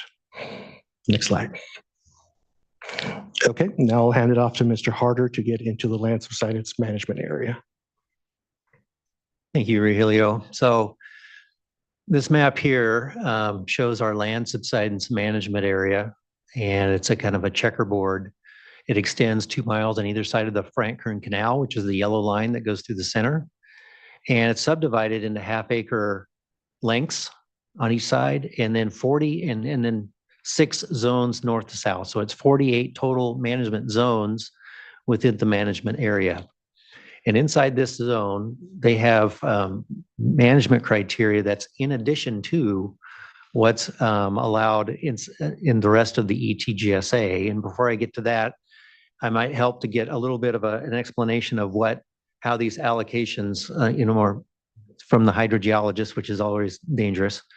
So in any case, the ETGSA has been an overdraft in the past. So we have an overdraft, we have an amount of that. And during 2020 to 2040, they have a transition period. So they're going to allow some of that overdraft to continue to be pumped. Right now, it's a percentage of that overdraft above and beyond the sustainable yield. So right now they can pump 80% of their overdraft. That is up to 80% can be allocated in the GSA wide. In the managed area, those allocations go down depending on how much land subsidence we get. I'm also going to point out in the southwest part of that management area, I'm going to reference that. So maybe just kind of take a mental picture of that. It's just south of Deer Creek. That's an area where we have some of those zones have already kicked off into a new tier. But if you go off into the next slide, please. Just quickly on that slide, just noticing sort of that chunk missing, if you will, toward the north there. Just wondering why that area there is excluded from otherwise these kind of contour lines we see around the management area. Yes, so that magenta line or purple line on the outside is a monitored area where it's like an enhanced monitored area where we're paying attention to things a lot more carefully. But you can see the Tule River there. The managed area basically comes up to the Tule River. And the reason for that is that we haven't historically seen a lot of land subsidence north of that. So it hasn't been as much of an issue, but it is being monitored. And in the event that we start to get land subsidence kicked in up there, we would look at including that into the managed area. And just to clarify, I think maybe Tom were referring to the little chunk carve out that is lower Tule GSA. Oh, The thumb. Yes, that's Lower Tule River Irrigation District. They are not part of this management plan. So that's the reason they're carved out. Sorry. Okay, thanks. No, appreciate that. Okay. So in terms of the tiers, these are the management tiers within the management area. And in tier 1, in any zone, it's 0 to 1.49 feet is allowed under that tier, or is part of that tier. And in that case, the groundwater pumping in that tier is the same, in that management zone is the same as the rest of the ETGSA, which right now is about 80% of their overdraft. If more than 1.5 feet of land subsidence occurs, they go into tier 2. And at tier 2, they take a 40% reduction of their allowable overdraft pumping. So it's a fairly significant reduction in allowable pumping. At tier 3, and I should say, and we now have 10 zones of the 48 are now in tier 2 right now. Most of those are in that southwest area that I pointed out a little earlier. Tier 3 is 2 to 2.49. Then another 50% haircut on the previous allocation. So to give you an example, that would take you down to about 0.31 acre feet per acre of allowable overdraft pumping. And then at tier 4, there's no allowable overdraft pumping in that zone. That would take you down to a sustainable yield, which is about 0.99. And in this area, that is probably sustainable for the aquifer, but not probably sustainable for agriculture. If you go to the next slide, to kind of give you an idea of where we are with things, those E1W, E2W, E3W, those are zones, and that's in that southwest area that I talked about. In 2019 to 2020, we saw about 0.39 to 0.45 feet per year in those zones. The dry years, 2020 to 2022, as high as 0.67 feet per year. So during that dry year, it kicks in. The 2022-23 wet year, I was talking about this earlier, you see as low as 0.04 feet per year. That's in the range of elastic land subsidence conditions. So what this tells me is that if we have groundwater level conditions rise well enough, we can control the rates, or at least based on this. The rates will go down fairly quickly. If you go on to the next slide. And by the way, I have no illusions that is a hiatus. You know, we have been given a gift of that. So we have no illusions that that's going to change, you know. This is hydrograph and extensometer data from a U.S. Geological Survey extensometer that's located 1 mile north of Deer Creek, right on adjacent to the canal. The blue line is a hydrograph. And so those are groundwater levels going up and down at this location. And you can see there's as much as 100 feet of change seasonally from the growing season to the wet part of the season. That creates the effective stress that causes the land subsidence. And if you can see there at 2020, that drop in groundwater levels, the brown line is aquifer compaction. And when that groundwater level drops, you get aquifer compaction. So they're directly related. Now, I also point out to you from 2022 October to 2023 October, the aquifer compaction at this location was basically zero. We had no non-recoverable compaction, at least from this extensometer. And that information there gave us the information we needed to set the minimum threshold at this location, which is now 40 feet above mean sea level. So that's where we're going with this management plan, is managing the groundwater levels and making sure that we can maintain those at a level that will prevent further land subsidence. And is there a next slide? That might be it. And I can take any questions if you'd like. Thank you. Appreciate the presentation. Looking to fellow board members off the bat, and board member Firestone. Thanks. And I'm just wondering if you can go back to slide 99 on your management actions. Can you just talk more about how you came up with, 40% reduction at these different tiers. Like, how did you calculate or what was the reasoning, I guess, for coming up with the extraction limit percentages that you did? That's a good question. The process that we went through in 2022, we put together the monitoring and management plan. And the management part of it was a stakeholder-driven process. We had an ad hoc committee. We had a number of growers on that committee, a number of growing entities on that committee, myself, David DeGroot, and some others. Through that, there was a process of saying, okay, well, we're gonna set these limits. How much? What's tier one? Is that going to be 0 to 1.5? Is it going to be 0 to 1.2? And then what is the reduction that we're going to see? And that was a 1.5 year long process with a lot of gnashing of teeth. And so in the end, that's what came up with those limits of extraction, unless I'm saying that wrong, but that's my understanding of how those came about. Board Member McGuire.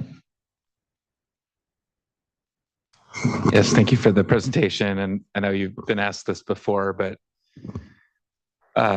residual subsidence seems like, that's one of those areas where cutting this very, very close. And so do you have any thoughts on, could residual subsidence be a factor or a concern in this area? It's absolutely a concern for me. Yeah, I mean, we're looking at it. Like I said, we just had our monitoring and management committee last week. We just got the data from July. We're looking at it every quarter to see if we can kind of read the data and see if we're on track. Like I said, I'm very interested to hear from the DWR on what they have on that. In fact, I'm going to talk to Ben here before I leave.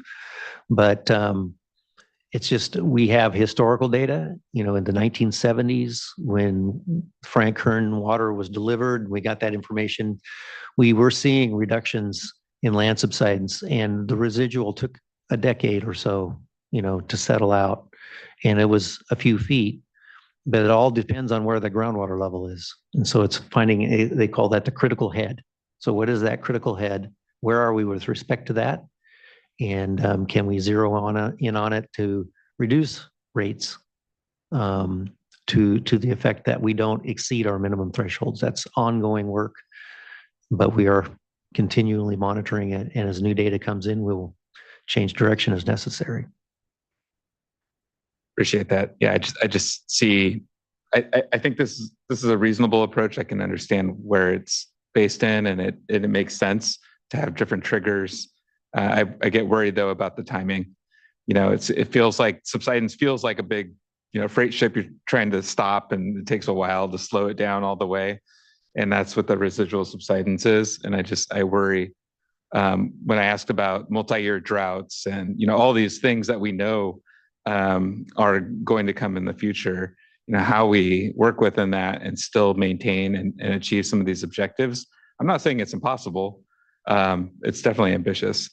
So thank you for the response. If I could add to that, Member McGuire, just in this last year, the Eastern Tule had approved additional rules and enforcement actions in the subsidence zone to register their wells and start providing meter data.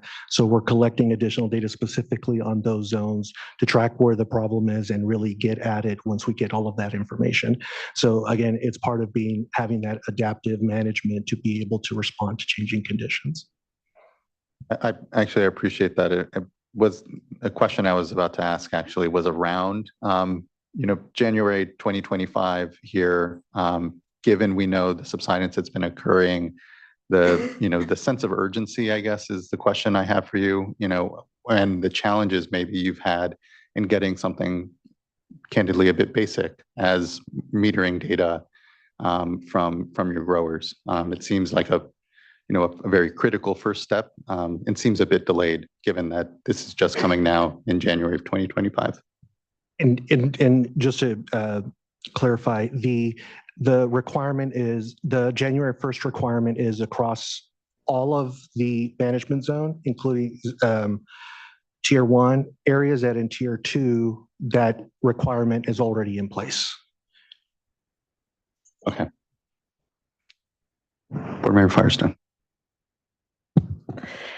Well, and I'll just, I've thought of another question, but maybe just back on this topic, I'll just say I am really, my reaction to this, slide, what is it? The one that's up is, it feels like you're allowing things to get really, really close, and things are, the extraction limits aren't kicking in fast enough. And the, and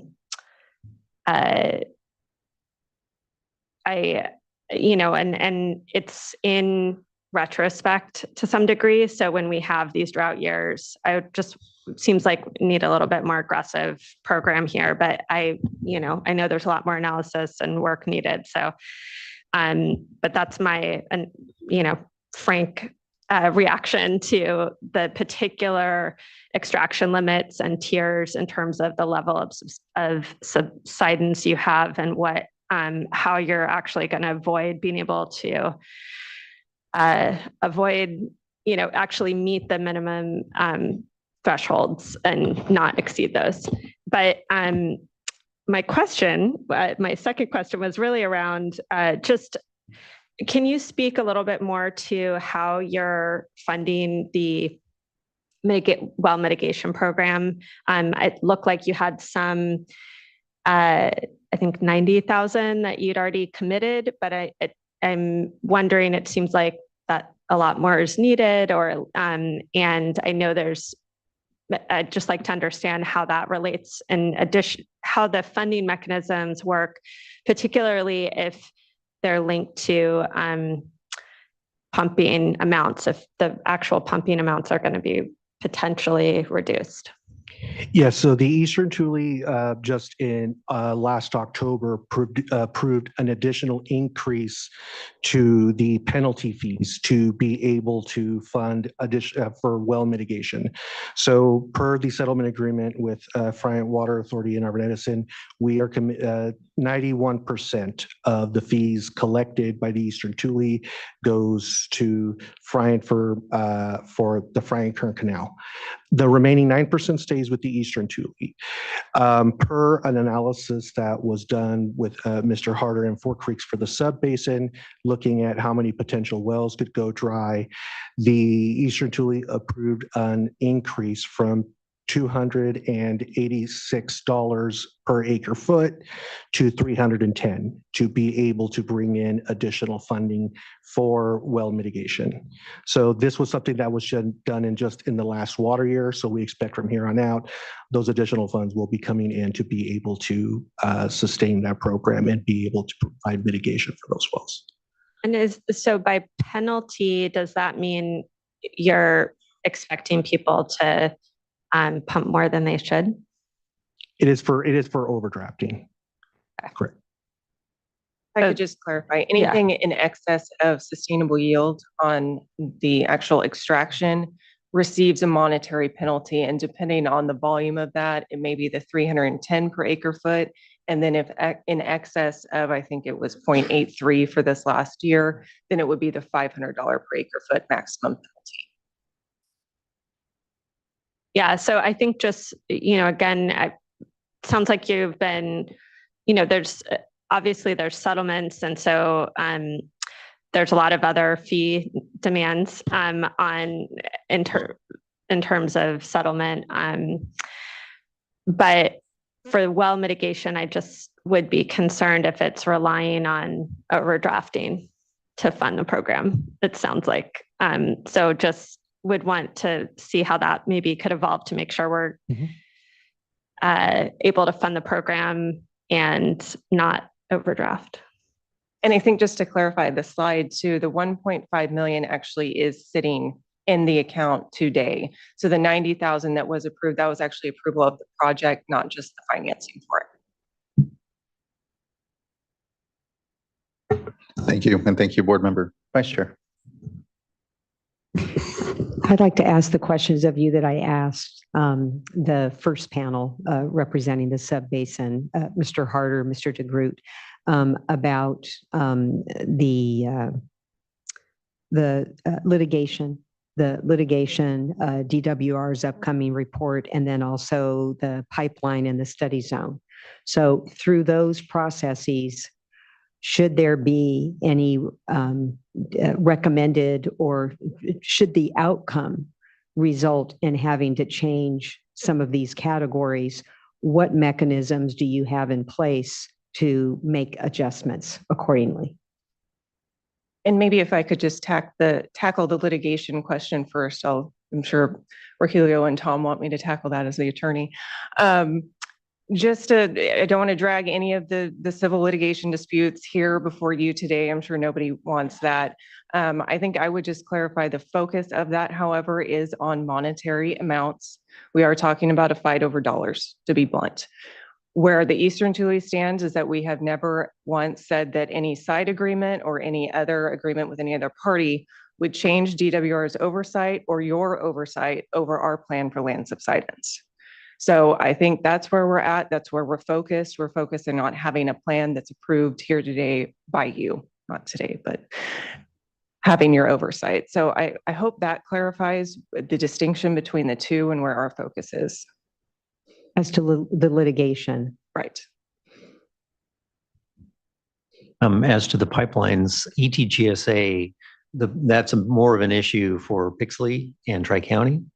And so I'm not sure if you could repeat the question regarding the pipelines in that study area. What was the question? Well, my question is related to, so on the slide that the Basin submitted, slide 8, they've got on subsidence, scope of work, Bryant Kern Canal. And so, Ms. Morrison, you've already clarified that as to monetary, but that doesn't go to our determination or DWR's as to sustainability.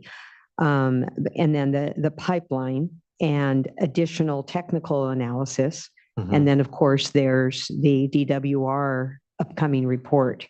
And I know earlier, Mr. Harder, you said that you're anxious to see the report as well. It's something you're concerned about, and that if needed, adjustments would be made. So my question is, through these processes, if there's additional information mm-hmm. that would cause you all to believe that adjustments need to be made, is it something that happens automatically? If not, what's the process to make adjustments to these tiers or the amounts contained within the tiers? Yeah, okay, I understand now.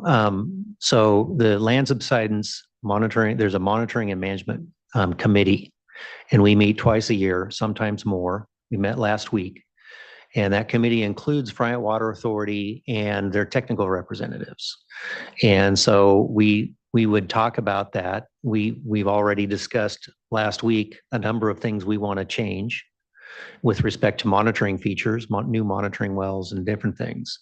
But we would go to them and we would propose as a group, for example, adjusting tier number 3. So we had a little bit more of a buffer before to account for residual land subsidence. Or we would say, based on the existing data, we're not going to make it. We need to increase that. We would then bring that as a recommendation to the ETGSA board that this monitoring and management committee is recommending that these changes be made, and then it would be up to them to approve it at that point.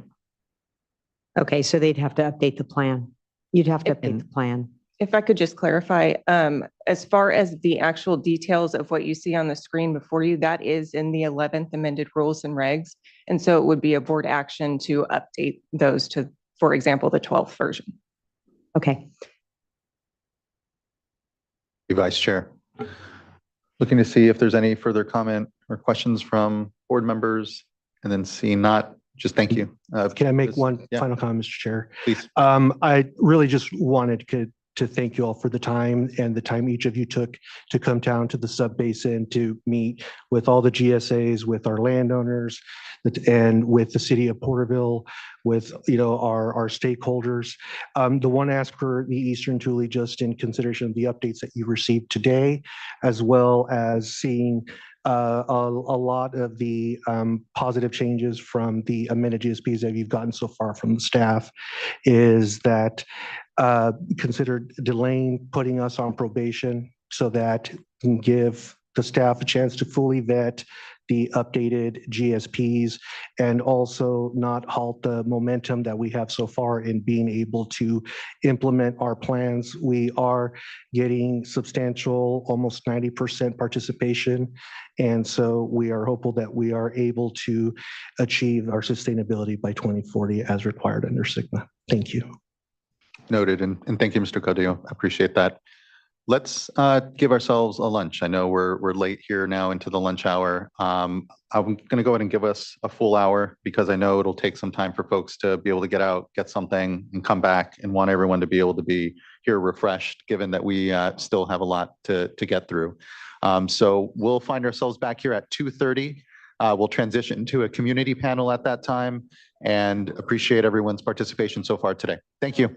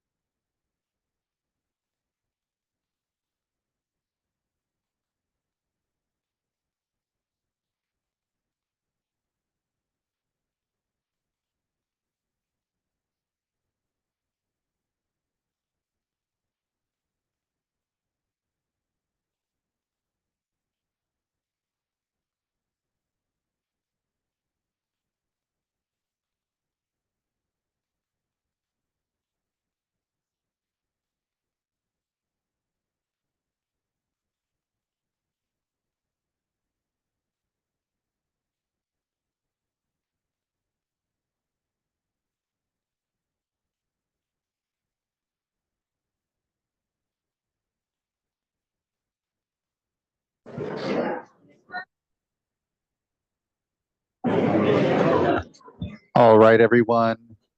It is 2:33. We can begin to take our seats and wind down conversations. I hope everyone had a good lunch and appreciate everyone coming back here. As we come back, now we'll start off with a community panel and want to thank Natalie Escobedo Garcia and Tien Tran for here organizing a community panel for us. And kick it over to Natalie or Tien to be able to kick off the panel. Thank you.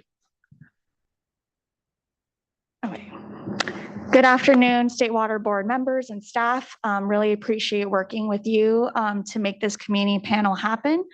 We had residents come from several different communities from the Tule Basin, and there was a lot of residents that wanted to come today, but unfortunately couldn't.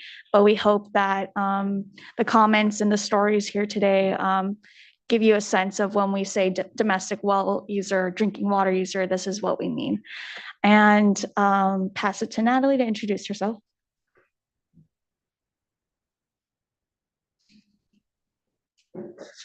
Good afternoon. My name is Dr. Escobedo Garcia, and I'm here on behalf of Leadership Council for Justice and Accountability, accompanied by residents from Pixley for Environmental Justice.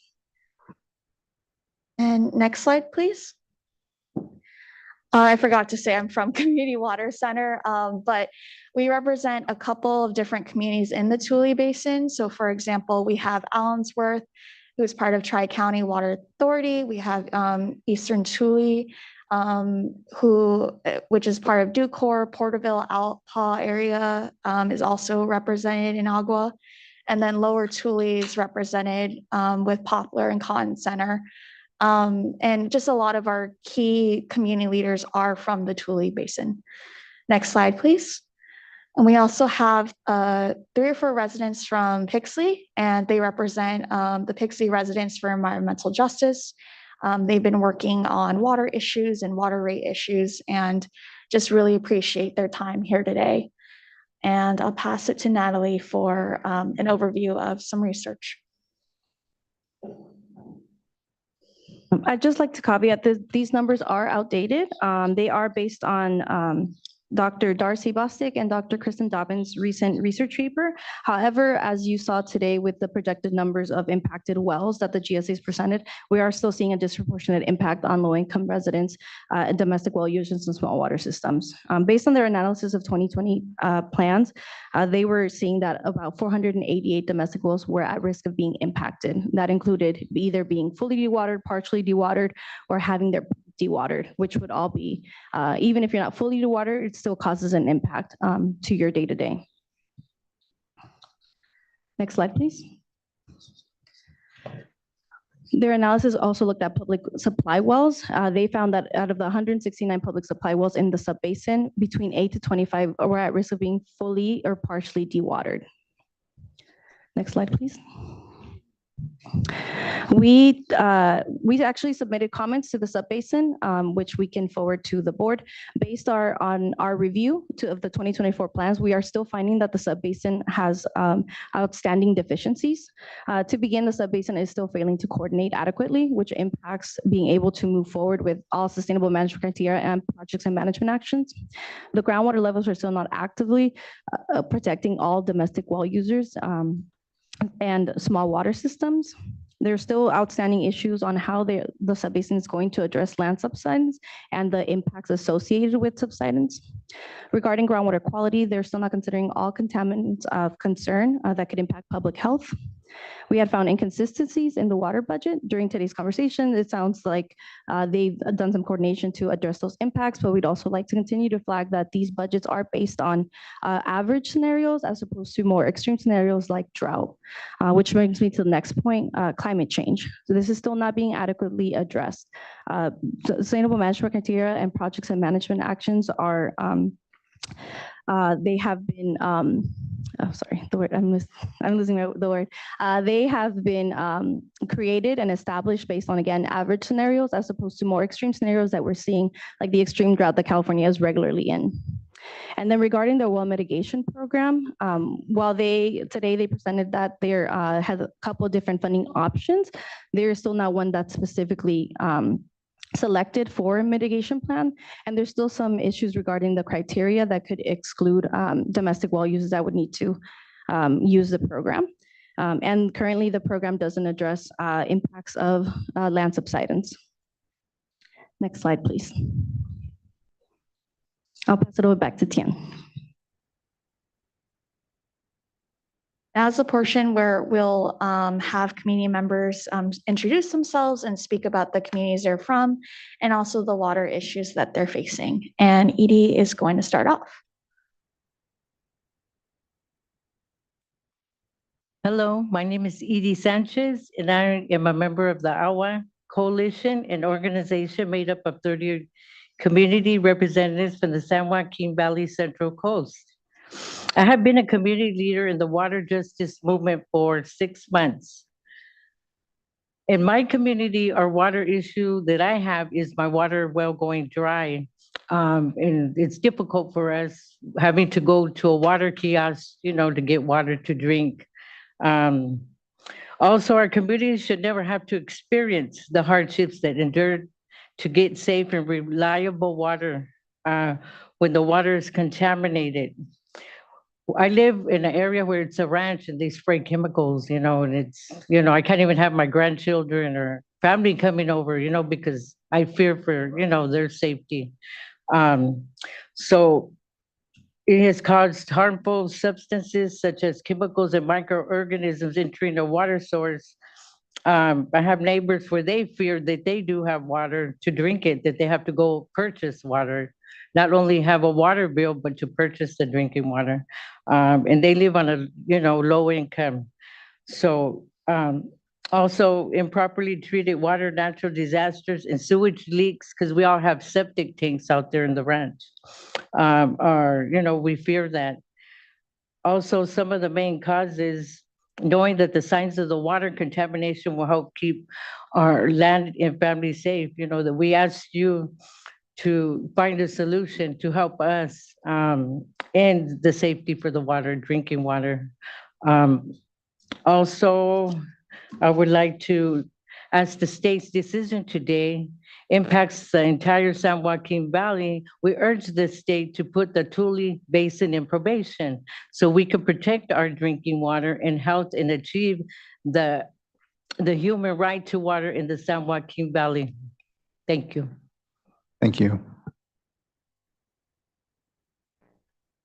I'm a little nervous, so good afternoon. My name is Lucina Hidalgo. I am a member of the AWA Coalition. I have been a community leader in the water justice movement for over 20 years in the community of Alpo. Our local, I say little town, gets water from the public water system. We pay for water that is not drinkable. I remember growing up as a child, it was very difficult for us to get access to water. Coming from a family that my parents were field workers, it became really expensive and difficult for them to provide water for children, for 9 children, because the nearest town is like 15 miles away. So having such very limited resources and limited income made it very difficult for my family for my parents to provide water for my family. I don't think it's fair that we pay for water that is not drinkable. I also believe that water is a human right. People should have accessibility to clean water now and for future generations. Thank you. Thank you so much. Hi, my name is Cristina Velasquez, and I have lived in Pixie for the last 44 years. I have just been in the water movement for 6 months. I wish I had joined a whole lot sooner, but it is what it is. For the last couple of years, our water has been getting really bad. It comes out brown, it comes out dirty, there's no pressure. The water comes very slow all the time. I mean, you can't turn on one part of the water somewhere else, and then otherwise you're in trouble. But I have been buying water and I have been buying filters. I won't let my grandchildren drink the water. I won't even let my own children drink the water, and they grew up there. And people used to come from all over to get our water because it was so good and it tasted so good. Now we can't give it away. We can't even drink our own water, and we're paying for it. Okay. You can't cook with it when they tell us we shouldn't cook with it, but they tell us that it's okay. But what do you believe, right? You want to protect your family, so you do buy water. I don't, let me see. Sorry for my notes. Let me see. We just had our water rates increased because we had a subsidence in the ground. One of our wells supposedly went down. And it's just really gotten really, really bad. And I think something should have been done a long time ago. And of course it wasn't done. And now we're paying the price for it. Our children are going to pay the price for it also. Because when I'm gone, my children are going to live in my home. And I'm fighting now so then when they take over, they'll be able to have clean water, drinkable water, water they can cook with. And for that reason, I really do believe that the Tule Basin should be on probation in order for my children to have clear water in the future. Thank you. Thank you very much. Good afternoon. My name is Beverly Whitfield. I'm from Pixley, California. I've been there 50 plus years. When I first came to Pixley, I wasn't born and raised in Pixley. I came down there later on.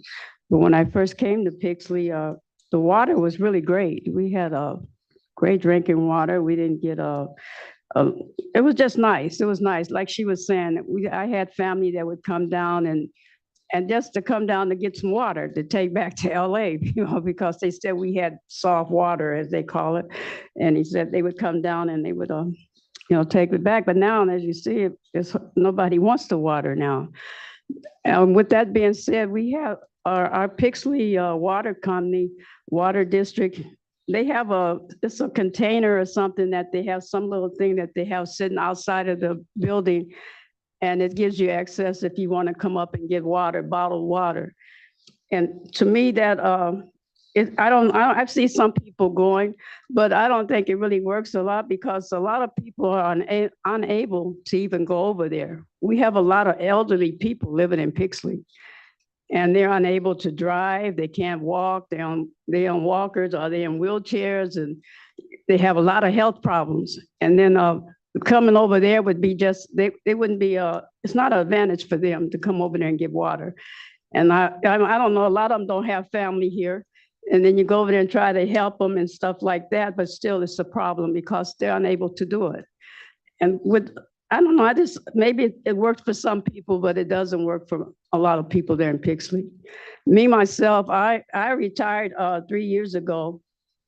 And with that being said, I'm on a fixed income, and our water bill went up $30. And when you're on a fixed income, the money that you used to have, you don't have anymore.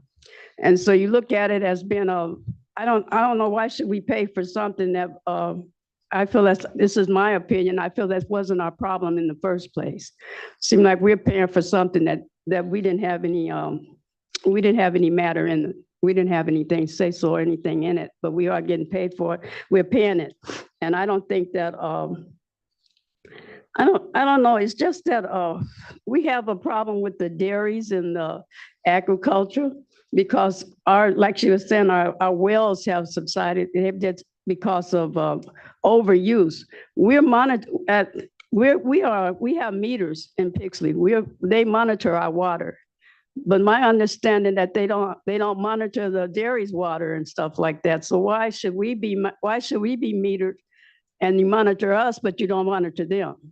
Because as we're going to say, and that's my understanding is that's one of the reasons, some of the reasons why some of the wells are going under now because of that, because of the over pumping of our water, and you keep pumping and pumping, eventually you're not going to have anything there. So we've been having a problem with that. We've been having a problem with respiratory problems out there in Pixley. We have a lot of problems with that going on. So I don't know, it's just some of the problems that we need to get taken care of. Because I think I have, my children are grown, but they still come to visit me. And when they come, I mean, it's just, I don't know, they used to, my kids would come and they said, first thing they ask for, you got some bottled water, because they don't want to drink the water. So, I say, yeah, it's plenty of, go in there and get you some. Buying a bottled water is very expensive. You keep having to buy, and then you're buying all these filters for the water and all that stuff. And eventually it costs money. They're not, I think if it was, maybe they would make it where if they were giving you filters or trying to help out, being more supportive, but that's not happening. And so with that being said, I think that Subbasin, is it a Subbasin or is Tule Subbasin? I believe that they should be, I think they should be on probation until we can get something done to make our lives a little better than what it is, because I think we deserve better. Thank you. Thank you, Ms. Whitfield.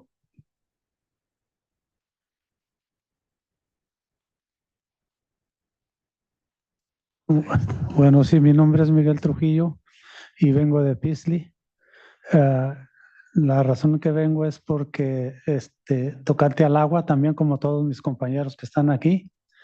Good afternoon. My name is Miguel Trujillo. I'm here from Pixley, and the reason that I'm here is to discuss our water quality, same as my colleagues here next to me. Okay. Y la razón de que estoy aquí es porque el agua que tenemos no es muy saludable para tomarla, más bien no es saludable. Y como toda la gente lo ha dicho aquí, han aumentado los precios, pero la calidad sigue, en vez de mejorar, va peor. Nomás dicen que va a continuar a arreglar y no arregla nada. And the reason that I'm here is to discuss the fact that our quality of water is just no good. It's not healthy enough to drink. It's not healthy for anything. In fact, for a long time, they've been saying that it's going to be worked on, something's going to be done about it. Nothing has been done. Quality continues decreasing, but our prices keep increasing. Oh, la otra cosa es de que les decía yo sé que hay mucho problema con el agua en Pixley, pero la razón, no sé cuál sea la cosa, es de que yo tengo 2 pozos de agua en mi propiedad y uno en la casa, y los 2 pozos me están dando muy buena agua, no tengo problema con ellos, y uno tiene 300 pies y el otro tiene 140 pies. Y los 2 tienen agua, los pozos alrededor de conmigo se ha secado el agua. Entonces, no sabría decirles qué sería la razón, porque los míos están trabajando muy bien. And so in discussing water and its quality, I just want to mention the fact, I'm not sure what the reason is. I personally have 2 wells on my property. Both of them still have water, and both of them still have good quality water. I'm not sure what's happening with my neighbors around me. The 2 wells that I have, one of them is 300 feet deep, the other is 140. So far, both have water, both have good quality.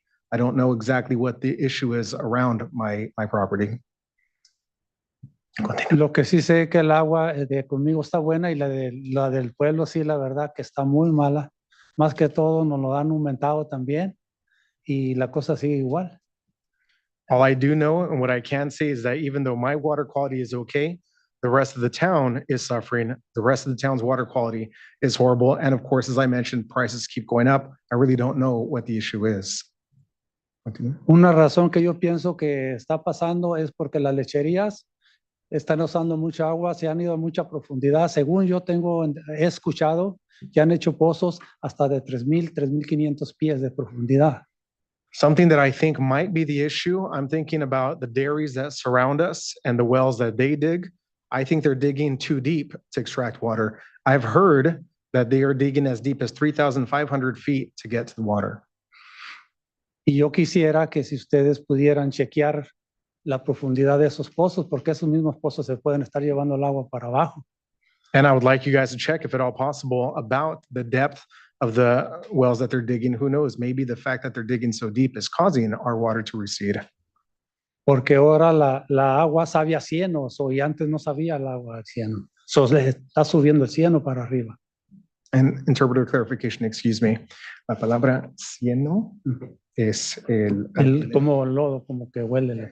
Gracias. And so what we're noticing now is when water is being extracted, it's coming along with dirt, with mud. That wasn't the case before. Perhaps the depth of these wells that at which they're being dug is just so deep that dirt is coming up with them, mud is coming up with them, and that was not a problem before. Entonces yo quisiera, si pudieran, que chequearan esos pozos, porque para mí, ahora a ver qué piensan ustedes, ¿verdad? Hacer. Pero yo para mí eso es. And so I would like you, if at all possible, look into that. For me, I think that's possibly an issue. I think that might be it. I don't know what you all think, but that's what I'd like to bring to you. Eso es todo. And that's it for me. Gracias, señor Trujillo. De nada, sí.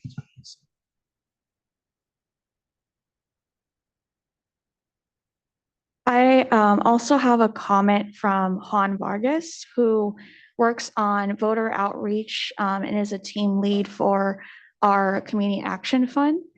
And he couldn't be here today, but he really wanted to provide this comment. And he also did interviews with a couple of different residents in the East Porterville area. And I'll read it to you today. Hi, my name is Juan, and I'm a member of the Agua Coalition. We are a group of community leaders that serve our community in the San Joaquin Valley and Central Coast. I have lived in Porterville my whole life and have seen just how much water plays a key role in everyone's day-to-day lives. In the community where I live, we went through a drought. It got so bad that we made national news. That goes to show what happens when water is mismanaged alongside a long period of no rain.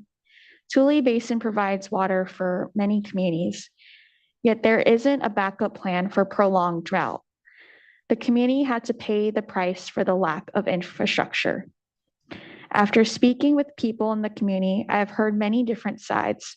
There is a lot to be put into consideration when making your decisions. The elderly are not able to get around without relying on the help of someone. They now have another hurdle thrown at them, seeing how they don't have a reliable source of water, which they need to drink and as well for taking their medicine. Their water is also needed to cook. That is just one side of the water injustices I have heard. There are also field workers that have concerns about these hearings and the impact it'll have on their jobs, seeing that the farmers are relying on water to grow their crops. Then there's a large number of domestic well owners that own private wells who are concerned that their wells won't be so lucky next time there is a long-term dry period. There's been a lot of talk about recharging our aquifers, yet there's still not a clear plan on what steps we are able to take to ensure we have access to our resources and that we're being sent elsewhere and forgetting about the local residents that have been paying the heaviest price. And just reflecting on all the comments here today, I think there's a lot of discussions on personal responsibility versus what the state can do, what local agencies can do. And under the law, under SGMA, it is the state and local agencies to manage groundwater sustainably. And unfortunately, what we're seeing is that communities are paying the highest prices for water that they can't even drink or use. And that's not okay. That's not acceptable. And communities need long-term solutions. We can't keep relying on bottled water and hauled tank water for years and not have a long-term solution. And so, I really appreciate everyone's time here today and listening to communities members and honoring their expertise. And, I just hope that you bring these stories into consideration as you make your decision. Thank you. Thank you. Incredibly appreciative of you all taking the time to travel up here. I know you all have busy lives yourselves, but to be able to provide your voices here to the state board as we make this decision and consideration. I know it can be intimidating to be in a large room like this, to be at these microphones and providing us your voice and your perspective, but it's so critical to us here, and really just am appreciative of you taking your time and here being able to help inform our discussion. A question, when it comes to the coordination that the groundwater sustainability agencies have been tasked to do, reaching out to communities helping connect you to those local discussions that are happening around the actions that are being taken and how to best manage groundwater. Hearing that you feel it's been sort of insufficient, you haven't necessarily had as much information or opportunity to engage. What are ways to better that? Any recommendations or any thoughts that you can kind of leave us with? Because it is a really important component of all this work, is to really center communities and their concerns. And just wondering if you have any recommendations as well.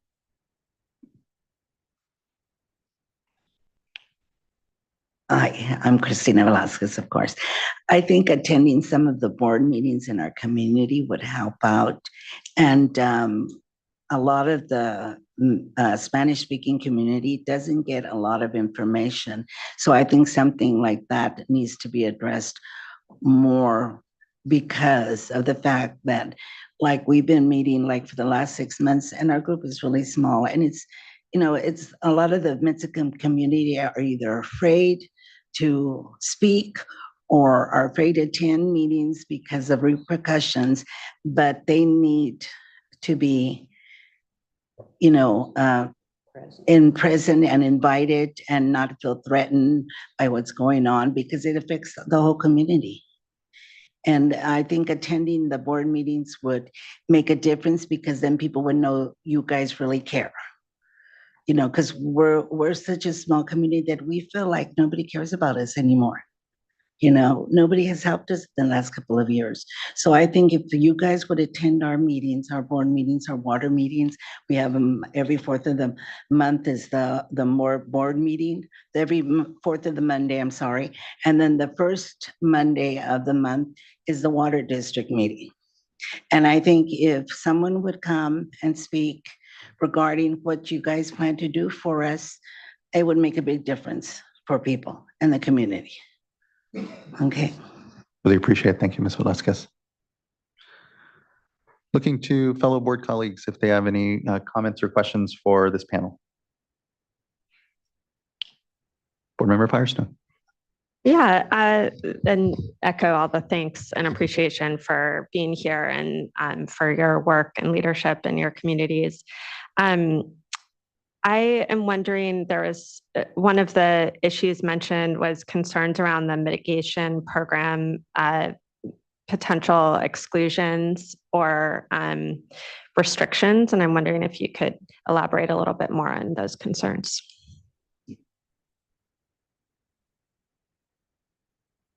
Yeah, so regarding the mitigation program, so right now, the last version of it is set up to,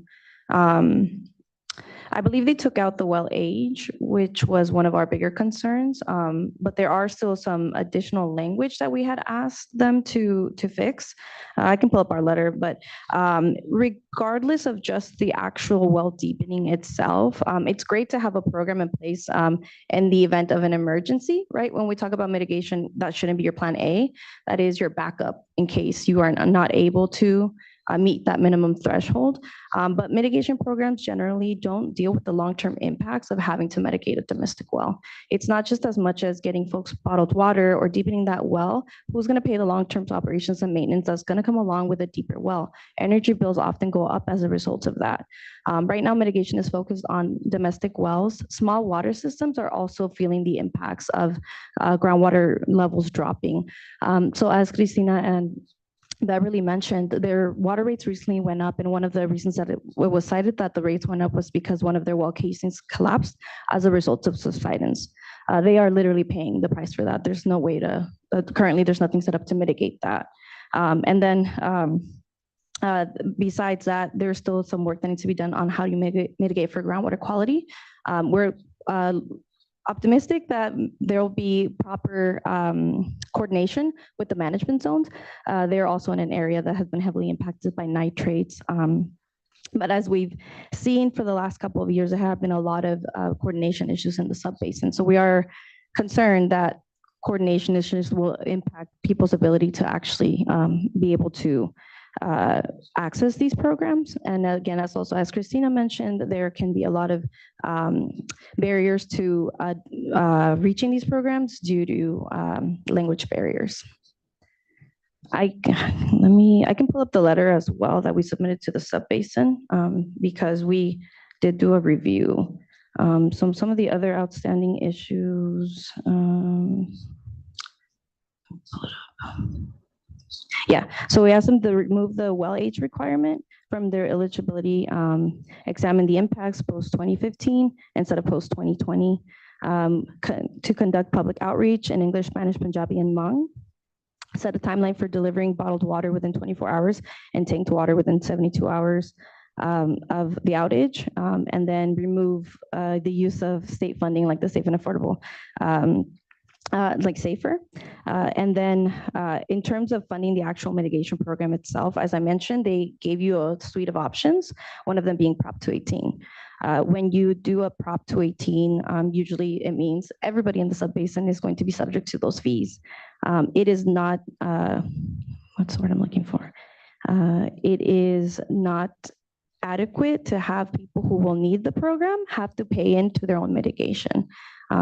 So if they intend on doing Prop 218 to fund this program, I think it's going to be important to make sure that small water systems and domestic well owners are not going to have to pay the price for a program that they might need in the near future. There was also some language around shared responsibilities between landowners in the subbasin. For the sake of time, I won't go into detail for the letter, but again, we're also happy to forward it to y'all if you have any further questions. And we have also shared this letter with the subbasin, the entire subbasin. Yeah, and we appreciate a lot of, the conversations we had with State Water Board staff, also with the Tule Subbasin, and, seeing how much the mitigation program has improved. At the end of the day, though, we really want to prioritize demand management and limiting overpumping. Mitigation is costly for everyone, and we don't want to have to resort to that. And so really appreciate the State Water Board members highlighting earlier the importance of demand management and thinking about what are the triggers and adaptive action and management actions that are needed to actually monitor and stop overpumping. Thanks, that was really helpful. And yeah, I think as we move forward in this process and, while we have everyone here talking, I hope we can continue to have productive discussions with community groups and the GSAs and self-help and the management zones to try to make sure that we can have a really effective mitigation program that is able to be proactive, prevent that, and also address long-term solutions, including for public water systems. That's something I'm particularly concerned about, and just look forward to coordination on that and continued discussion to clarify that, and make sure that there's adequate funding. I think it sounds like there may be some discussions that are needed directly with Pixley as an example, just from what we've heard today, with the GSAs around maybe the appropriateness of linking them into the mitigation programs that are being set up already. Thanks. Thank you so much, board member. And thank you again to the panel. Really appreciate you all, your time and being here and part of this discussion, and look forward to what I know is going to be further discussion here amongst us. So just thank you. Huge thanks.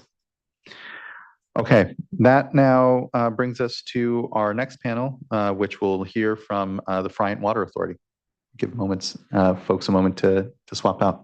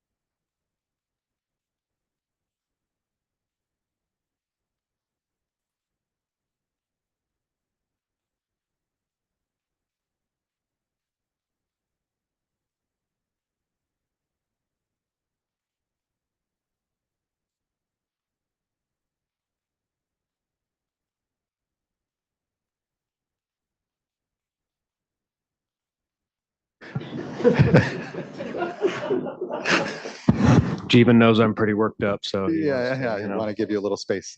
Good to see you both. Thank you for being here this afternoon. Thank you. I'm going to start. Good afternoon. I'm Jason Phillips, CEO of the Friant Water Authority. Friant is responsible for the operation and maintenance of the Friant-Kern Canal. I want to thank the board and the staff for the work that has gone on to with this hearing, including the draft and final staff report, which we support. Friant's commitment and support of the staff recommendation for a designation of probationary status is directed solely at Eastern Tule GSA and their GSP. Next slide, please.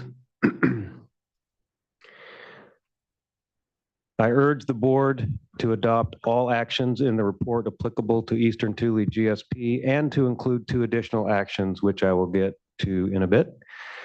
The recently revised Eastern Tule GSP was prepared without public input, contains numerous errors, and is missing key reference documents. And we urge you to reject Eastern Tule's request to delay the probation designation.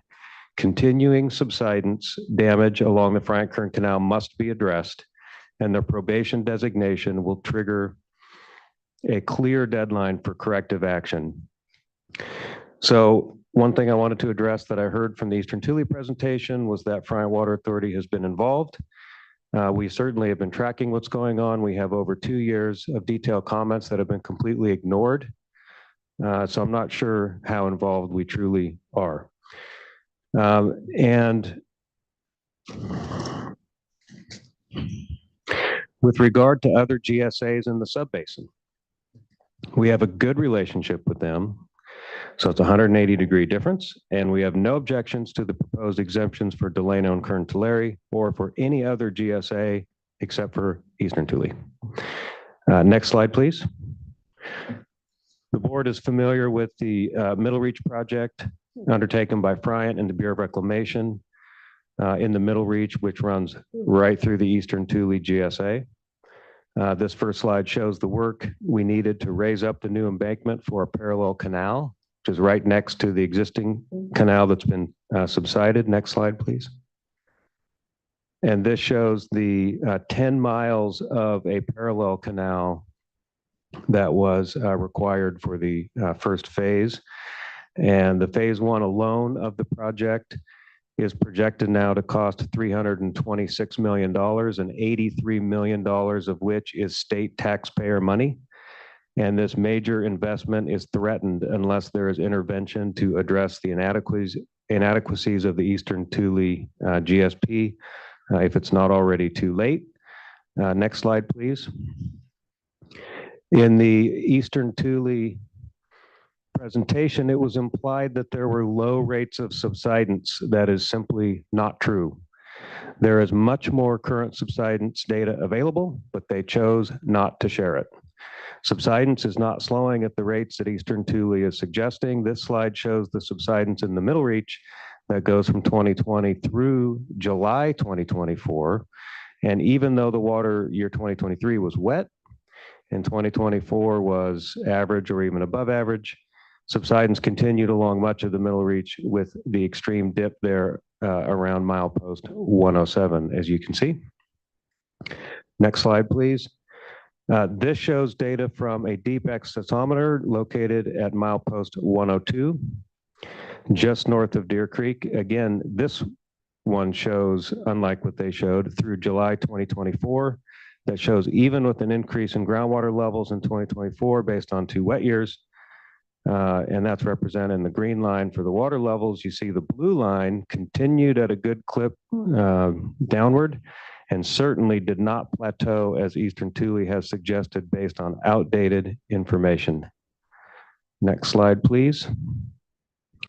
Maybe more troubling for Friant is this aerial view of the canal with the 10 miles of the phase 1 in the orange line there in the middle. And the 2 shaded areas show new subsidence that was not previously forecasted and has not been repaired yet. So this is a direct threat to the restored capacity achieved by phase 1, the phase 1 project that was put into service only a few months ago. Next slide, please. So in their presentation, Eastern Tule representatives asserted that the land subsidence deficiencies have mostly been addressed. We respectfully disagree, and we have provided dozens of pages of comments analyzing these ongoing GSP deficiencies. Some of the key ones are highlighted in this slide. And next slide, please. So now, 4 years into the implementation of its GSP, 2 inadequate determinations from DWR, nearly 2 feet of additional subsidence along the Bryant Kern Canal. Eastern Tule has not even proposed, let alone adopted, any changes to its land subsidence management plan. I also want to address the settlement agreement with Bryant and Arvin that we have with Eastern Tule, which, among other things, is intended to provide mitigation funding for the additional subsidence anticipated in the Bryant Kern Canal. In the GSP, Eastern Tule represents that the mere existence of this settlement gives them free rein to deem ongoing subsidence along the Bryant Kern Canal neither significant nor unreasonable.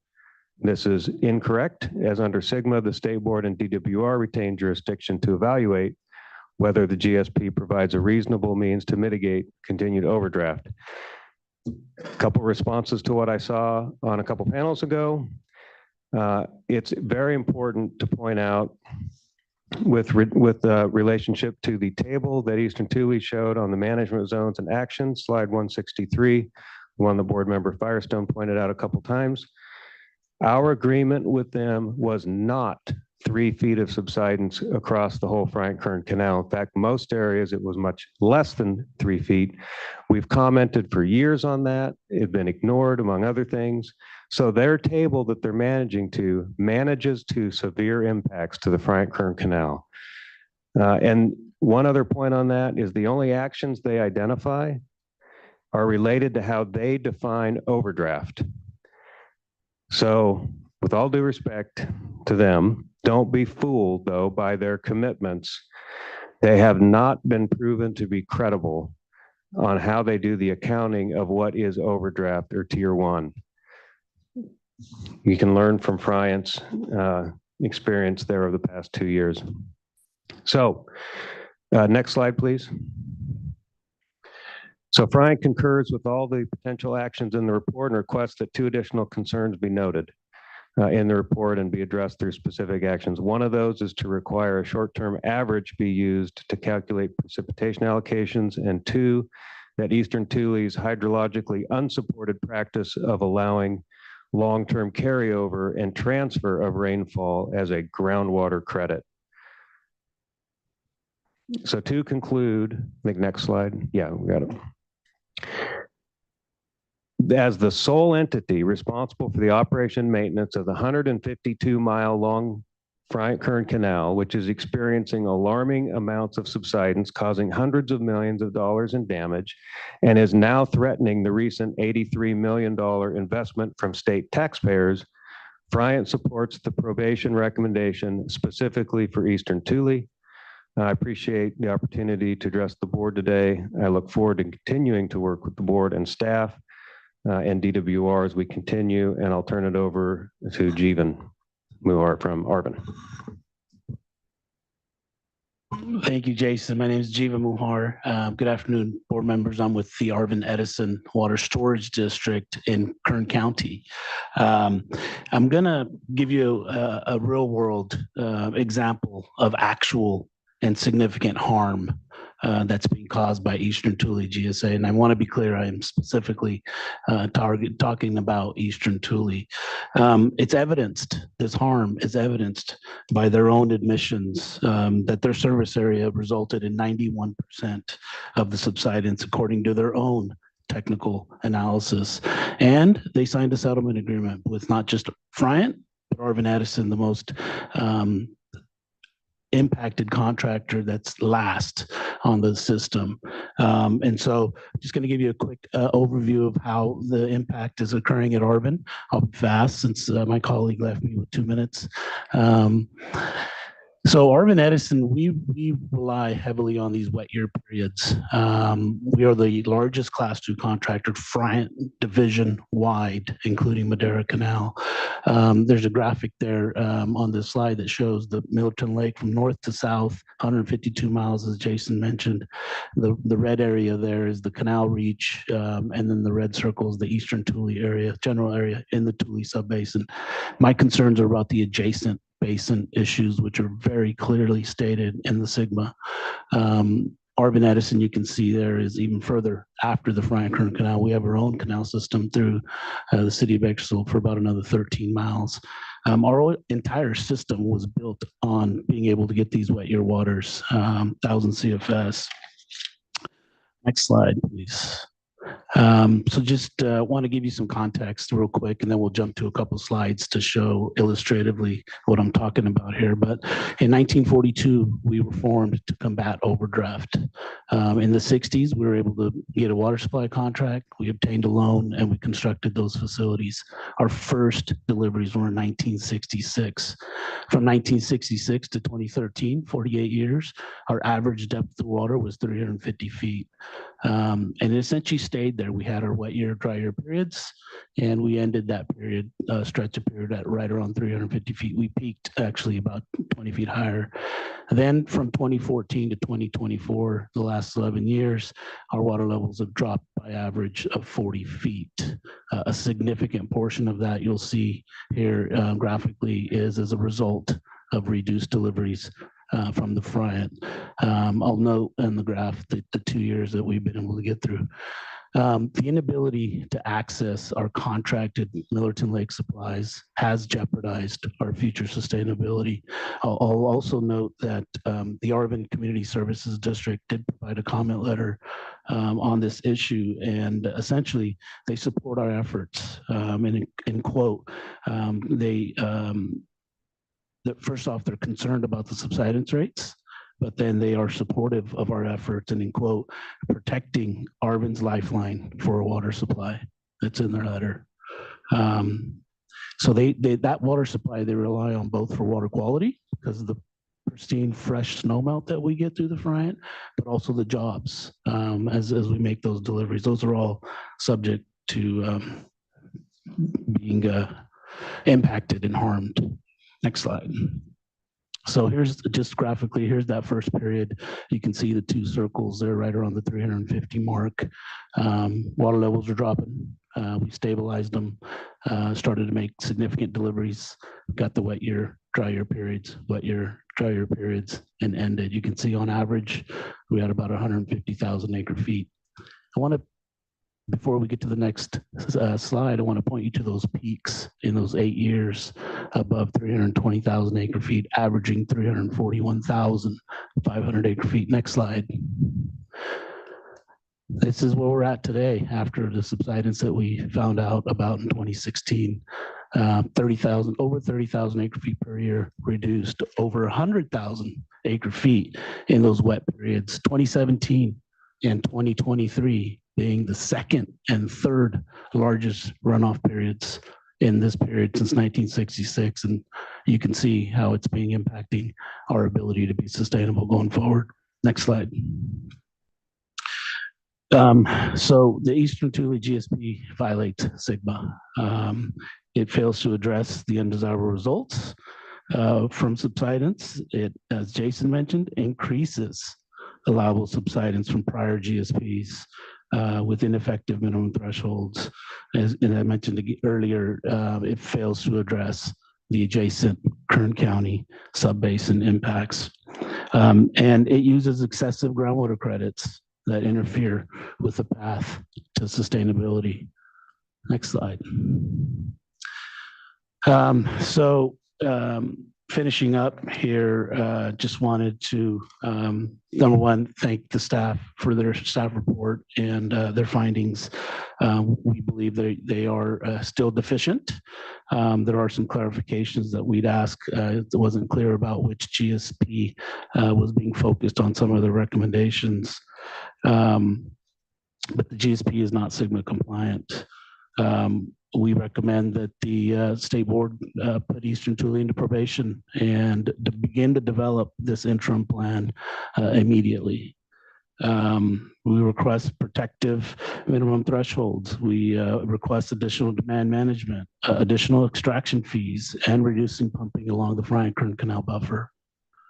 We investigate use of all groundwater credits.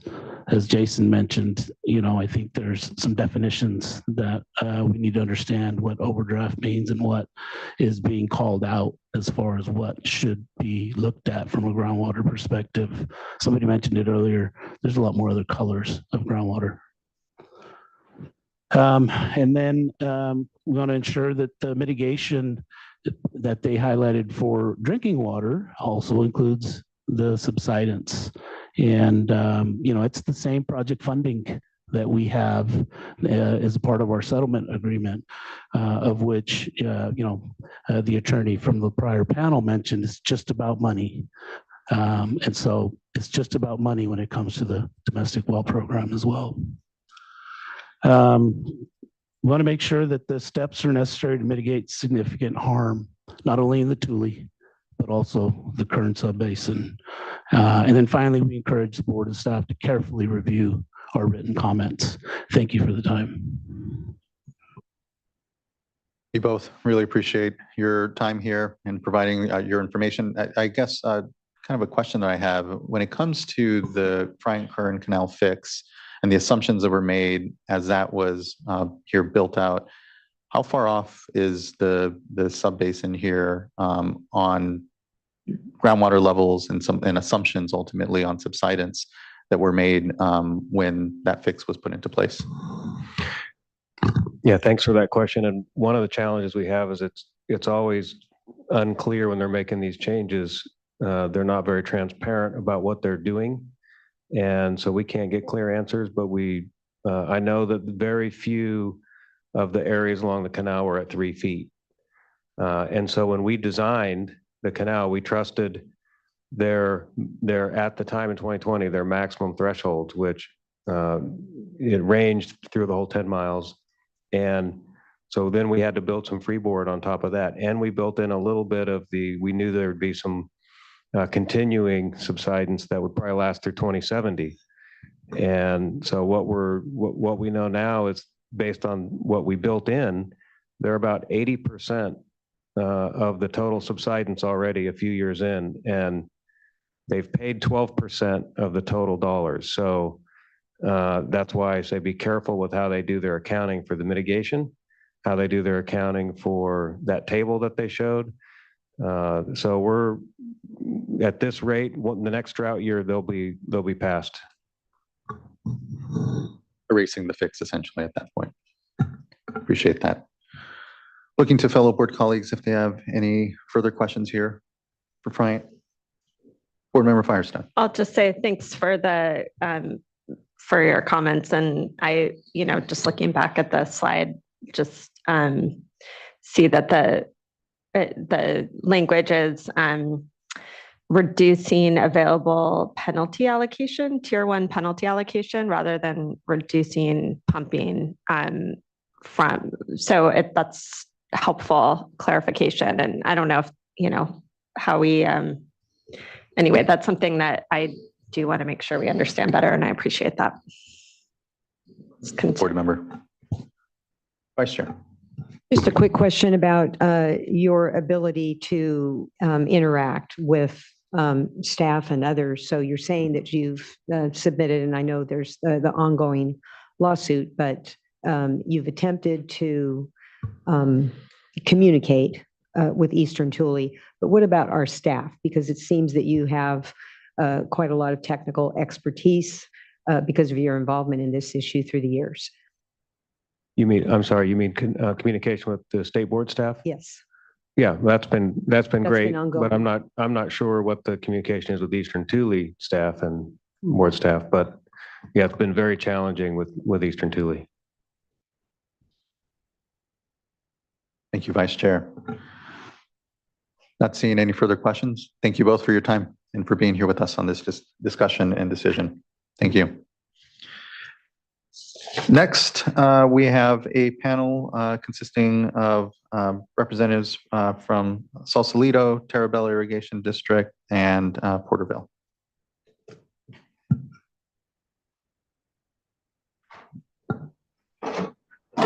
And then after that, we will have Michael Knight from the city of Porterville. And I'll touch base and see if we have any state, federal agencies or electeds that would like to speak, and then we'll be able to get into general public comment. Thanks everyone for your patience. Good afternoon. Oh, apologies, you'll need to turn the mic on. There's a small button there at the bottom. Thank you. Thank you. Good afternoon, Mr. Chairman, Vice Chair, members of the board. Nice to be here.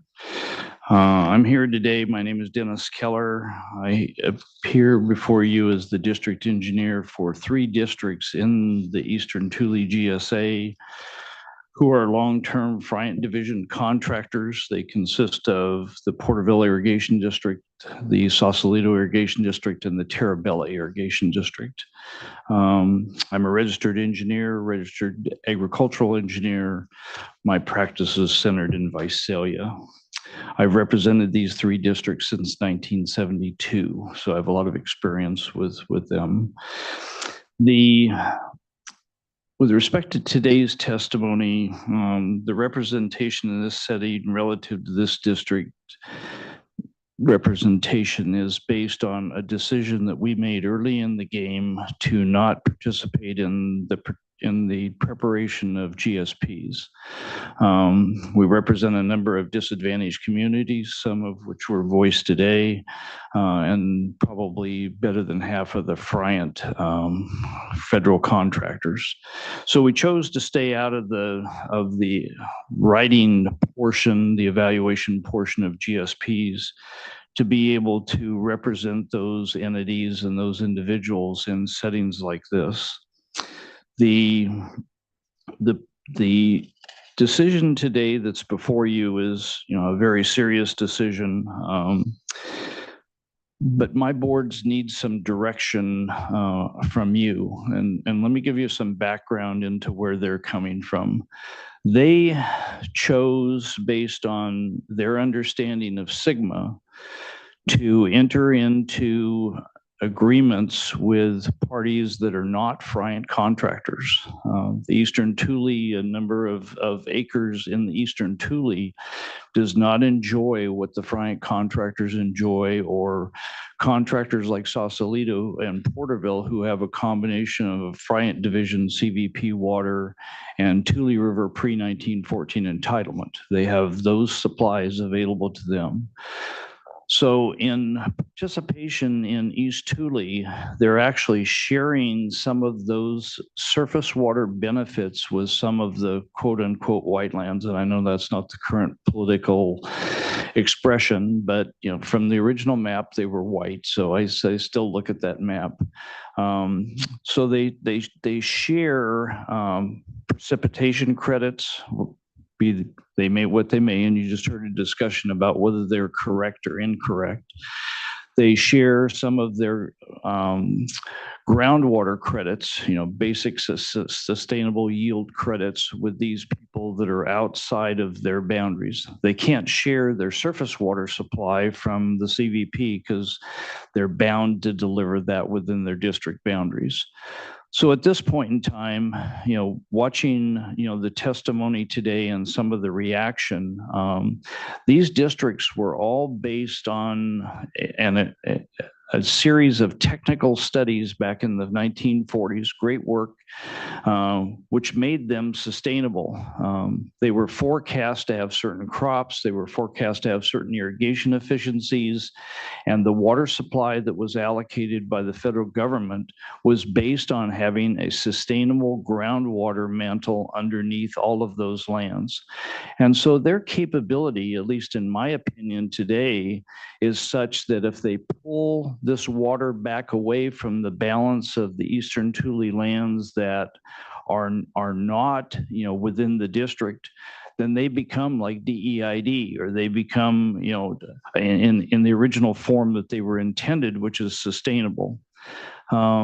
So the districts are looking hard at what the board's decision is coming out of this proceeding, saying, what should we do? Are we in a coordination agreement where we're looking at things basin-wide as determined by DWR? Because that was the original intent, they thought, was to coordinate amongst all users of groundwater within the basin to bring the basin into sustainability by 2040.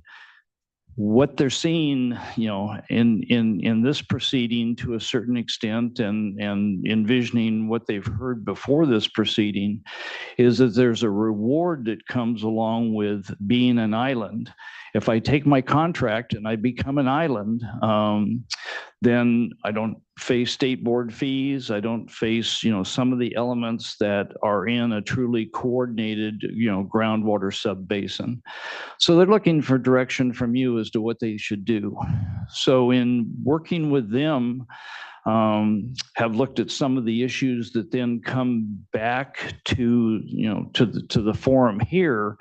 And that is, what happens to the balance of those who are in the subbasin that don't enjoy, one or two sources of surface water supply to keep them, in balance.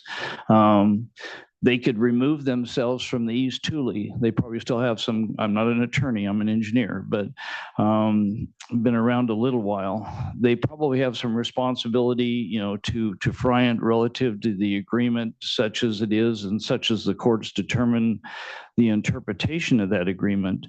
But as to the balance of the proceeding, they can walk. They don't have to share anything with anybody based on what the board elects to do. That throws the balance of those white lands then into, an arena where now I'm a white landowner. I have a choice. I'm going to get set with state board fees, which you have the ability to set, and I have Eastern Tule GSA fees. Why do I want to pay both? So let's say the potential exists for East Tule GSA to collapse, which turns it over to the county of Tulare. And then based on that, they have a period of time to establish a governing board. They have a period of time. They still have a GSP. The GSP is still theirs. It's not Sausalito's or Terrabella's or Porterville's. They'll have the responsibility of preparing their own. But at that point in time, what is the control over the pumping of groundwater? Is this a cliff issue where they say, okay, we're in a position where we need to just pump sustainable yield? Are they going to pump the snot out of everything? What happens during that period of time? You take it over, let's say after a year, write a plan. That plan has to be implemented. So some of the concerns that Friant has are obviously valid concerns. That subsidence has been there in my lifetime. It's even been expressed there to a certain extent back when there were oil extractions in the Deer Creek area. Which go well beyond 11 or 1,200 feet of water extraction. So, we're puzzled as to, where we're headed here. I think I know what my recommendation is going to be, because if you indicate that the basin's going to go on probation, I'm going to indicate that they should exit stage left from the GSP. They should do what the other Friant contractors have done within the basin, take their water resources into themselves and put themselves in a balanced position and have a position that doesn't reflect paying penalty fees to the state board. And then I don't know what happens at the boundaries of all these issues. Certainly, they're in a common groundwater basin. There isn't some kind of a groundwater cliff instantly at the edge. Board Member McGuire mentioned the two districts that have already made that decision, Vandalia and Teapot, are already, on a march to exit. The three of mine, if they exit, there is no surface water supplier left within this groundwater basin that reflects the east, the white land perspective, if you will. So again, we're looking to you for some direction, but it appears that that direction, is somewhat, unavoidable. But there are consequences to that decision that go well beyond, the boundaries of my three clients. Thank you. Good afternoon. My name is Peter Keel, outside counsel for the irrigation districts. Actually came into this proceeding maybe a month, two ago, somewhat optimistic that the GSAs have reached a point where they're going to coordinate and have acceptable GSPs. We think we put a lot of good work in front of your staff, and you're under a time crunch. I understand the pressure to take bold action. I'd like you to think about this, though, as a water management problem for right now, rather than a regulatory action, because your regulatory tools are pretty limited. You could put a basin on probation. You could require metering, collect data. According to the staff schedule, staff would get that data in over a year. Soonest you could do an interim plan is, about a year. Meanwhile, we're struggling with a real resource management problem on the ground, and probation, or the threat of probation, is being used as a wedge by other districts and GSAs to try to get leverage over ETGSA. Now, some of the criticisms may be valid, as Mr. Keller said, but from what I could tell, they are working as hard as they can with the best tools they have. They have been implementing PAN for 4 years. That included 2 years of drought. Some of you have mentioned, well, are you doing enough? Are you aggressive enough? That's something we could discuss, but I really do believe if this basin is put on probation, ETGSA loses landowner support for the program. They will opt out and deal with the state. I think probation sets back this subbasin years. I'm really not exaggerating. I do think the risk is that dire, but I also think that there is potential to bring the GSAs together to coordinate the GSPs. And I would encourage you to grant your staff something about 120 days to evaluate the GSPs and come back with recommendations. There may be further GSP amendments to be done. Maybe the conclusion is we're just not going to get there. As you've heard from the prior panel, we're going to be in litigation on a number of issues for years, probably. But we still have work to do on the ground. So it's the question, what do we do now? What do you do? How do you provide leadership here? So ask you to give that some thought. Thank you. Thank you both. I appreciate the points you made here. We understand there is a fundamental tension basically between districted lands, those that have access to surface water, and those that are just dependent upon what the yield is of the groundwater basin through precipitation and otherwise. And it is difficult. And I know that folks are struggling mightily with how do basins, and here the state board as an extension of all of our common understanding, really treat that fundamental challenge. Because in one instance, you're supplementing then, say, the pumping and usage of those that don't have surface water by the recharge that happens from those with rights to surface water. And it's basically upon the grace of those with those surface water rights and deliveries to be able to say that that's amenable in a basin. And then otherwise, what is fair? Knowing that in many cases, these are lands that have been brought into production, to your point, when the projects were first put into place. There were lands that were thought weren't ever going to be irrigated, were not suitable for irrigation. But here we are with a number of lands that are.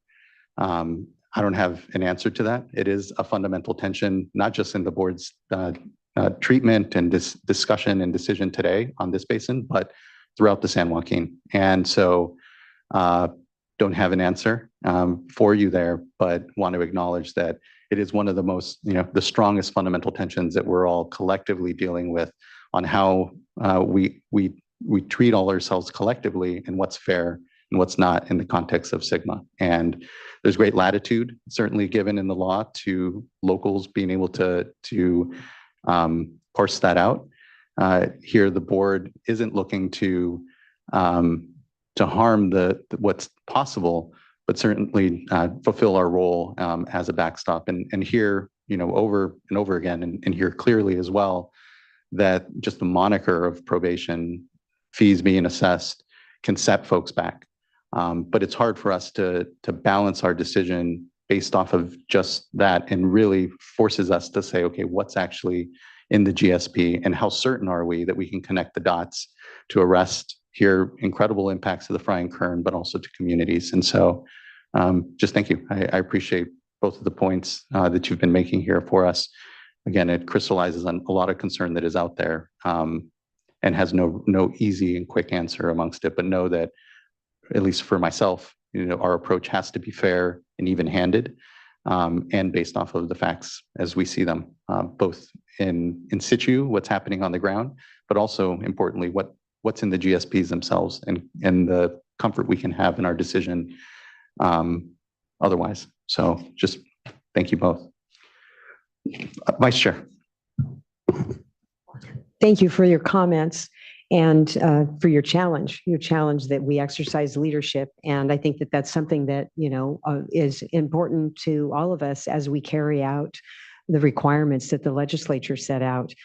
I guess, though, I just want to encourage you all and the other GSAs that leadership is really there for you locally as well. And so throughout the years, I think we've heard many times, well, don't do this to us because then that could impact GSAs departing from a basin because of this issue of dual fees. I would just encourage you to exercise your leadership to explain that to the fee payers, to make sure that they understand that if you're able to be together as a local community and impose fees upon yourselves and end up with some additional solutions that we wouldn't have at the state board. We do have the same toolbox, but what are we going to actually be able to exercise? Demand management. But at the local level, of course, there's so many more options, albeit limited if you don't have surface water already. But just putting that pressure, I know you have a lot of pressure on you. We've got pressure. The growers have pressure. But what about the other districts that you're dealing with where there are these challenges?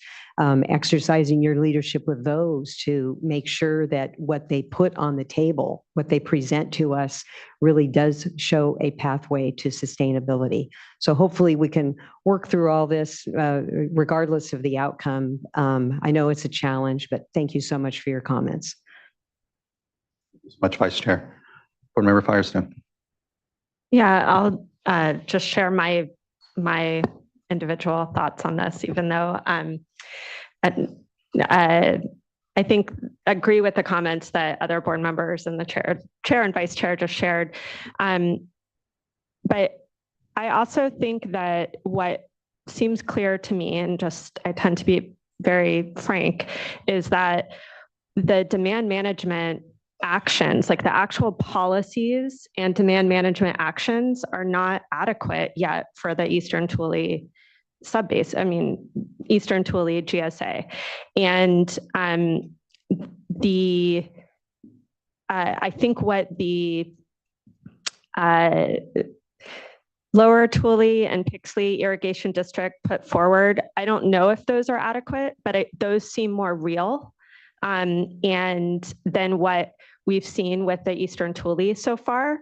And what we're saying in this proposed resolution that we'll discuss and decide on is if there's improvements, we're directing staff to work with the GSAs to be able to see what can be done and what's adequate, especially with what's already been adopted and developed. But if there's real actions, there is time before the after this vote and before the reporting period and fees kick in to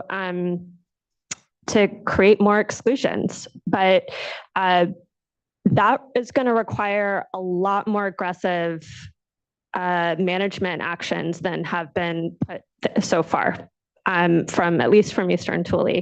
And I agree with everything that's been said on, there's haves and have-nots, and nobody wants everyone to just separate and take their, their toys and go home. I think for the communities overall, everyone's better in the region if you're working together and charting a pathway forward together that maximizes benefit for all of the communities rather than just, taking what you have and leaving.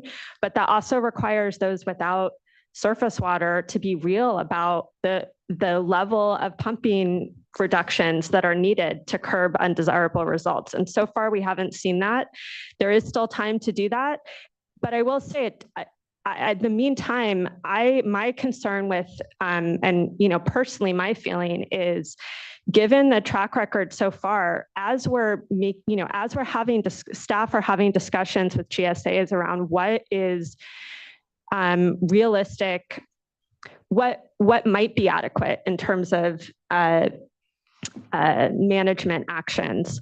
I think we should already be also, sharing that information and helping ourselves think about and talk about what an interim plan might have to look like, because we can adopt that after a year. It's likely that it may be needed if there can't be a resolution or actions locally. And this is so urgent that I think we need to already be starting to talk about that now to figure out if locals can get it together and do that, before, over the next few months, or certainly before a year, then that would be the ideal. But if we can't, then we need to be prepared to have an interim plan to stop the really severe impacts that are already occurring. And that, I think, can help local discussions, because then you'll understand sort of the backstop of what's there. So that's my honest thoughts about, I think, the challenges before us, and where I am on a lot of these issues. Thank you, board member. Seeing no further comment, thank you both incredibly. Really appreciate the comments and points made. Next, we'll go to City of Porterville and invite Michael Knight.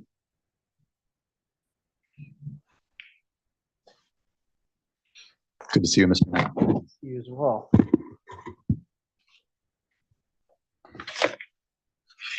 I'm just glad after all day, everybody's still smiling. Rest assured, I won't blame you for anything. I'll take ownership of some of it, but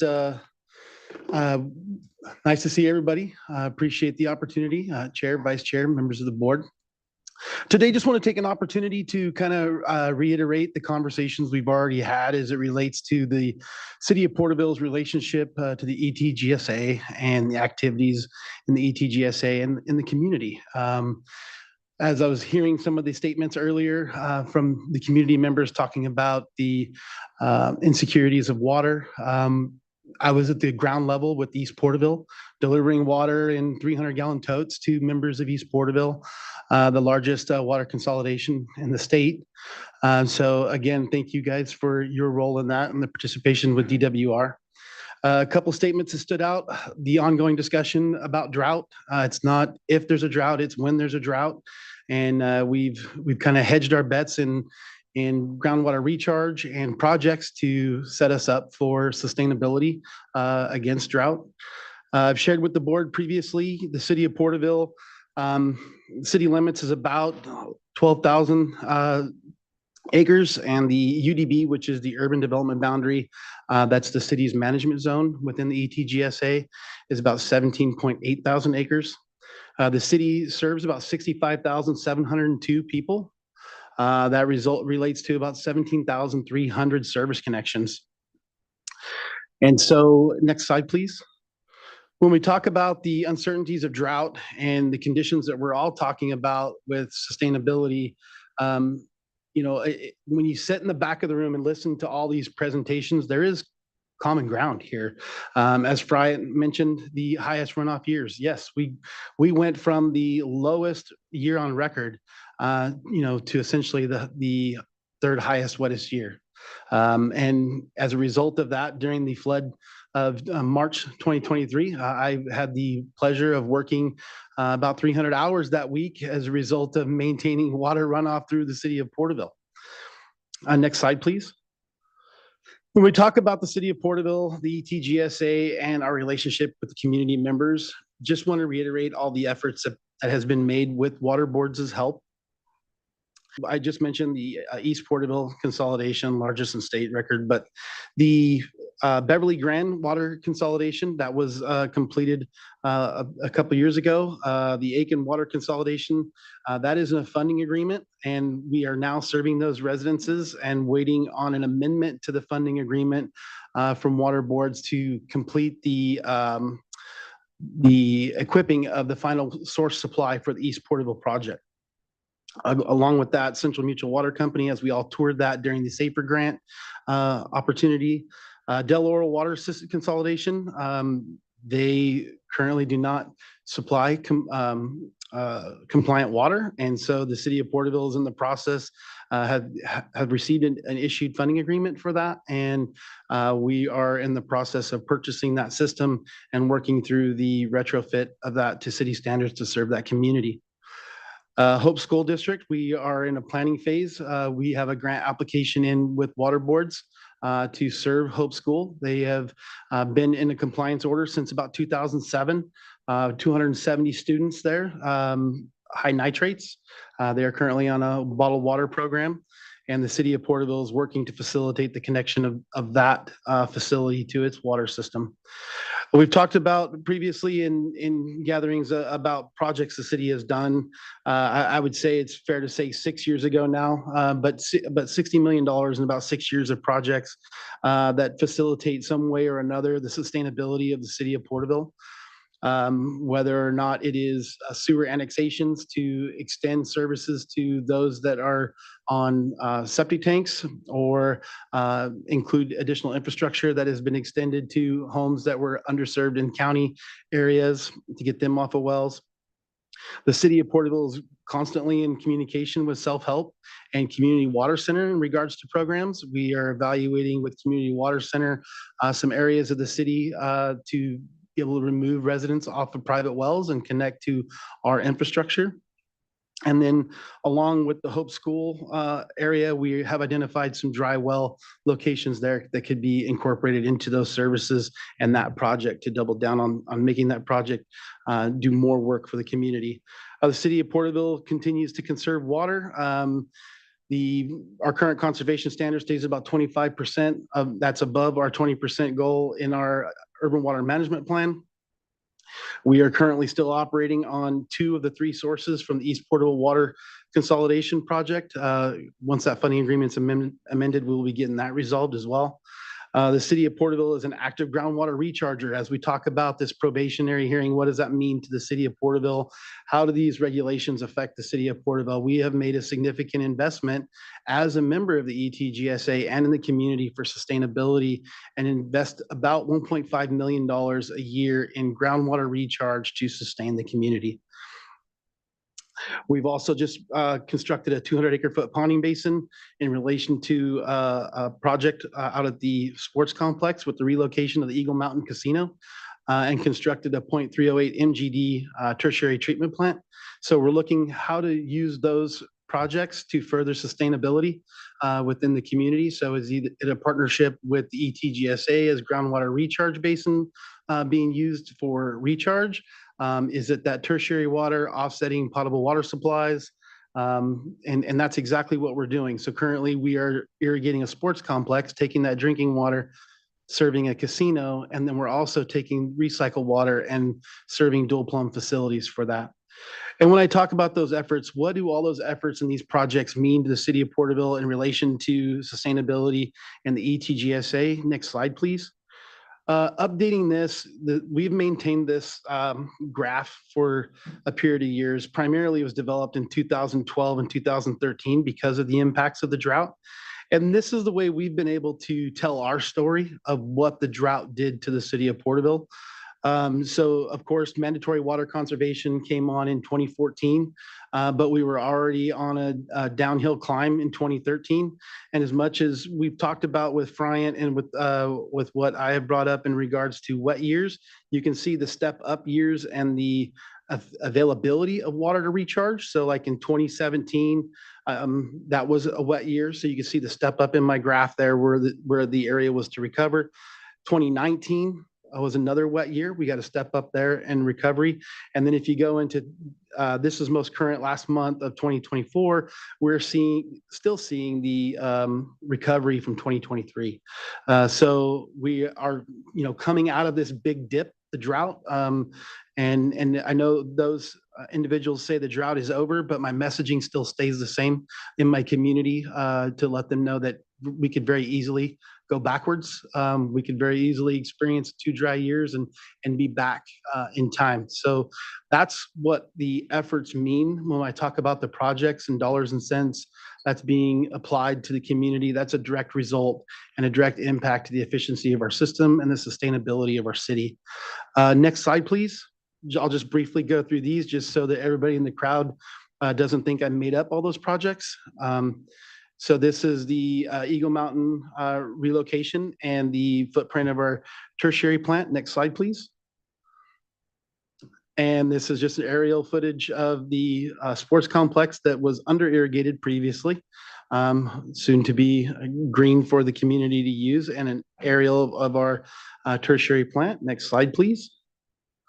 And that is the 200-acre-foot ponding basin in which the city of Porterville participated with the Middle Reach project with Friant, because they acquired a portion of our property to be able to extend that. And then also with Lower Tule, Teapot Dome Irrigation District, managed by Lower Tule, to purchase some land there also to correct the project impacts to their ponding basin. And there to the right is the city's 200-acre-foot ponding basin. Next slide, please. That's just the aerial. And next slide, please.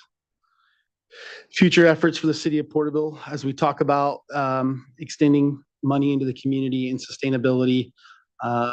This is a recycled water feasibility study that the city has done. We have completed our first plant and will be on to planning phases for the next plant. And it'll take full tertiary treatment of our effluent and reuse that in our community and help work partnerships with the irrigation districts and ETGSA for sustainability. Next slide is just identifying the city of Porterville not at risk. I appreciate the comments being corrected from the original draft staff report. And next slide.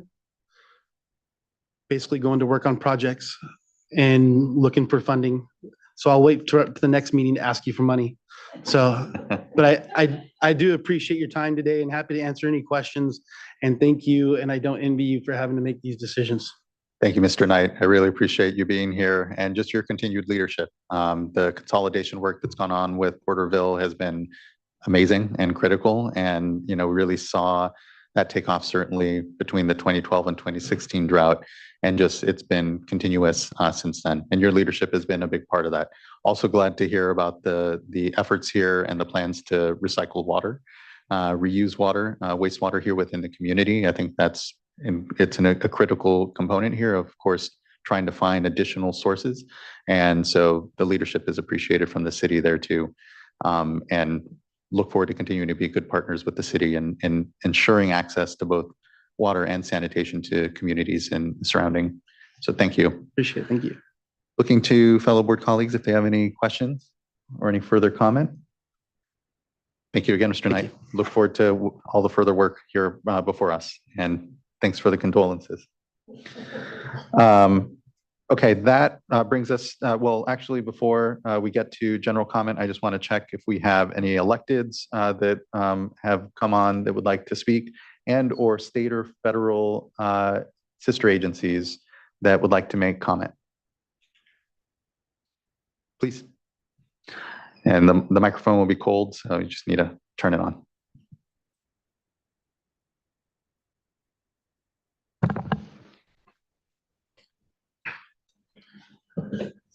Good afternoon, Chair and Vice Chair and Board.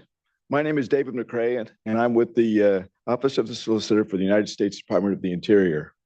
Here with me today is Kristen White, Deputy Regional Director for the Bureau of Reclamation. We are here on behalf of the Regional Director of the California Great Basin region of the U.S. Bureau of Reclamation and we thank you for the opportunity to address you today at the State Board hearing to consider designating the Tule Subbasin as a probationary basin. I'm here to provide comments regarding the impacts of subsidence on the Bryant-Kern Canal Middle Reach Capacity Correction Project.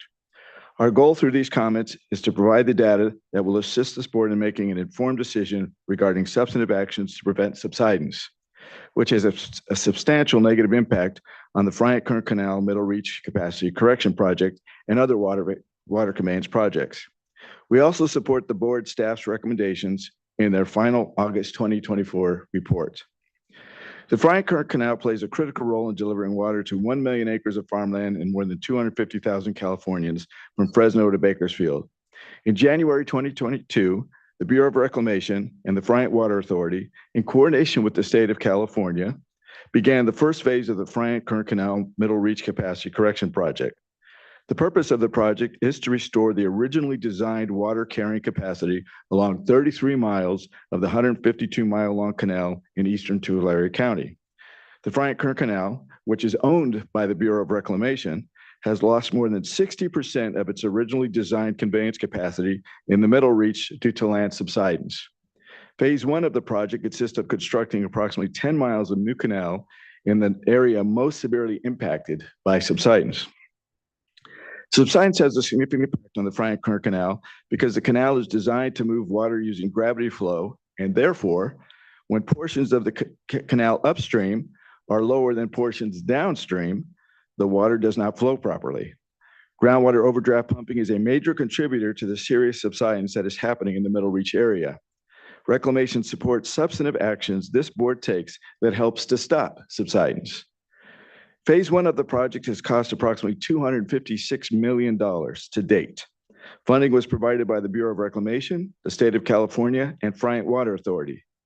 Because of the subsidence issues, the project design included accounting for 0.4 to 1.2 inches of subsidence per year to the year 2070, utilizing 67 years of data from 1951 to 2018 and utilized severe midterm subsidence conditions in the design. The current approximate rate of subsidence of the land in the project area, however, is up to 5 inches per year. The original design capacity of the canal was 4,000 CFS. However, the Middle Reach capacity of the canal dropped to 1,600 CFS due to the subsidence issues, and this lower conveyance capacity needs to be corrected to ensure that reclamation is able to make water available to its contractors in the future.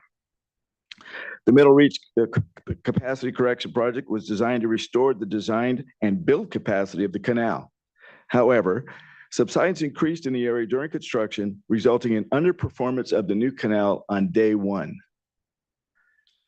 The continued groundwater overdrafting has resulted in greater subsidence than originally planned. This will result in operational constraints for the management of the Bryant-Kern Canal and may require additional actions to achieve only historic levels of deliveries.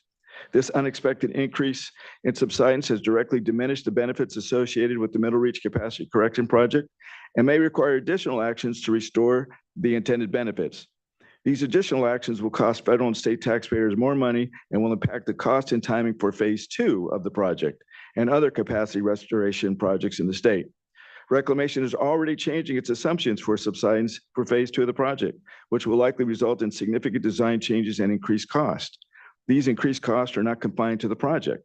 For example, there may be an increased cost for the loss of crop productivity by prorating the anticipated water supply that would be available to some of the most productive agricultural lands in the world. Furthermore, future planning for water conveyance projects like the Middle Reach Capacity Correction Project may require more robust assumptions and increases in cost that could have been avoided through better managed groundwater supply. The Bryant-Kern Canal is vital to more than 250,000 Californians. The Middle Reach Capacity Correction Project went through years of planning, cost hundreds of millions of dollars, and is being significantly negatively impacted due to the failure of properly managing groundwater. Without substantive action to correct subsidence, the Bryant-Kern Canal and more than 250,000 Californians and over 1 million acres of farmland will continue to be negatively impacted at a considerable cost. We also recognize the impacts from groundwater overdraft and the resulting subsidence is not just a reclamation issue, but has impacts on other local, state, and federal infrastructure. In addition, reclamation recognizes that some local agencies are taking actions to avoid groundwater overdraft. These efforts should be encouraged and cannot be done in isolation. Thank you for the opportunity to address you today.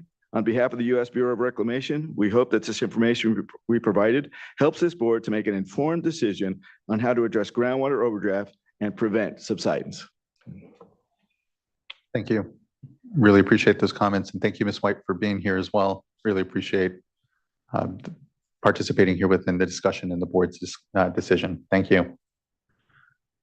Okay, next, I'm going to assume and here, I ask for patience, but for folks that are participating remotely, that assume here that you can hang on a bit longer, and we'll try to prioritize folks here in the room to provide comment. But we'll first take this first three folks that are participating remotely, and then again, I'll transition over here and prioritize those of you that are here in person to try to get through as many of you as we can, and then try to pivot a bit more perhaps to folks that are participating remotely. So beg that indulgence and that flexibility from folks. So first up, I'd like to call up Angela Islas. Again, these first three will be remote, Sherry Hunter, and then Mac Glacken. And then we'll start to here again, prioritize folks in the room, and we'll start with Ngodu Atume, and then Jennifer Spalletta. And going largely here, actually going in order of folks that requested to speak first. Hi, good afternoon. Cherry Skibel, all board members. This is Angela Islas with Central California Environmental Justice Network. My public comment is going to be short, but we are in support of you all making the decision to move the Tule Subbasin into probation. And I also want to be able to acknowledge future comments from many of our partners that are both virtually and in the room to acknowledge some of the deficiencies that are still seen through the Tule Subbasin's GSPs. But just really want to thank you all and thank the staff for just a lot of the work that was done, but really looking forward to just seeing sort of the next steps and really trying to address those deficiencies more closely in the coming years. So thank you so much for today's hearing. Thank you, Ms. Islas. Next, I'd like to call up Sherry Hunter. We follow by Mac Glacken, Ngodu Atume, and then Jennifer Spalletta.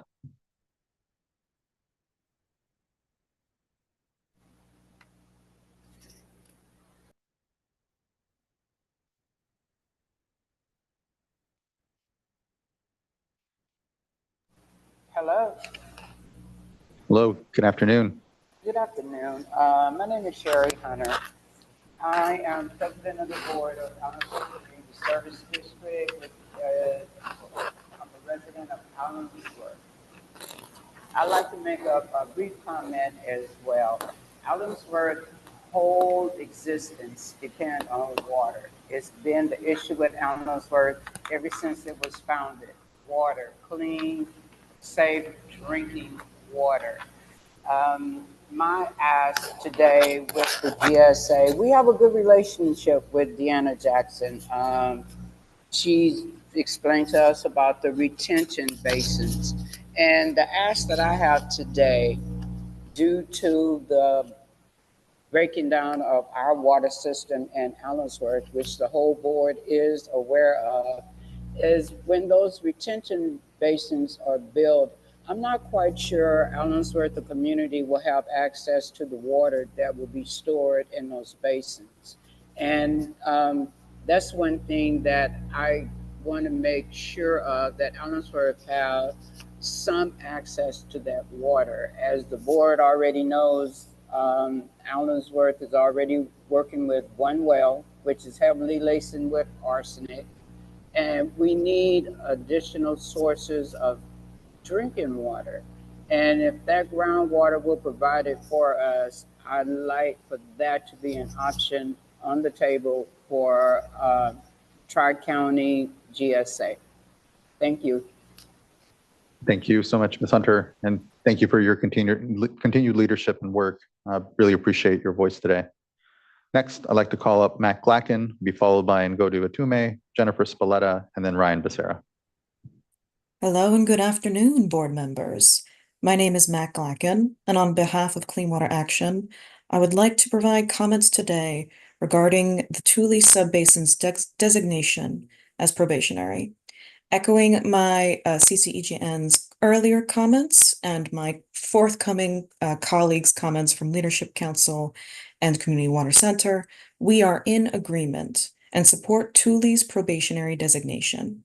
Taking this step holds us accountable to the human right to water, climate justice, and racial equity. Clean Water Action sincerely thanks State Water Board staff for their diligent work on this. In the Tule Subbasin, overpumping of groundwater has degraded groundwater quality through concentration of contaminants within the aquifer. To adequately respond to these impacts, groundwater quality must be effectively and widely monitored, as well as strategies to supply communities with replacement water and actionable plans for restoring water quality for contaminated wells be crafted and implemented in the subbasin. To prioritize groundwater quality, we also recommend that the basin be required to track other constituents of concern, such as gross alpha radioactivity, PFOA, and contaminants of emerging concern that pose a threat to the health of drinking water users. Concentrations of these constituents of concern are directly impacted by groundwater management actions, and we want everyone to be aware and thoughtful of that. On climate change, we appreciate that the board staff recommended that the basin plan ahead for drought and flooding impacts. We ask that the board provide more specific recommendations on evaluating climate change impacts on groundwater supply of disadvantaged communities, domestic wells, and public supply wells. In addition, the board should require extreme climate scenarios in projected water planning. Water supply planning cannot solely rely on historical hydrology or hydrology that is averaged to remove extremes. Without this additional analysis, the basin will not be able to adequately plan for drought and flooding concerns.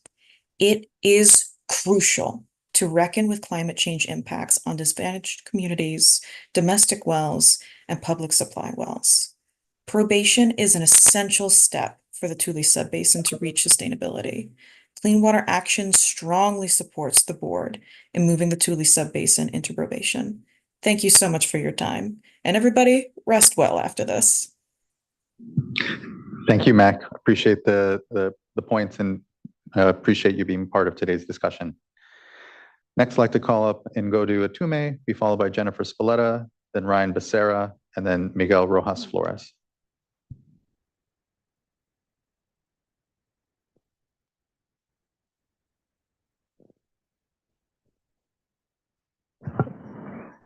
Good afternoon. Good afternoon, Chair Escobar, Vice Chair, members of the board. My name is Godo Atsumi. I am an academic coordinator at the University of California's Agriculture and Natural Resources. Although I work at UC as an academic coordinator, I'm providing public comment today as an individual that works on SGMA, and I'm not representing the university, any of its offices or its units. In SGMA statute, the term agricultural users encompasses all farmers or growers, regardless of acreage, crop type, resource capacity, or groundwater use. There are small-scale farmers that utilize significantly less groundwater for their production. They often rely on shallow irrigation wells. They pump from the upper aquifer in some cases. In times of drought, like we've heard today, these farms experience well dewatering and they lack the means to deepen or replace those wells. I would like to implore the board today to consider small-scale socially disadvantaged tenant, immigrant, refugee, BIPOC, low-income farmers that are vulnerable under the implementation of SGMA in Tule as it currently is. And in that context, I'll offer a few comments and recommendations. In the staff report and from the presentation today, board staff recommend the exclusion of two GSAs, the Delano Elmont Irrigation District and Kern Tulare Water District GSAs from requirements to report extractions and pay fees. I ask that the board extend these exclusions to small-scale farmers that are vulnerable. The University of California Small Farm Network is available to provide criteria to determine who the small-scale farmers are, and this is very important for the farmers in this region. Board staff also recommend that people that use less than 2 acre-feet per year for domestic purposes be exempt from reporting. I employ the board to extend this de minimis user criteria to vulnerable farmers that in some cases use similarly insignificant or very less amount of water and grow less than 10 acres or less than 50 acres, depending on the region. Their impact is very minimal in this sub-basin. And in addition to these, I ask that the board revisit and reconsider the base filing fee of $300 per well and the $20 per acre feet for growers. This would really disproportionately impact socially disadvantaged farmers having to pay those fees. And I do agree that farmers should address overdrafts and do pay fees, just it shouldn't be disproportionately borne by very low income farmers that are very vulnerable. Okay, a 2021 study that I worked on titled Underrepresented Farmers and Stigma. This study discussed the lack of identification, engagement, or incorporation of small-scale farmers in stakeholder outreach, determination of SMCs, or project and management actions. In my experience now working with many of these farmers, they do not know what stigma is. They don't know who their GSAs are, but they're going to be impacted by projects that will be taken by these GSAs. And in the board staff report, I quote their report. It says GSAs should prioritize engaging representatives from a range of users in the sub-basin, including domestic or small farmers, infrastructure managers. I implore the board to pay attention to that while you make a decision today. And finally, board staff noted concerns around groundwater credits, tradings in the Tule sub-basins. I also want to flag that for the board as we make a decision today. I thank you for holding this hearing and also to the board staff for the very detailed reports. And I do support their recommendation to designate this sub-basin as probationary while they work on the mentioned concerns and deficiencies today. Thank you. Thank you, Ms. Otume. Really appreciate your comments and suggestions here and participation. Thank you. Next, I'd like to call up Jennifer Spalletta, followed by Ryan Becerra, and then Miguel Rojas Flores. Good afternoon.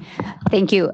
First of all, I wanted to personally thank your staff for digging in on the updated GSPs, and in particular for working with Lower Tule and Pixley regarding their concerns on measurement and reporting and ways to streamline that with what the GSAs are already doing. I think the changes are excellent in the change sheet, and we're dealing with a topic that's often very difficult to write about. And so I just want to say thank you.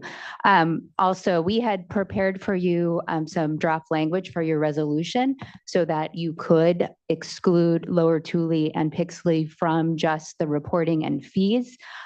We do still believe that that is warranted because Lower Tule and Pixley do have an adequate plan to achieve sustainability. And because they would still be part of the probation finding, if you put the basin in probation, if for any reason your staff were to find that they were not enforcing their adequate plan or their policies, you could, of course, put them back into reporting and fees. So we think the first level of exclusion as far as reporting and fees is warranted for Lower Tule and Pixley at this time. If for any reason you don't believe that you can make that decision today because your staff needs some additional time just to confirm that the policies are adequate, we of course would very much like to work with staff expeditiously so that we can all check that off the list and allow Lower Tule and Pixley to really focus on enforcing those policies and gathering good data and moving forward towards sustainability. Thank you. Thank you as well, Ms. Spalletta. Really appreciate that. Vice Chair. Just a question on your option B there. Did you look at the change sheet and does that work for you? The change sheet certainly clarifies that staff will work with the GSAs to confirm what their new plans provide, and that if they're adequate, can come to the board and make a recommendation for an exclusion upon 30 days notice. I think our ask, and of course I hate to ask more of people who are exhausted from working so hard, is that this happen expeditiously. So we would love to sit down and have this conversation in the next 30 days and be able to come back to you possibly even before January 1st so that you could make that decision. And that way we would have comfort that we are not starting the next water year potentially with the landowners subject to fees, and focus on the enforcement of the policies. Thank you, though. Thank you, Ms. Valletta, and thank you, Vice Chair. Next, I'd like to go to Ryan Becerra and be followed by Miguel Rojas Flores and then Diego Paniagua. Thank you very much, Chair Esquivel and board members. I'm Ryan Becerra, Special Counsel for Angiola Water District. Next slide, please. So I think everybody in the room probably shares at least one thing, which is that for SGMA implementation to be successful, it needs to reflect real world water management conditions. And this is particularly pertinent for Angiola. As you can see, this is a graphic that our friends at Pixley and Lower Tule shared earlier today. And Angiola absolutely does cross the boundary between the Tulare Lake subbasin and the Tule subbasin. It has done so since before the subbasins existed. The subbasins came into effect with Bulletin 118 in 1980, and Angiola's operation predates that by decades. So one thing that's concerning a little bit about the final staff report is there's this discussion in relation to Angiola as well as other districts about water budgets. And it's not clear exactly what that means. It's not clear if we're talking about water budgets just within the Tule subbasin, or whether it's considering conjunctive use of surface water and groundwater across the subbasin boundary. It's also not clear whether we're talking about water budgets in just within the two-dimensional geographic boundaries of the Bulletin 118 subbasin, or whether we're talking about the vertical aquifers as well, because the vertical aquifers make a huge difference, particularly in relation to subsidence. If you've completely shut off pumping in the upper aquifer, but you're continuing to significantly overdraft the lower aquifer, you're not solving subsidence problems. So as we advance forward into SGMA implementation, we need to be very careful to deal with real world water management. So next slide, please. This is particularly critical for Angiola because before SGMA, Angiola made an agreement with Pixley and Lower Tule to do exactly this, to get at the issues of real world water management, to address what are historical objections by Pixley and Lower Tule to Angiola's water district, Angiola's well field. So that agreement remains in place, and Angiola legally bound itself to do these things, consistent with board member Firestone's comments about we need to have these things be real. Angiola's commitments are real and legally binding. Next slide, please. Those commitments include numerical limits on pumping from the well field, reporting and metering to Pixley and Lower Tule, and paying Pixley and Lower Tule for recharge to the tune of, as I understand it, over $3.5 million so far. Next slide, please. Of course, it's a contract, so in return, what did Angiola get out of this contract? We got commitments that Pixley and we had resolved their concerns, and we would not be subject to challenge in any regulatory forum if we stayed within the bounds of this contract. So what we saw today in relation to Angiola was striking in relation to what this legally binding contract says. Next slide, please. So what did you see today about Angiola? You saw a presentation about how there's an isolated well field concentrated with 20,000 acre feet of pumping within the basin, within the Tule subbasin that's, quote, exported. So that was what you saw. Let's see what the technical analysis shows. Next slide, please. So this is the Mr. Tom Harder's presentation from the 2021-2022 Basin report. It shows that pumping within Pixley and Lower Tule is more than 10 times in that year what the pumping from Angiola's well field was. Next slide, please. So what does that mean? Well, when you have 400,000 acre feet roughly of pumping, you're going to see significant groundwater declines, which is what you see from this map. I showed this in April. It is not a limited issue to Angiola's well field. It cuts across the whole area with significant groundwater declines in the lower aquifer of over, I think, 150 feet over not that long of a distance. Next slide, please. And what do you get when you have that kind of level of pumping out of the lower aquifer? You get subsidence. And so this, again, this is from attachment 6 to the updated draft 2024 GSPs, 5 feet of subsidence between, I believe, 2015 and 2022 within, you see the well there. It's in the middle of Pixley. It is not on top of Angiola's well field. So it's important as we go forward here to deal in reality with how we are managing water. And that means a lot of different things. It means managing across Bulletin 118's political boundaries when necessary. And it means actually dealing with the reality of groundwater conditions and not focusing on one isolated entity as, the problem. So thank you very much. Appreciate it. Thank you, Mr. Becerra.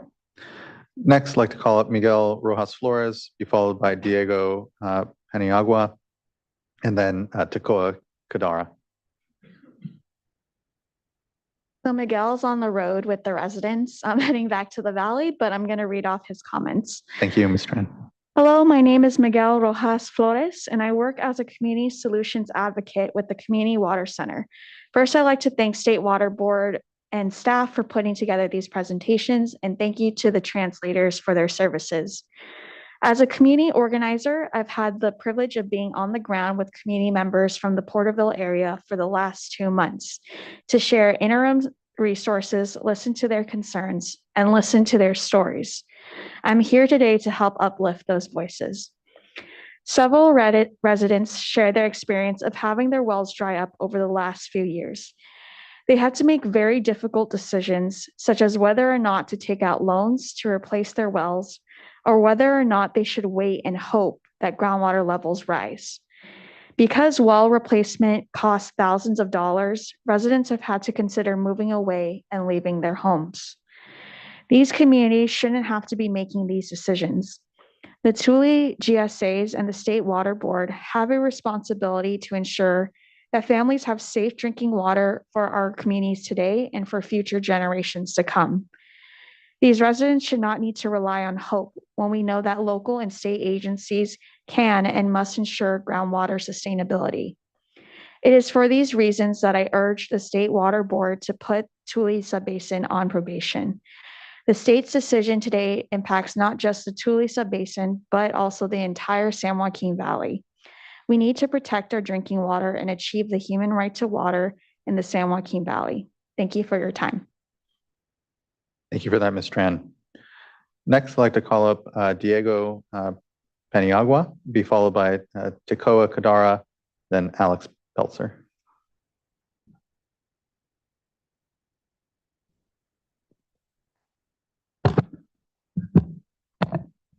Good afternoon, everyone. Buenas tardes a todos. My name is Diego Paniagua, and I am proud to call Rich Grove my home. I also have the privilege of serving as the general manager of Rich Grove Community Services District. It's an honor to be here with you today. We find ourselves in a time where water, its quality, and our access to water resources can no longer be taken for granted. For an unincorporated community like Rich Grove, this reality can feel daunting and uncertain. At present, Rich Grove CSD is nearing the completion of an $11 million water supply mitigation project. It is intended to secure our access to clean potable water to Rich Grove and the Rodriguez labor camp. With the 11 million tax dollars at stake and the well-being of 1,700 residents on the line, this project is meant to serve as a safety net Rich Grove has long needed but never had. The successful completion of projects like this relies on more than just engineers and contractors. The role of GSAs through SGMA is to help communities like ours build sustainable water plants. This is precisely what the Delano Early Mart Irrigation District has achieved. The groundwater recharge efforts support Rich Grove CSD by reducing groundwater lift costs and deepening community wells. DEID sustainable management criteria safeguards communities like Rich Grove by providing a pathway to prioritize water accessibility, economic opportunity, and public safety for all of us. I stand here today asking that DEID be excluded from the probationary basin designation. Since I have some time, I just alluded to an $11 million project that's it's been we first applied for, or we got a permit for the project to go through in 2012. We're in 2024 and we're about 2 weeks from breaking ground from it. 7 years ago, a test well, was punched in the ground and engineers were able to promise 600 gallons per minute, right? 600 GPM that was supposed to help our contaminated well 5, it's supposed to blend it. Today, as this morning, we're only pumping at 250 GPM. So what does that mean? That means that it's not enough water. It's not enough clean water to do the blending that it was intended to do so. So in a few months, you're going to get an application, for another well, that Rich Grove needs and is in dire need of. And we can't wait another 12 years. We can't wait another 2 years, but it's going to be on your desk and we're going to have to decide what to do. And for the community of Rich Grove, for communities like the Rodriguez Labor Camp, it's far too late,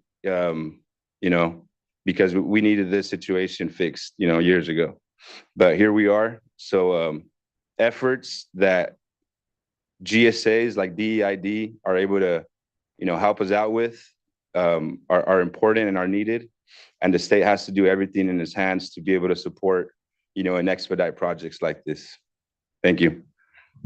Thank you. Really appreciate your participation here, Mr. Peniagua, and your leadership. So thank you. Next, I'd like to call up Tekoa Kadara, be followed by Alex Peltzer, and then Seth Merritt and Jim Moorhead.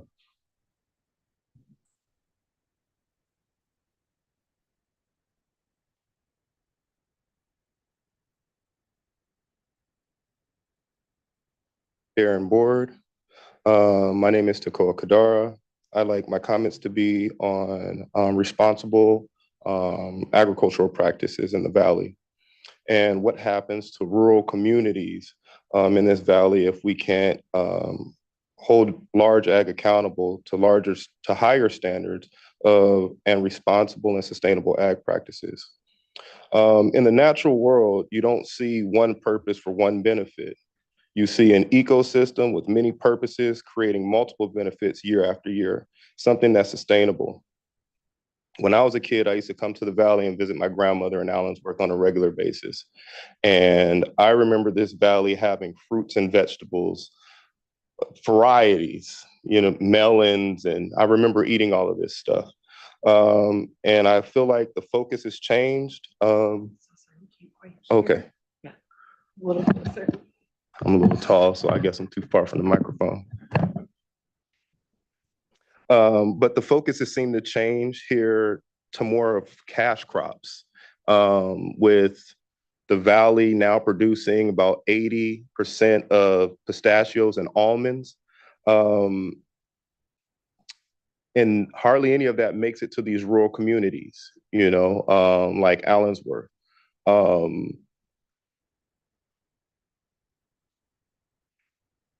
I think the truth is current groundwater sustainability plan is not really helping improve our groundwater or drinking water.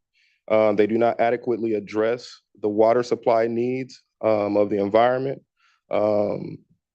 things we all depend on to live. They do not adequately address the water quality and supply needs of my neighbors, the actual backbone of the agricultural industry, the farm workers. Growing up, I looked at this place as the agricultural hub of the country, the agricultural hub of the world. And today I'm looking at it as the agricultural hub of extraction. I feel like farmers, I don't want to, create an issue anywhere, but people have no issue taking everything from the soil. And for short-term profits and local communities, the environment, the ecosystem have irreversible damage. People are dying of heavy metals in their water. We have valley fever season, when it's harvest time. The Subbasin holds MLRP meetings with landowners and industry in one room, and tribes, disadvantaged communities, and environmentalists in another room. So how can we have multiple benefits if we can't achieve proper communication, collaboration, or accountability. In general, when I'm typically in Sigma, and I apologize, I'm a little nervous. I do community work. I don't do public speaking too often. But in general, when I'm in Sigma, GSA, MLRP meetings, we're constantly reminded of the pain and discomfort of landowners. But we rarely hear about the pain, discomfort, disease, and death of the neighbors who live in these communities and suffer environmental fallout from agriculture and its practices. I feel like the culture of industrial ag must change, and with that comes discomfort. Because ag caused this subsidence, not the drought or not the communities. It's past time for the millions of people whose labor created this abundance of wealth to actually be taken care of. And the drinking water and clean drinking water is a step in the right direction. Multi-benefit land repurposing program benefits no one if we don't have soil and water to grow nutritious food. It's a hard truth to swallow, but this valley might have the first climate refugees if we don't take some action on this relatively soon. So I ask pretty much everyone in this room, what can we do collectively to shape this change? Rather than wait on the system to change itself or wait for Mother Nature to push back, kind of like she did last year, what if we imagine together the possibilities when we get organized, coalition build, develop teams, develop systems, checks and balances to hold ag and communities and everybody in this room and these groups accountable to the ways of the natural law and communities that these practices affect. So that's it. Incredible. Thanks for that, Mr. Kadara. Really appreciate you bringing your voice here to the community, of the community to us in this discussion. Thank you. Next, I'd like to call up Alex Peltzer, be followed by Seth Merritt, then Jim Moorhead, and then Justin Moorhead. Thank you, Chair Esquivel. Alex Peltzer, representing Lower Tule and Pixley irrigation districts. And I do not want to belabor a lot of the back and forth between Angiola and Lower Tule and Pixley, but I'm afraid I kind of have to. I think we need to be talking about apples and apples here. Mr. Becerra talked a little bit about the production of their wells compared to the production from Lower Tule and Pixley. What we didn't mention was that where it is produced from is 1/10 the size of where or 1/100th of the size of the land area from which the Lower Tule and Pixley pumping occurs. So if I do the math, and I'm an attorney, but I can do, when it's in tens and hundreds, it's about 10 times the concentration of pumping from that small area as compared to the rest of Lower Tule and Pixley. So there's obviously different impacts with that level, that concentration of pumping. Lower Tule and Pixley have talked repeatedly about the ramp down that they are doing in the demand management policies that they've adopted over the years. They will be ramping down to the sustainable levels.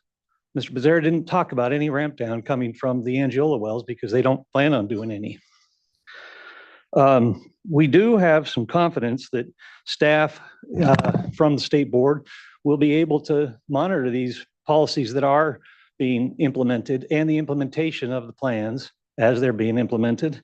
And we noted that Tri-Counties does intend to change its policies, does intend to include some ramp down provisions that would apply to Angiola, which they don't now apply, which is the problem we pointed out before. So we do think that Tri-Counties intends to have a policy. We did hear that they were going to be adopting them before their GSP or as part of their GSP adoption in 2024, but we heard earlier today that that won't be adopted now until 2025, not implemented until 2026, which is concerning to us. And we understand that they weren't adopted because Angiola prevented them from being adopted. Angiola is on the board of Tri-Counties Water Authority. So Pixley has adopted subsidence management policies. We heard today that Tri-Counties has the same has similar subsidence management policies they're considering, but they haven't adopted them yet. Again, we might think that Angela might have something to do with that. So it's important to just continue to compare apples to apples here. And we do support the staff confirming implementation of our policies. We invite that, and we hope the Tri-Counties invites it as well. Thank you. Thank you, Mr. Pelzer. Next is Seth Merritt. Good afternoon, board. Been an interesting morning listening and afternoon listening to everybody's arguments here, and definitely got a lot of blame game going on. Anyways, my name's Seth Merritt, generational grower. We participate and farm in 3 GSAs in Tulare County. Definitely have a lot of concerns, hoping that you guys will really think about your decision here and be as flexible as you can for all of us. We're not here to pump the world dry whatsoever. We're in favor of actually having a sustainable plan that is fair for everybody. And there's got to be some stuff we look at there, you know, as all of us growers, and we're looking at what do we want to do here. We want to reduce our pumping and use as much surface water as possible. And you know, based on what we've seen, we've grown flood irrigated stuff and permit planting crops. We have an issue with the way some of this ET is being, let's just call it estimated for that matter.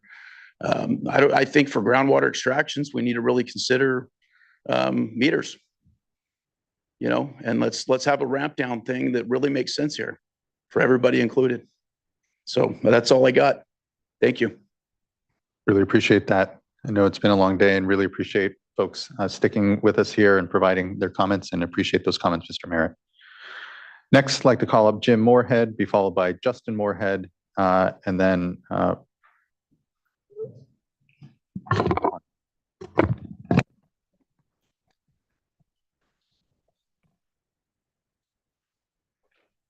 Good afternoon.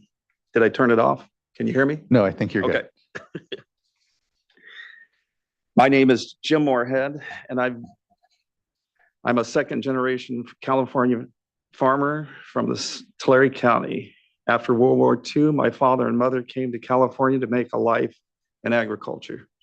My dad worked as a ranch hand until he saved enough money to buy a cotton picker, then a small piece of ground of his own in Pixley. The third and fourth generations still live and work on the farm, which has modestly grown over the decades. Besides farming, my wife Betty and I have served our local community through our church, our community food bank, the Pixley Foundation, and over 25 years of school board service. Make that 40 if you include my dad. More recently, I have participated in the Pixley Irrigation District Groundwater Planning Commission's development of the GSP. With over 50 years of experience in farming, I have been through many challenging seasons. Farmers know how to hang on during the hard times, holding on to hope that the next season will bring a change of fortune. It feels different. Now, for the first time, I don't see a future for the family farm in the San Joaquin Valley. With the implementation of SGMA, the value of my land has plummeted. Since the change in water policy 5 years ago, my land has dropped by 70% in value. The equity we have built in farm property that is used to get us through the lean years is gone. A third of our land has now been taken out of production, and another third will be out of production in 5 years instead of 20. That means letting go of 3 out of 10 employees in the near term and 6 out of 10 in the long term, with all families depending on Moorhead Farms. That doesn't include the seasonal workers that we bring in during harvest. Agriculture is the only industry and an economy driver in Pixley. The auto parts store, markets, restaurants, and schools all exist to serve those who are employed by the ag industry. Without local farms, Pixley will struggle to survive. I am not against water regulation, but as I look at other states' processes compared to California, it feels like their farmers are given much more support to succeed. In any other state, California's farming industry would be its pride and joy. But here, we are overshadowed by the coastal powerhouses of entertainment, technology, and tourism. We pour out our lives to grow food for our communities and for the world. Yet we find ourselves devalued and demonized by the media and legislatures. One of the most painful aspects of California's groundwater regulation policy is that it is pitted subbasin against subbasin, district against district, and even farmer against farmer. The policy structure has established a zero-sum game and creates winners and losers, as we stated. In other districts that have very different water rights, some growers are pumping groundwater instead of using available surface water because it's cheaper and they face no consequences. Growers that have ample surface water and choose to use groundwater to irrigate should face significant pumping charges as a deterrent. As a farmer who owns ground in both of these scenarios, Pixley Irrigation District and Southern San Joaquin Municipal Utility District, I see the inequity in the system that's being developed right now. Before we jump into specific local decisions, there needs to be support for the entire ag industry at the state level. For instance, a program could require that all California farmers, regardless of district boundaries, to follow 10% of the farmland statewide. Service water saved from statewide following could be used to augment areas deemed critical with subsidence. The 10% would allow the growers statewide to have a place to bank water, help with flood control, and most of all, benefit our aquifers. While this will be a hard pill to swallow for the farmers in water-rich areas, they would be able to absorb the small reductions and it would prevent the devastation of farming communities with more challenging water rights. In addition, when service water is available, there must be a financial consequence for pumping in lieu of using surface water. As a member of a small farming community, we feel completely overlooked in the process and stare at the prospect of a bleak future. I hope you will decide that towns like mine, full of hardworking people and productive farmland, are worth saving. Thank you. Thank you so much, Mr. Moorhead. Appreciate those comments. Next, I'd like to call Justin Moorhead, be followed by Rosania Paniagua, and then Natalie Escobedo Garcia. Good afternoon, board. You just heard from my father, Jim. My brother, Jason, was the lucky one that got to stay home and work on the harvest. My family's been farming in the South Tulare County for 4 generations. I was raised on our family farm in Pixley and attended the local public school. After high school, I attended Cornell University and then spent over a decade in the commercial banking industry, both in the Bay Area and the Central Valley. As a lender in the Valley, many of my clients were farms and dairies. For the past 6 years, I've been CEO at Harris Wolf Almonds, a processor in West Fresno County that partners with over 150 almond growers, many in the Tule Subbasin, and employs 200 Californians residing primarily in rural farming communities. In my life, I've viewed California and the San Joaquin Valley both up close and from afar. Working closely with local growers and employees, as well as the experience of our own family in Pixley, have shown the harsh realities of the impact of SGMA implementation on both farms and the rural communities they support. Let's start with what is likely the fate of many family farms in the San Joaquin Valley. Farmers must be able to ride out downturn cycles of low commodity prices and high input costs by keeping equity in their business long-term. During those downturns, banks rely on this built-up land equity to continue lending to production agriculture. The severe shock of SGMA implementation in the Tule Subbasin has quickly upended land values. The banks, now looking at appraised land values that have shed 60 to 70% in 5 years, are reluctant to lend to the local family farm. Unable to continue farming, the owner will either be forced to sell or foreclose with the bank. The ground will either be retired from farming because of a lack of water, or institutional investors with little knowledge of the land will buy up the land. Either way, the family business is eliminated from the equation. It pains me to say this because this is not a hypothetical exercise to us. This is the reality our family is facing. As sad as this outcome is for the family farm in the San Joaquin Valley, it's not the whole story.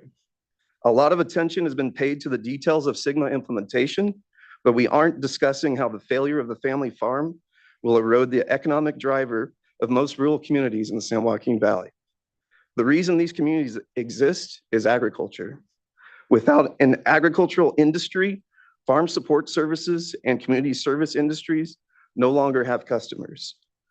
In February 2020, Dr. Sunding and Dr. Roland Holst, professors from the UC Berkeley College of Natural Resources, published a report describing the economic impact of water supply restrictions affecting the San Joaquin Valley.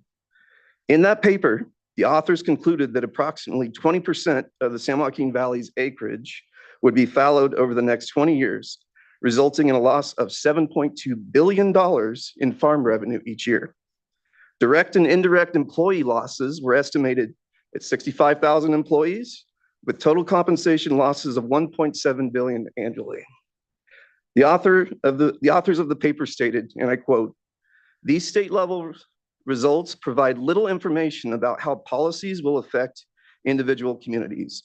In particular, the distributional component of costs and benefits will have broad implications with respect to policy impact and must be considered in order to ensure that vulnerable communities do not bear more than their share of the cost," end quote.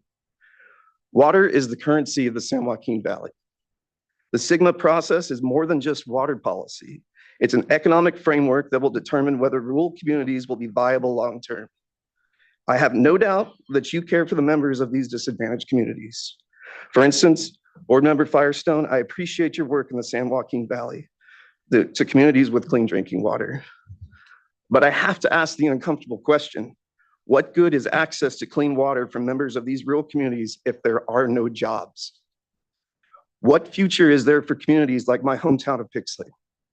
The SGMA process is implementing policy at a breakneck pace without contemplating the local impact of the communities. I implore you to consider the economic consequence of this process to disadvantaged communities. The current process is destined to bring a lot of turmoil to the San Joaquin Valley that can be avoided if we take the time to understand the impact of the decisions we're making today. Thank you. Thank you, Mr. Moorhead. Next, I'd like to call up Rosanai Panigua. Apologies.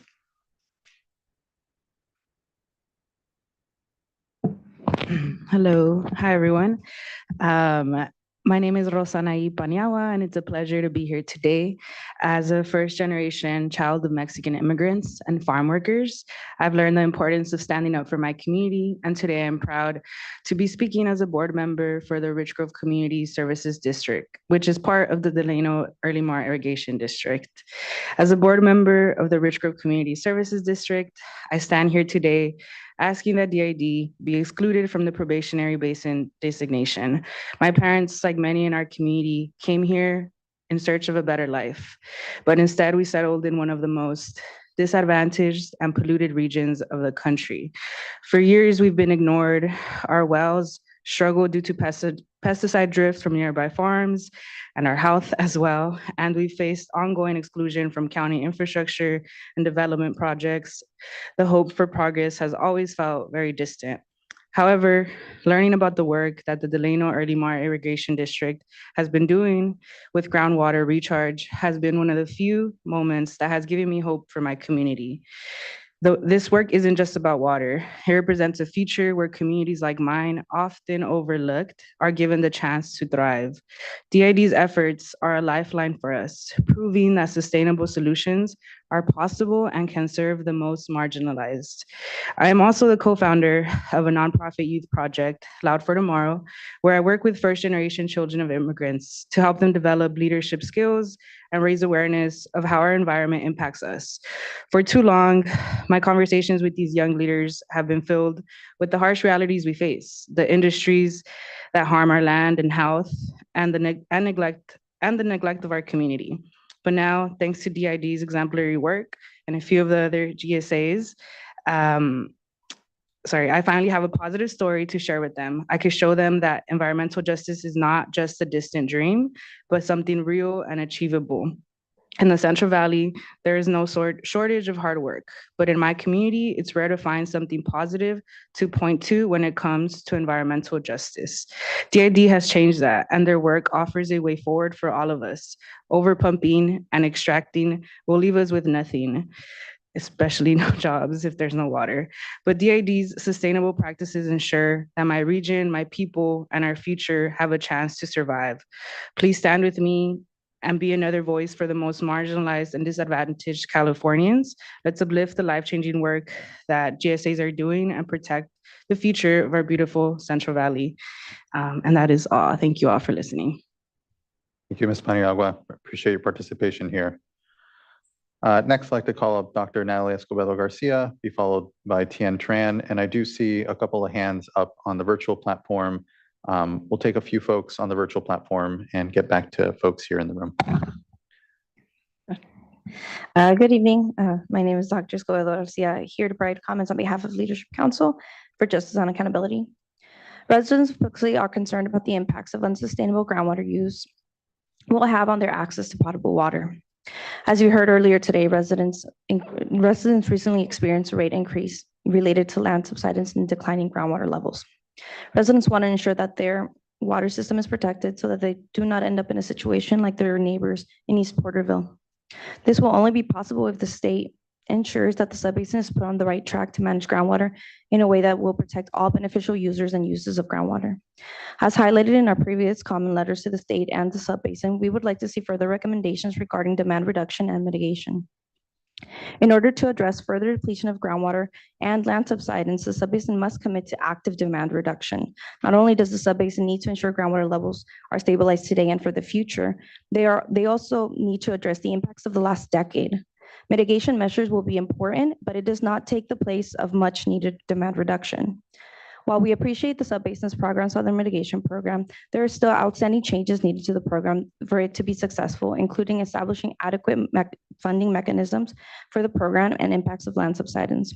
We'd like to note that establishing subbasin-wide SGMA fees through Prop 218 would have all property owners, including domestic wells and small water system users that are property owners, contributing to the mitigation program. It is inappropriate to ask domestic well owners and small water systems that may need the mitigation in the near future to pay fees that are meant to fund that mitigation.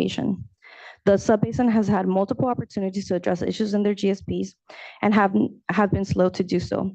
While we continue to work through revisions, it continues to be frontline communities that literally pay the price and pay the cost of continued overpumping.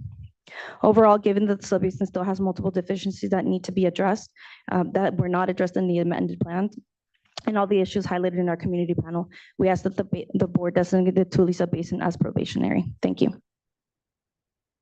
Thank you. Next, I'd like to call up Tien Tran. And again, we are doing our best to try to get to all voices here. I recognize some folks might have time limits. I ask if folks can to please hold on, but I do see a few hands, so I will get to them, and then we can continue on. Ms. Tran. And I promise this is the last time I'll speak today, but really appreciate your time again and working with us on the community panel. Residents and other presenters have highlighted how important groundwater is as a resource for drinking water. And there was also a lot of discussions about, the economic impacts of groundwater management. And I want to clarify that the root cause is not SGMA and the implementation of SGMA. The root cause that we're trying to solve today is the overpumping of groundwater. And that's something that we as people are responsible for. And ultimately, we are the ones that are responsible for fixing it. My comments are going to be focused on the Bryant Kern Canal and, the impacts on subsidence. Unfortunately, the Bryant Kern Canal is threatened by overpumping of groundwater, and several feet of subsidence have caused major damages and high costs to fix the canal. Despite the State Water Board and the Eastern Tule Stakeholder Committee recommending requiring meters for all wells in the land subsidence management zone, the Board of Directors approved requiring well metering only in the Tier 2 management area. This decision drove the Teapot Dome and Vandalia water districts to break away from Eastern Tule GSA and form their own GSA. This is just one example of how the subbasin has failed to proactively manage subsidence, consider impacts to beneficial users, coordinate across agencies, and incorporate stakeholder feedback. For the most part, subsidence impacts are irreversible and have serious consequences for communities. Because Eastern Tule has to address the high costs that are going to the damages to the canal, it is unclear if the subbasin has the capacity to raise the funds for the mitigation program. The state cannot allow subsidence, the potential water quality impacts, damage infrastructure, and the high cost to communities to keep happening. We urge the state to put the Tule Basin in probation so we can protect drinking water and make sure that we can achieve the human rights to water in the San Joaquin Valley. Thank you. Thank you, Ms. Tran. Before I get to the three hands on the platform, I just want to confirm that I have about 5 names here for folks left in the room that are looking to speak. If I do not call your name out right now, I don't have your name prepared. And so please do go to the clerk or make sure you're signed up. But I have Vincent Sola, Andrew Hart, Jasmine Ramirez, Alex Beering, and Paul Granadas. Those are the names I have left for folks that are in the room looking to speak. If I did not call your name and you're in the room and looking to speak, please do consult with the clerk of the board or just make sure you're signed up over with the QR code on the side of the room. Quickly, I will go to a few hands that I see here on the virtual platform. I'd like to call up first Tricia Stever Blattler, be followed by Akash Deep Singh, and then Nick Sahoda. And I will also call Denise England. And then we'll get back to folks here in the room. Thanks.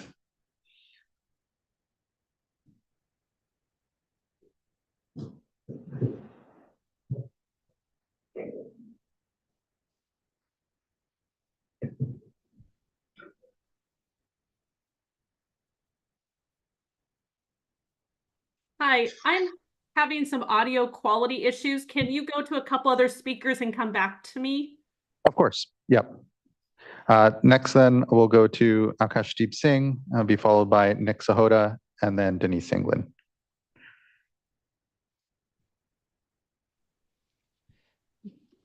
Good afternoon, everyone. My name is Akash Deep Singh, and I am a Western States policy advocate at the Union of Concerned Scientists. For the sake of time, I'll keep my remarks brief, but ultimately just wanted to say that we support the probationary designation of the Tule Subbasin. There's significant cause for concern about the subsidence and its consequences for the marginalized communities in its vicinity, in particular concern regarding the subsidence near the Bryant-Kern Canal. I'm more than happy to submit more extensive comments in written form, but with respect to everyone's time, just wanted to voice my support for this designation and thank you all for all of your hard work. Thank you so much. Thank you. I appreciate you being part of today's discussion. Next, I'd like to call Nick Sahoda, be followed by Denise England.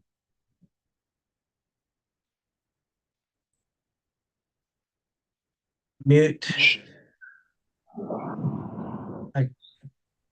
All right, we can hear you now, Mr. Sahoda. Okay, you hear me now? Yeah, dear board members, my name is Nick Sahoda. My farm is in Terravilla, which is directly affected by the Tule Subbasin probation, falls under the Eastern Tule GSA.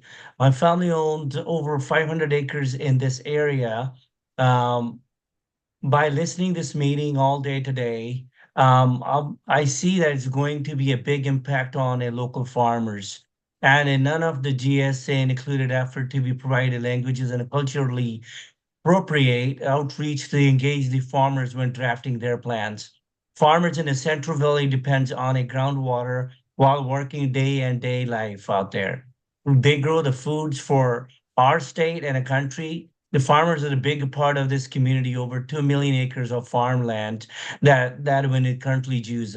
Unfortunately, there are no policies in this report that represent farmers' view or input. How can the local basin achieve a sustainability when the plan failed to consider and address everyone who relies on it groundwaters? Farmers faces the challenges to afford these fees to investment in a water-saving infrastructure, technology, and a management practice. Implementing this probationary will cause a strain farm budget and profitability. They, when already dealing with the low prices on their crops, no value of their lands left. The banks are refusing to give loans to the farmer because of this issue. I win paid over $500,000 for fees and already to give up my lands, ready to give up my lands. I cannot afford any more money. I have a questions that from your guys' presentation. My first question is regarding today's data presented by your expertise. Mr. Hurley, hydrologist, one of his slides said 95% of agriculture pumping. I need to know how much water going back to the ground. Does they know how much is the water that we use it for the flood and irrigation that goes back into the ground? I do not see that. Yeah, I see the 95%. Agriculture uses pumping, but how much is water going back? The report is not accurate. The second is the Mr. Ben Basin. On one of his slides mentioned the subsidence, what caused? And then he's saying at 23, 24, it shows uplift. All depend on the weather. We can't use this data is when last 100 years, the weather's when change up and goes down, the groundwaters. And Mr. Hurley also there mentioned on one of his slides, the Tule Subbasin beneficial uses. His diagram shown as a sag water layout in a Central Valley. And east side of Central Valley would affect more than the middle of it. The valley, because it's a valley, all the waters in the down the eastern side in his diagrams are going to affect first because all waters come in the middle. Middles is not going to be affecting that much. Only the eastern. So I'd see how does he evaluate his data.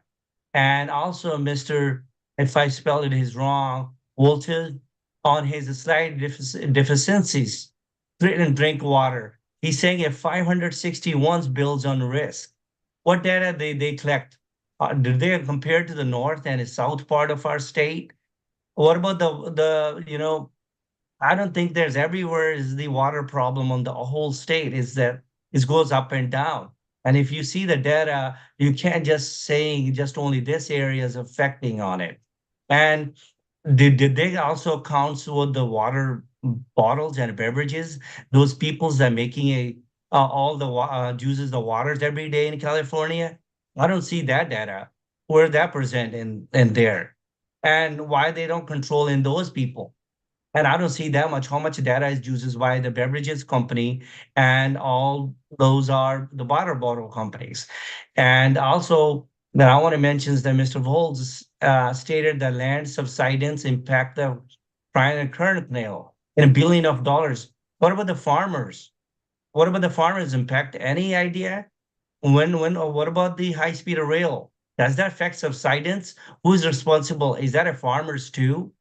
And who paid to fix the infrastructure?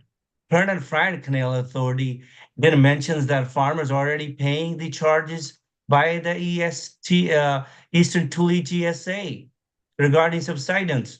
Why? They didn't mention any of that money coming from the farmers. They mentions the money coming from the other agency, but the farmers are one who paying for it. And Mr. Hurley and also saying that causes economics diseases, outdoor orders, fishing and hunting. In fact, what about the Mr. farmers? Sahota. It doesn't affect any farmers. And I lastly, appreciate your questions, Mr. Sahota. You're out of time here. I want to be respectful for others. If you can wrap quickly, thank you. I will wrap up in a 1 minute. I'll skip those questions and I'm going to come to this. I'm just here. I'm going to give, some solution as being as a farmers. Our state needs to look into the stop dumping the water into the Pacific Ocean and let the farmer to use it and bring it from the north to the south. Central Valley would help. that would help Sigma. And lastly, no one worked with the farmers. It was a false statement regarding the farmers aware and agreed. Lastly, I'm representing over 40 farmers in the community in this area. This does not represent input. No mention impact of the farmer. We losing our farms, employment lost, and all the packing houses. Who's going to be responsible for that? And lastly, why the lands from the farmers not taking as a dominant eminent domain? And that way they just buy the land from the farmers. Why we have to file the bankruptcies and losing our lands? Thank you for giving me time. Really appreciate it. Thank you, Mr. Savara. Thank you for sticking with us throughout the day here and providing your comments. It's appreciated. Next, I'd like to call up Denise England.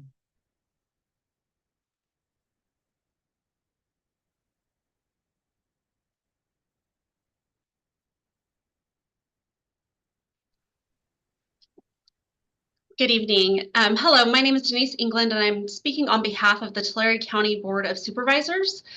Tulare County generally echoes the comments made by the Eastern Tule GSA, Mr. Keller, and Michael Knight with the City of Porterville, and we want to thank them for continued collaboration on not only the implementation of SGMA, but also helping us address community and private well water challenges in the region over the years.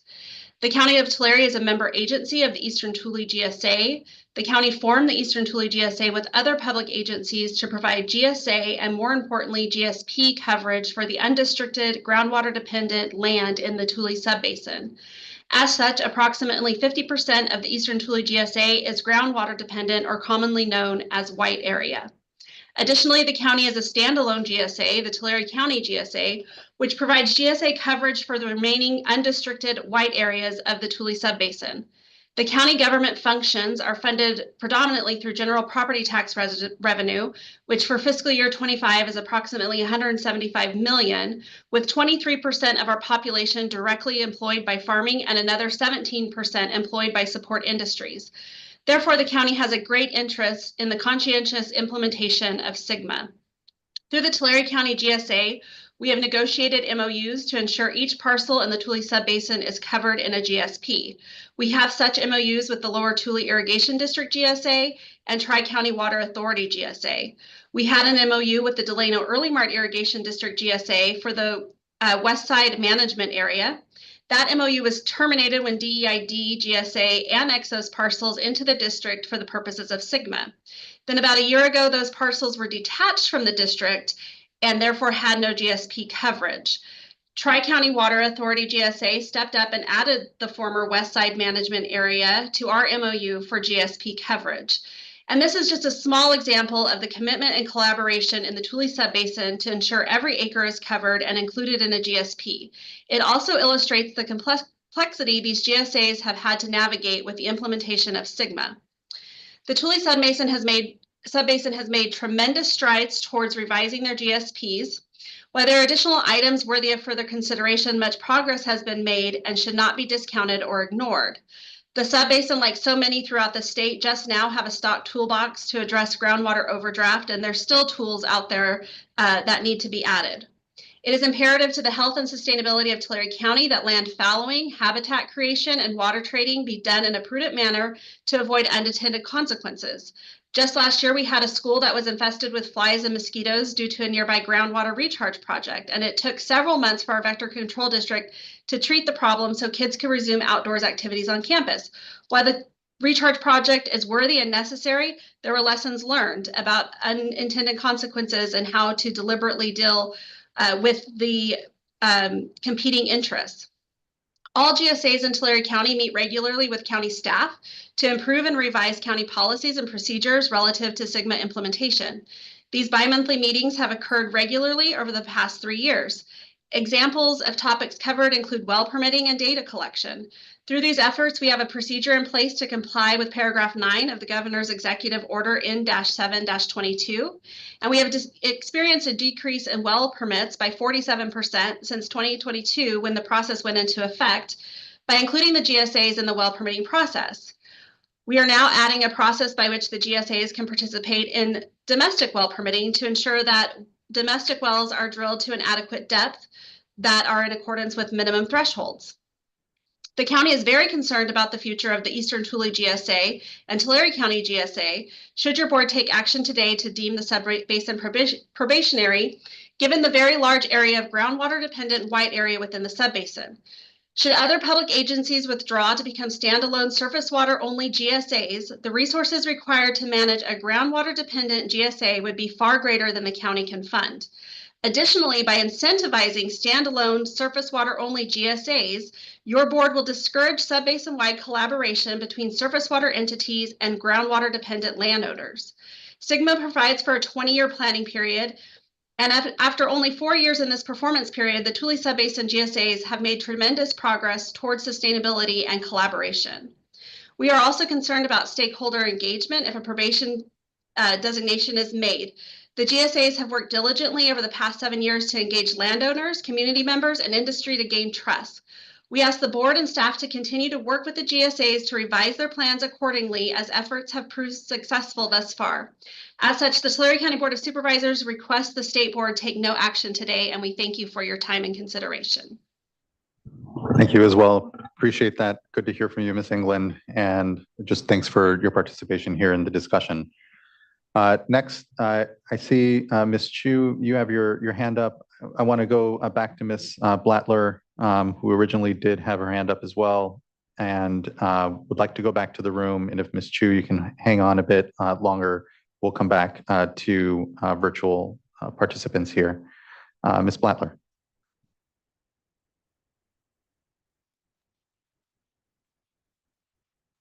Good afternoon. Can you hear me? We can, thank you. Great. Thank you so much for your patience. I am remoting in from Tulare County as well. My name is Tricia Stever Blattler, and thank you for the opportunity to comment today. I represent the Tulare County Farm Bureau, and we've been representing farmers and ranchers and rural property owners for over 100 years in our community. And I really want to thank you for the opportunity to be part of this important discussion. I've heard a lot of good comments today, and I also want to thank those that made it to the hearing in person, some of the farmers that have already spoken. I think I can only echo and underscore some of their very eloquent remarks. It's really important that we find a local solution and create a solution that works for our local communities and all of our affected parties. Farm Bureau is in a very interesting position in that we represent landowners from all different perspectives.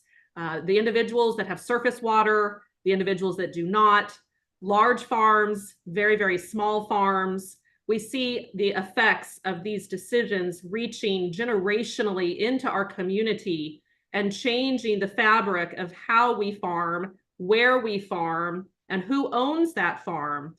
And that future is being written as we discuss decisions like the one that is being made for the Tule Subbasin. So I want to thank you for the robust discussion and all the panelists that I've listened to since we started earlier this morning. I think we have a lot of local farms and ranches that are really struggling economically right now. And so we want to support advocating for the determination that helps to keep costs as manageable as possible. We'll keep investment in our local farm communities, which in turn creates jobs and economic revenue in those rural communities. I've heard many say today, we cannot have a farm economy without our farm worker communities also being healthy and robust and having access to healthy drinking water, which our farm families need as well. And I want to thank the board and the staff too for their work in preparing this hearing and for invoking the good actor clause that I think can assist some of our GSAs from being excluded and not having to pay some of those additional costs, which I think will help our basin as a whole. So I just want to say thank you for the opportunity to weigh in. I hope that we can find a solution that really helps embolden local leadership and our local GSAs to continue to find solutions that help make investment in farms and our local farm community and keep local jobs. Thank you so much. Thank you as well, Ms. Blattler. I appreciate those comments and here participating. I know it's been a long day, and so appreciate the discussion and comments here. Let's go back into the room here. Next, I'd like to call up Vincent Sola, be followed by Andrew Hart, Jasmine Ramirez, and then Alex Beering.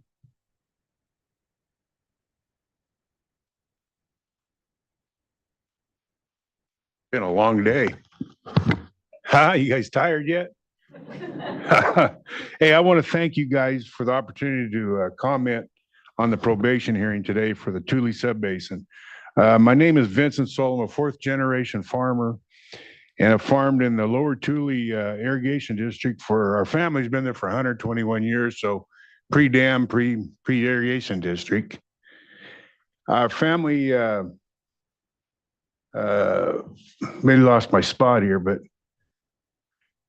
it has taken a lot of farmers' money to form these districts and contract surface water to keep the districts functioning and serving the farmland of the valley. We have a lot of surface water. We have lost a lot of surface water over the last 40 years that was once available instead of pumping groundwater. But I'm here today to talk about the lower Tule GSA. Pre-SGMA in 2012 or so, our manager brought attention to our groundwater level trends. In 2014, SGMA was passed, and we had already began a groundwater discussion. We formed a groundwater commission that I am part of. We work on policy along with our team of attorneys, managers, engineers, hydrologists, and others to understand our groundwater and SGMA.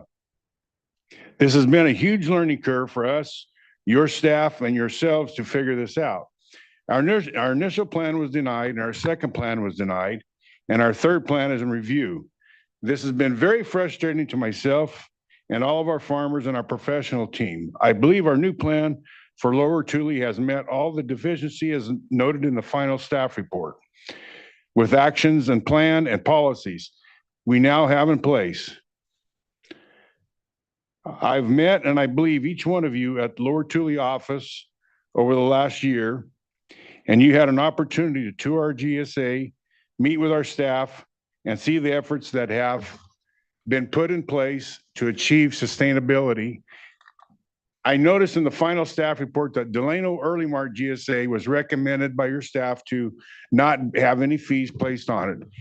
If you put the basin in probation, Delano Early Mart is a good district, but I believe, and you have seen, that lower Tule is also a good district in GSA. We have met the deficiencies of our plan, and you have been able to look at our plan, and we are on track for not being put on probation. There's still a lot of work to be done to implement and tweak these plans as we go forward. I ask that you not place the Tule Subbasin on probation. I don't want to see a Tulare Subbasin matter in the Tule Subbasin, or nothing will get resolved for a long time.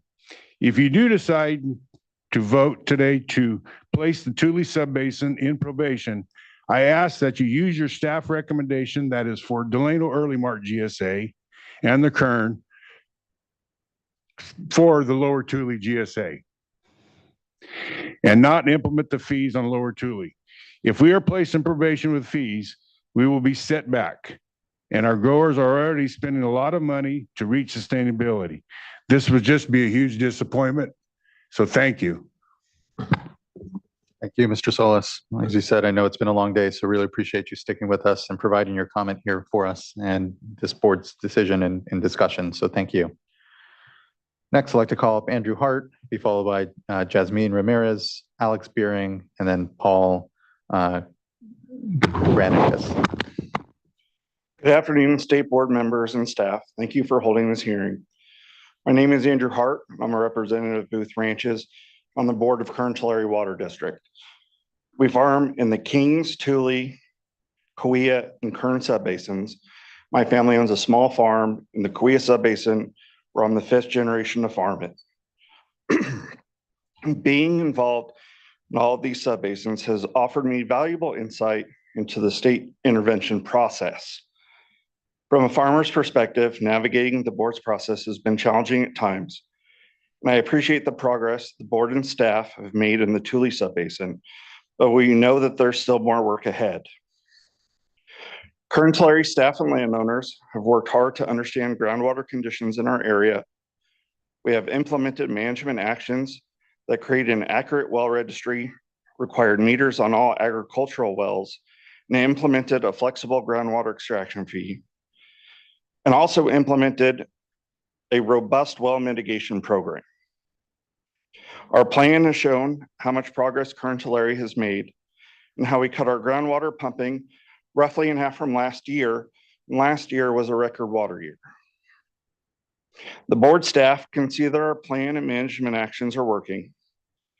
I understand the board staff's recommendation does not exclude us from probation at this time.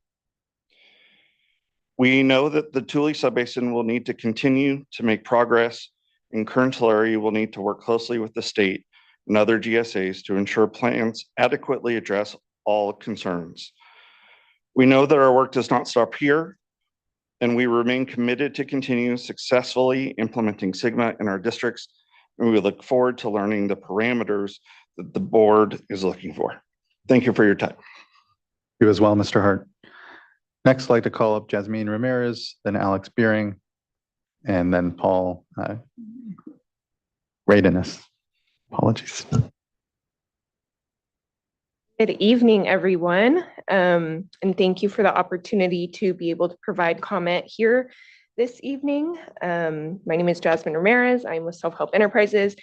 Self-Help Enterprises' mission is to work together with low-income families to build and sustain healthy homes and communities. And our organization has a long history of working with communities in the Tule Subbasin.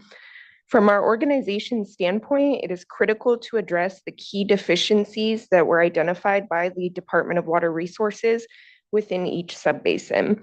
And we strongly encourage the State Water Board to conduct a diligent review of any proposed updated plans. There is a high level of concern for groundwater plans that are developed without the incorporation of community member voices and engagement throughout the process.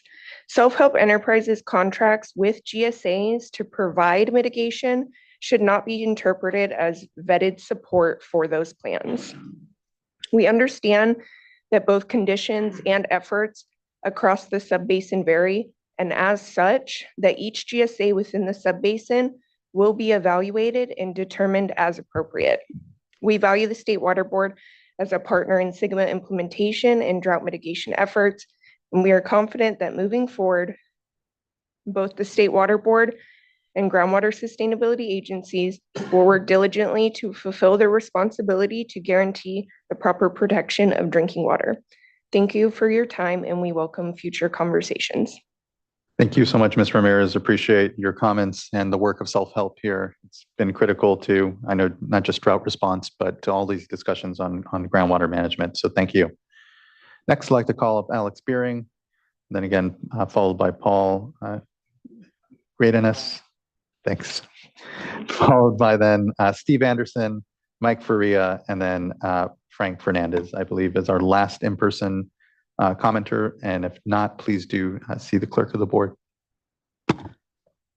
Good evening now at this point, Chair, Vice Chair, and members. I'm Alex Beering, representing California Farm Bureau, California's largest and oldest statewide agricultural organization. In addition to my comments I'm making today, we also submitted a more detailed comment letter last week that dealt not only with the staff report and probation, but the water rights fees that are proposed and are on the agenda for tomorrow. So just wanted to put that out there.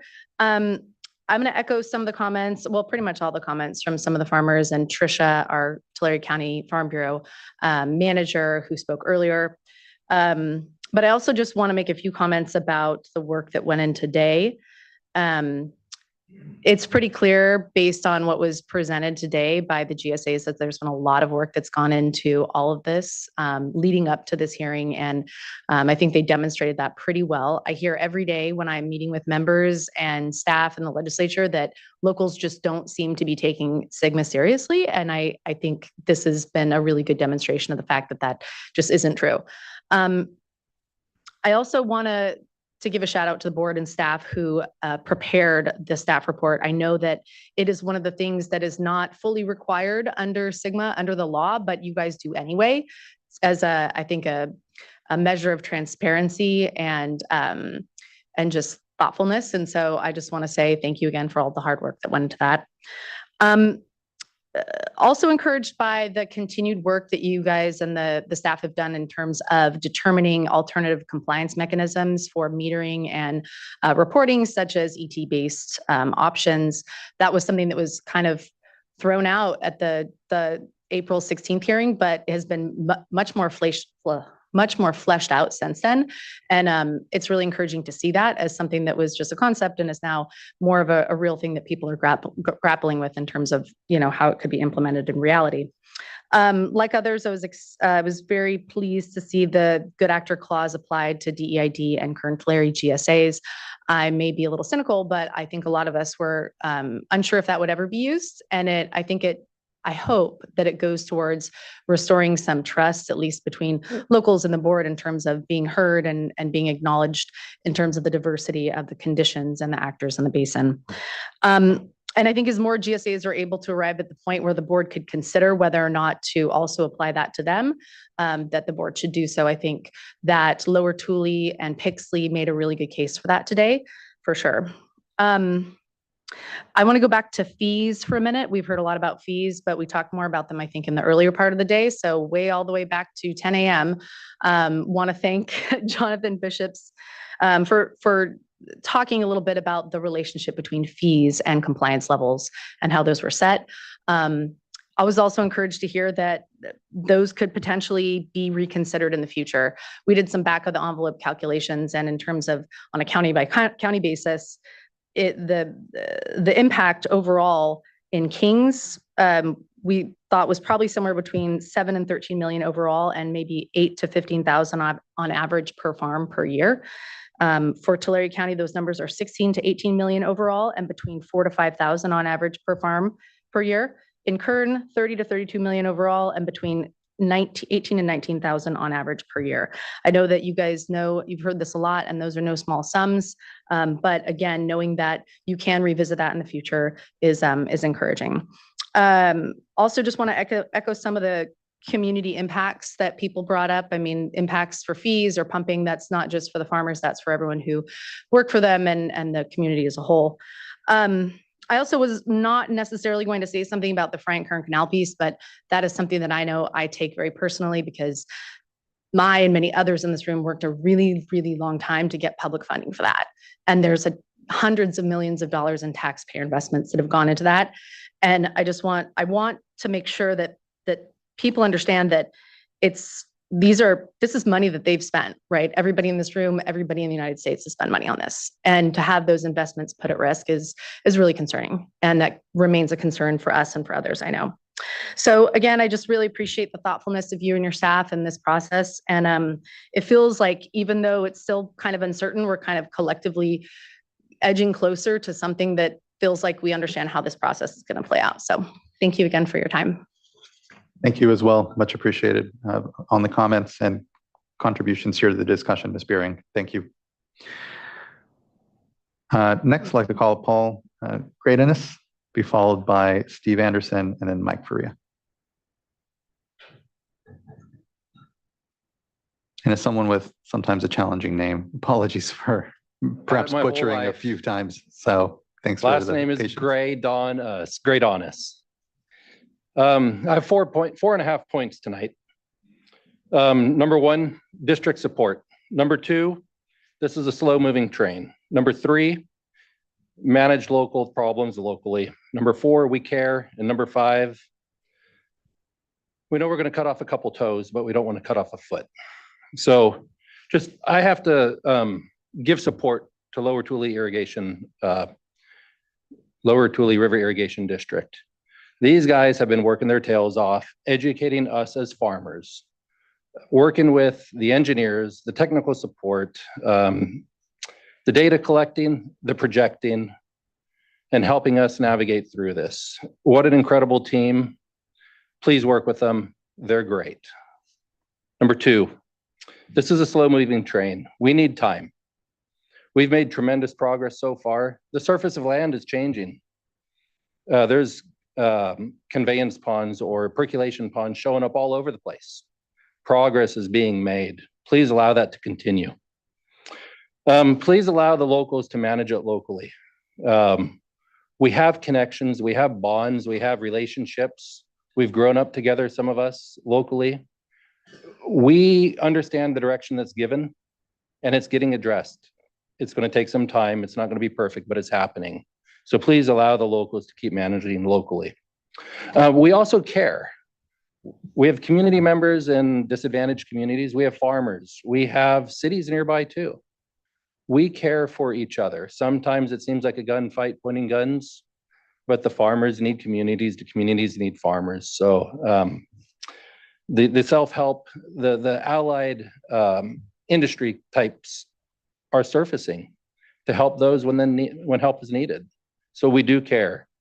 And then my fifth or fourth and a half item, let's just do whatever we can to keep costs to a minimum. It's going to cost us a couple toes, I think, by the time this is all done. But if we don't have to sacrifice a foot by having any type of local fees, any types of fees up here, we just request we do whatever we can to mitigate. Thank you, guys. A lot of wisdom in this room. Incredible. Thank you. Thank you as well. Really appreciate the words and here sticking with a long day and providing your comments and traveling up here. It means a lot. Next, I'd like to call up Steve Anderson, followed by Mike Faria, and then Frank. Mr. Chair, members of the board, I'm going to cede my time given the late hour. So thank you very much. Thank you. I appreciate that nonetheless. Next, I'd like to call up Mike Faria.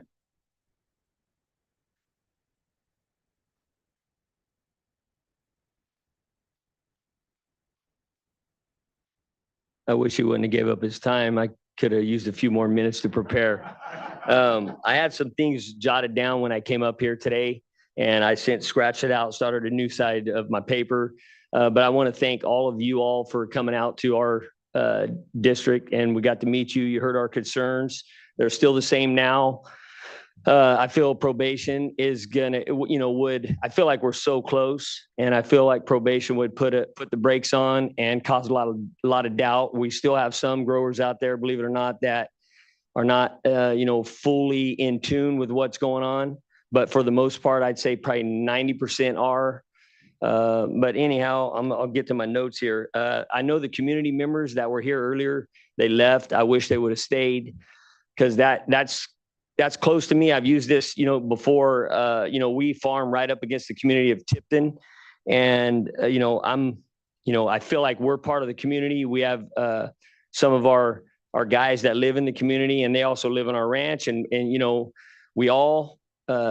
I'm actually living now for the last 20 years in the house I was born in, and it is right next to our dairy that we shut down. But we're drinking the water from underneath the dairy, and I'm raising my kids on that. I got, they're not kids no more. They're all over 21, but, and I'm breathing the air. I mean, I live right by the almond orchard. We run the rigs. So we are part of, we're not just drive-by farmers. We are part of working with our guys and the community. So that, I want them community members to know that farmers don't, we're not bad people. We get out of the ground what we put in it. So we're not taking everything away from it. And water, we're doing everything we can to balance our water budget for sure. And things are changing, but we're doing our best. And we hope that we just have a little bit more time and stay out of the probation. That's what my goal is. Our goal is. As Vince said, I'm on the GSA with Vince. We started meeting at Lower Tule before SGMA was ever a law. We knew we had a problem. And so when it became law, we were already rolling, but we didn't really know what to do. So, we're here at this place now with a pretty good plan, we feel, and our goal is sustainability. So we hope that you can see that. Yeah, pretty much everything else was covered. We're not here to talk about surface water supply, but we know farmers are part to blame. The markets are part to blame. More land is being farmed due to market conditions, demand for certain crops over the years, and maybe some ground was brought into production that was not in production. So there goes some more water. Those were a lot of investment group types. I call them Wall Street, that come out and got into ag land, and maybe some farmers are guilty of it too. But we also have water that I know I was told not to use the word wasted, but it's being wasted. So the word the term I came to start using is water accountability. If we can all be accountable for the water we're using, and that means the environment. The environment uses, I believe it's 50% of the surface water right off the top. And it's funny that we're in the EPA building, but it's not a laughing matter. I understand the environment has its needs, but we got to be accountable with the water we use, because we're all here in this room because we have an overdraft problem. And that is part of the problem. When I was a kid, the canals used to run all summer. Now, a couple of years ago, we had a great water year, right? I think it ran from January 8th to October 15th. So, but that's unheard of anymore. So I know the climate, everybody says the climate's changing. Maybe that's part of it. But anyhow, I just wanted to bring that up. I know that's not what you're here to fix, but we appreciate your time. And it's been a long day and I can't wait to get out of here, but I've learned a lot today. Thank you. Thank you, Mr. Faria. I appreciate the comments and participation here. Yes, despite the long day. So thank you. Moving forward, next, I'd like to call up Frank Fernandez.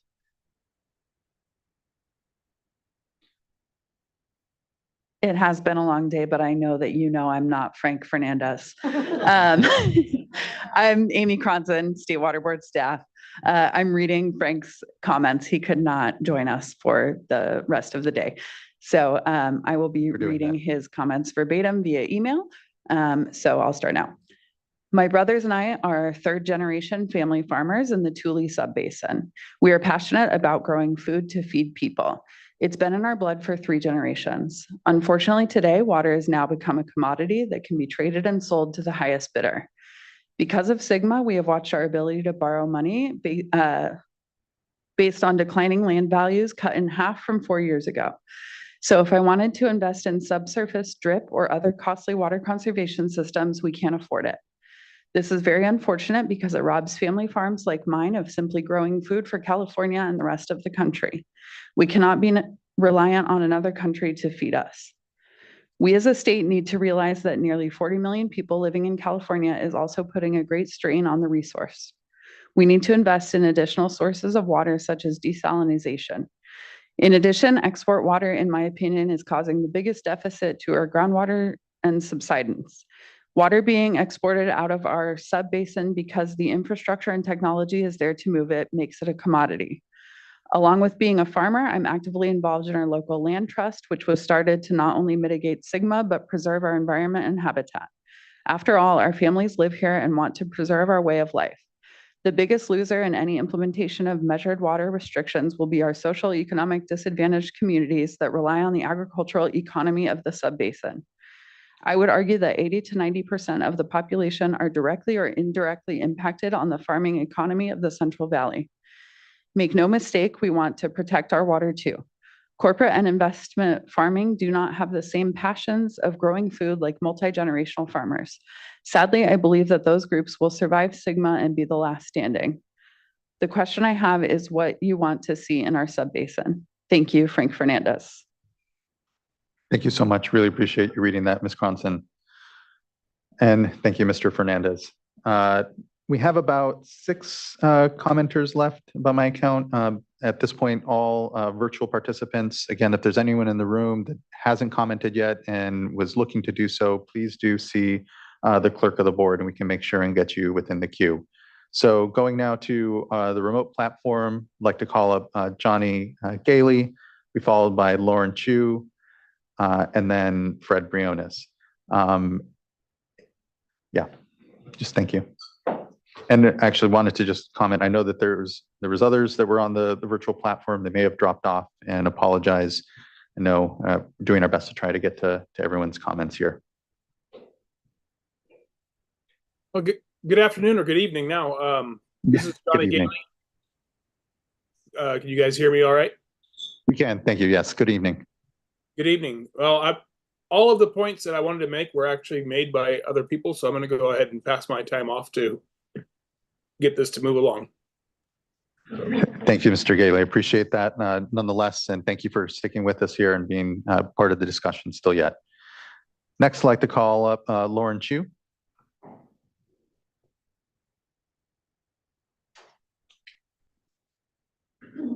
Hi, sorry. Good evening, everyone. My name is Lauren Chu. I'll be reading the comment prepared by Ruth Martinez. Her comment reads, "Hello, my name is Ruth Martinez, and I'm a member of the Agua Coalition. I've been a community leader in the water justice movement for 20 years. I've lived in the community of Ducor for 60 years, and I get my water from a public water system. Our system has 2 active wells that serve our community of 600 people. Ducor's water system has a history of nitrate and coliform contamination. We benefited from millions of dollars of public funding to get a new well drilled in 2016 to provide us with a clean water. However, our supply continues to be threatened by agricultural wells in the area. As a small community, we know we are vulnerable to changes to groundwater levels. It is very important to me that my public water system continues to have access to water, and it is very important that the groundwater is managed in a sustainable way. The state's decision today impacts the entire San Joaquin Valley, including my community of Ducor. I urge the state to put the Tule Basin in probation so we can protect our drinking water and health and achieve the human right to water in the San Joaquin Valley." And then if it's okay, I'll now transition to my own comment. Yeah, that's great. Thank you. Okay, so for the sake of everyone's time, I will be shortening my comment just to emphasize a few key points. One is that domestic well projects cost much more than even $1.5 million. And I am concerned that the groundwater sustainability agencies are not taking large enough precautions to protect domestic well households. I also want to echo the concerns that board member Laurel Firestone shared earlier about a well mitigation program that relies on overdraft for funding. That is concerning, as it is continued overdraft that will cause increased well mitigation costs. Deepening a single well alone can cost $30,000 to $40,000, and there's often a long wait time before the well can be deepened.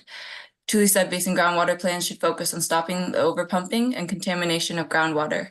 Our community should never have to experience the hardships that they endure when their wells go dry or become contaminated due to inaction by GSAs. Thank you.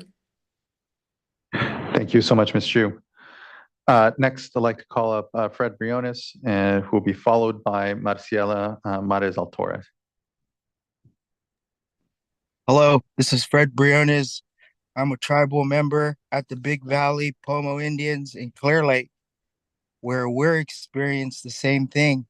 Farmers being on a probationary period where they must be metered because they're just pumping as much water as they want. And that everyone is metered. Everyone has to pay. But how come these farmers who have a business, they don't have to pay? And that's the system that it's set up. And it really shocks me because the data now, it shows that the ground is collapsing. And in the state of California, they always said that California would fall into the ocean. And now it almost kind of seems like that's happening now, where the whole subsidence now, that is the word for the ground collapsing.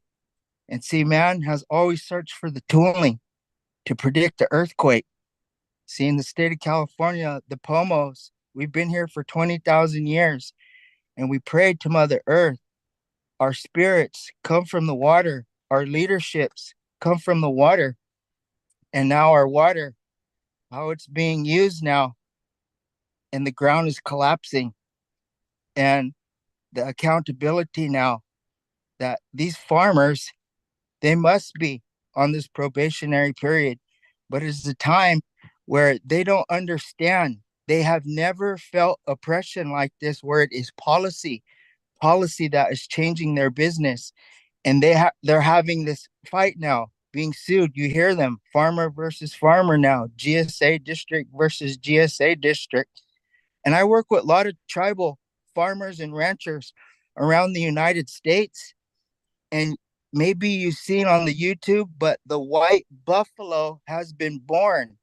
And you hear everyone now say the change. And now is the change for the white buffalo. We're meaning these policies, they're affecting the white farmer predominantly, the white senior water rights holders, where they have 80% control. Now, in terms of legality now, people of color, we understand if we're on probation and we violate, especially in this situation where water is profit, water is money, water is gold, and they're stealing from each other because they're not metered. And if they violate probation and because they're stealing, should they be thrown in prison next? I think they should be. There's a lot of tribal communities like the Santa Rosa tribe who are from that Tulare Lake area, but they're not here because over 200 years, they have been fighting before, where some, I hear them, they've only been fighting for 6 months. Tribes, we've been fighting for 200 years for our water rights. So they always on their farms needed labor. And at first it was the Native Americans where we're illegal to be on the, and we're a slave to the farm. And then it was the blacks who were illegal, slave to the farm. And then it was the Asians that were illegal, slave to the farm.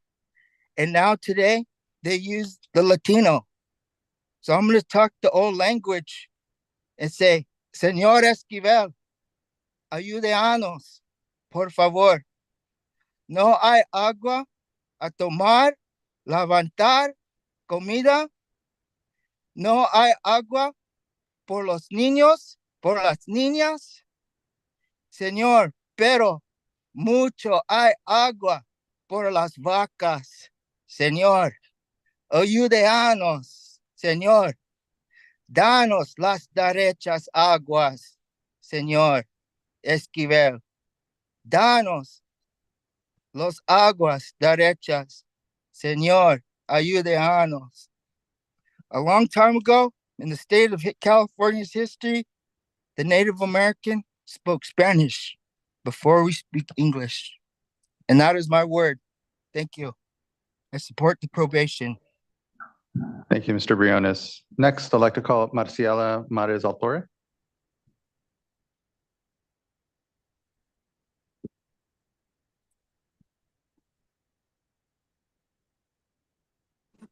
Okay, I think I got the mute off, right?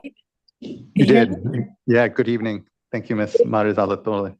Marisela Mares Alatorre, I'm a community solutions advocate with Community Water Center, and I work with families that live in the Tule GSA area and that are facing the repercussions of this precarious water situation.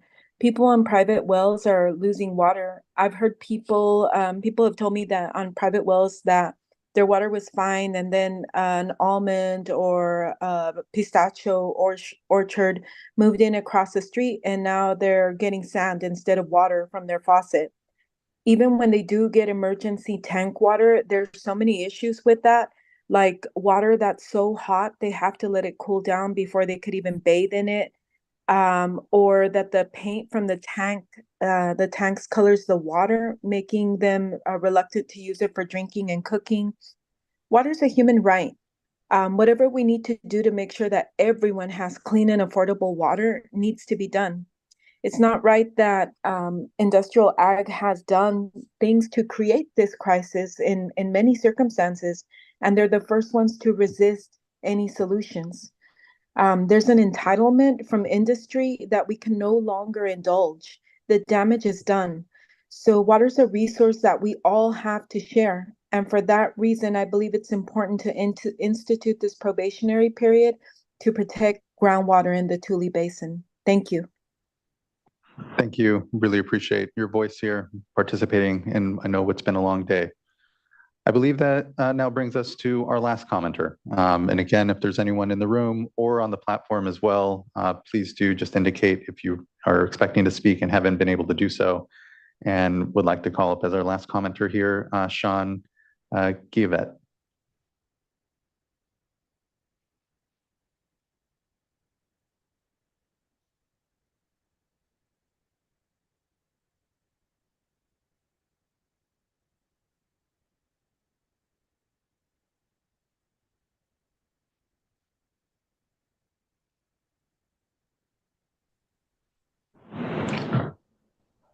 Mr. sorry. Givet.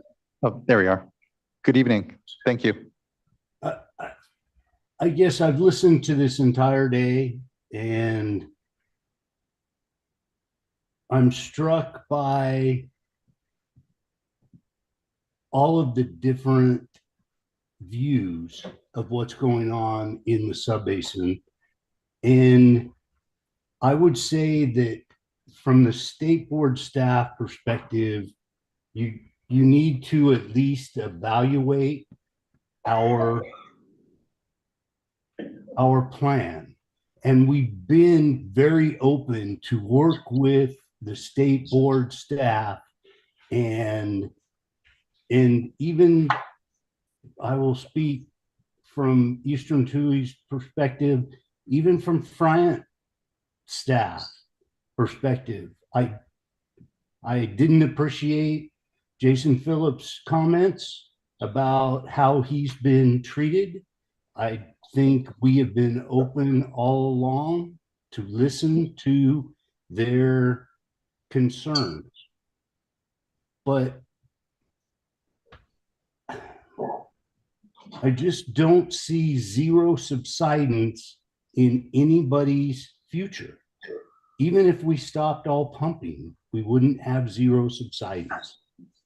And so maybe the Eastern Tule needs to work on the level of its plan to reduce the transitional pumping in the subsidence management area. But I don't think Sigma gave us the ability to reduce the safe yield and precip pumping in that area. We can't just cut out all pumping along the Friant Kern Canal. I don't believe that we can do that. And so, yeah, maybe we need to adjust our levels of pumping, but once again, I believe in what Mr. Keller and Mr. Keel said. I totally support Rogelio and what that panel said, and think that the board needs to pause and look at the plans in detail, and then in 120 days, if you still think we're out of compliance or we haven't made sufficient progress towards it, then you can put us on probation. But recognize that going on probation it's the nuclear option for a lot of the farmers in the irrigation districts. And it will force us to listen to Dennis Keller and say, do we stick in this and still try to be together, or do we get out and write our own plans and we're sustainable? I just think that is a big issue that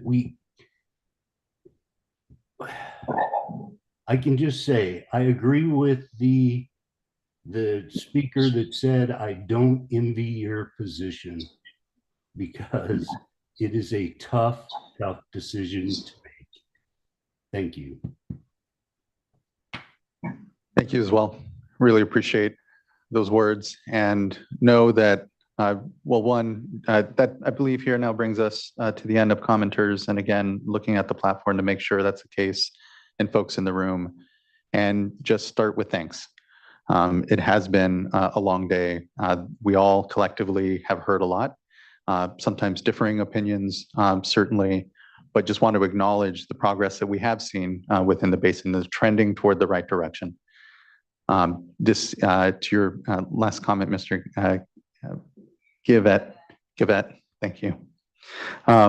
This isn't an easy decision for the board, and one we certainly don't take lightly in the least. We have a lot to continue to work on collectively together. I know that what we have are fundamental tensions, and here, I think for many of us, we definitely wish that this work had been done decades ago, because we'd be better set up now. And I think that through these hard discussions, and I know the real pain that all folks are feeling, whether it's land prices that are in flux, uncertainty that people feel for their communities and their future, this difficulty that we're all working ourselves through is for future generations. And so the work and the efforts that you're all putting into this discussion and this decision before the board is appreciated. And again, it's not one that I know I myself and the rest of the board take lightly. We're not looking to needlessly collect groundwater basins here across the state, but we are here to ensure that we fulfill our role in the context of SGMA, providing a backstop. And when we look across the basin, you know, again, I appreciate the acknowledgement of the kind of the usage of the good actor provision here to try to be nuanced, to try to be flexible, because we don't want to see folks kind of devolve, if you will. And the progress that's been made these last years on coordination, on continuing to see the same reality together and have that sense of urgency given the next drought we know is simply a matter of time. And so the board's work here isn't to devalue all of that. And our decision here, you know, it is often framed here as an either or. Either the board acknowledges and says everyone's moving toward the right direction and so we shouldn't act, or that we act and somehow all of that disappears. I strongly believe that doesn't have to be the case. And here feel that, you know, given the still the inadequacy of even the revised GSPs that we're seeing, feel that we need to move ourselves down along this process. You know, I want to hear from other board members any questions they may have as well. But you know, I'm feeling that moving on to probation is a step that we should take here. And I want to say that it is a step. I know here, given the most recent comments, there's feeling, I know amongst many, that it is a nuclear option, that it here harms the community's interests. But probationary step here is just around information. And because the legislature and the legislation dictates it, a recouping of fees. And that it's an interim plan, you know, forcing down actions, whether it's demand management or otherwise, into the basin, that is really ultimately what we do want to try to avoid.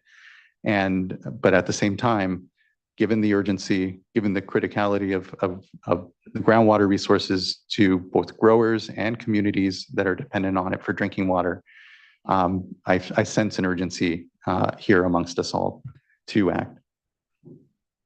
Looking to my fellow board colleagues. Again, I just want to be incredibly thankful for everyone's participation through a long day and helping to inform what is not an easy discussion or decision before us. Vice Chair.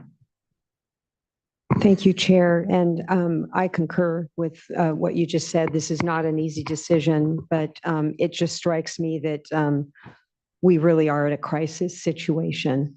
And I'm looking at the resolution. I think that it's really well written, and I just want to call out a few things because I think for me it's sort of a guidepost.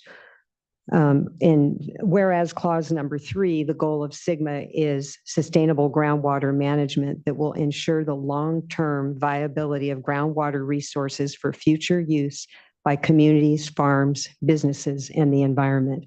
And I think we heard from all of those interests today. So even though we all come at this from different perspectives on how this crisis affects us, I think we all do share the vision of SGMA, and that is long-term viability.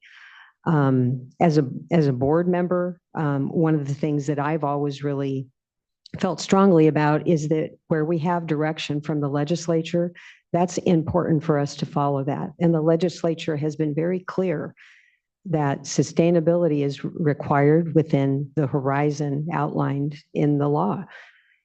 So we're here to make sure that that statute gets implemented, that it gets enforced.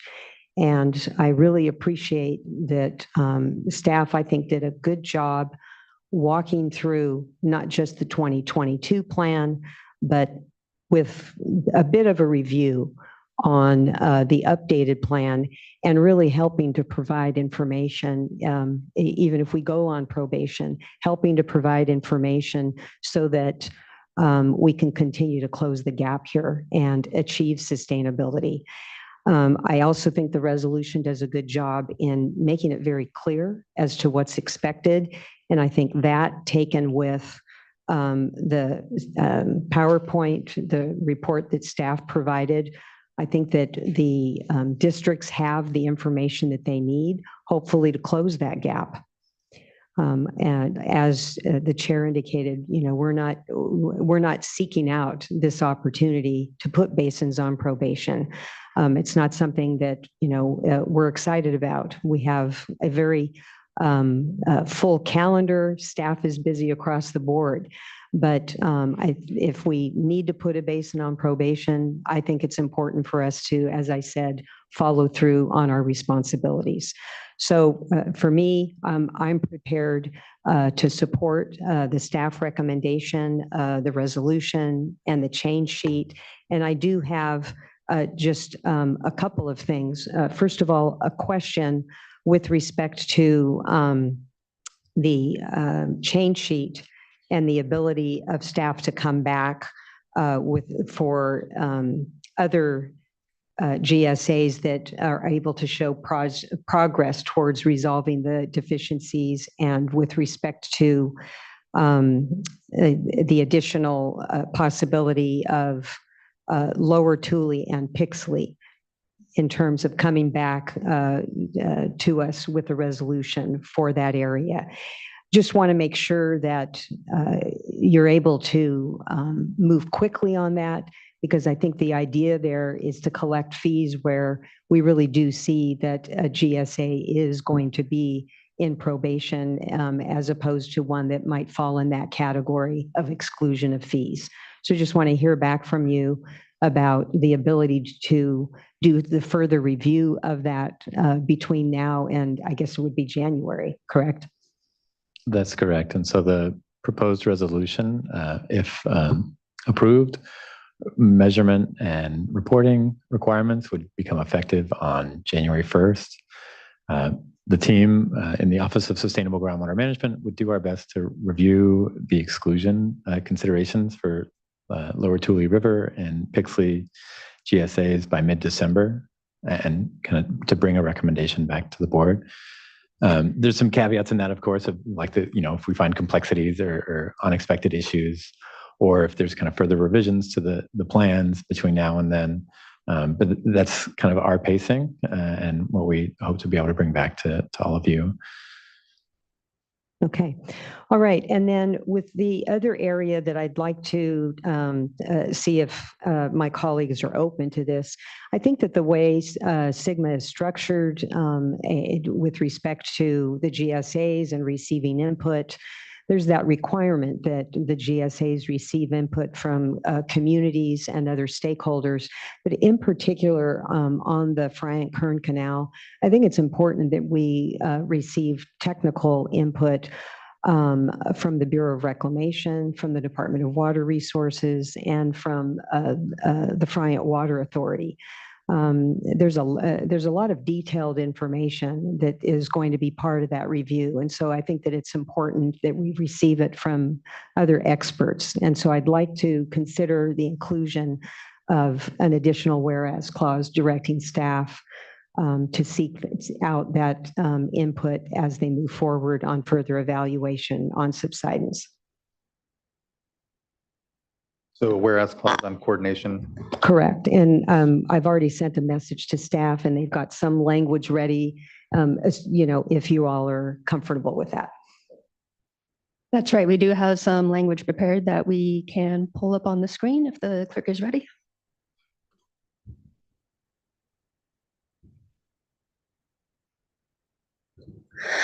So one alteration here, we would suggest putting this in the resolved clauses, not the whereas clauses, with the other directions to staff. And as a new resolved clause number 10, the text would be, and this is prefaced with the State Water Board earlier in the resolution.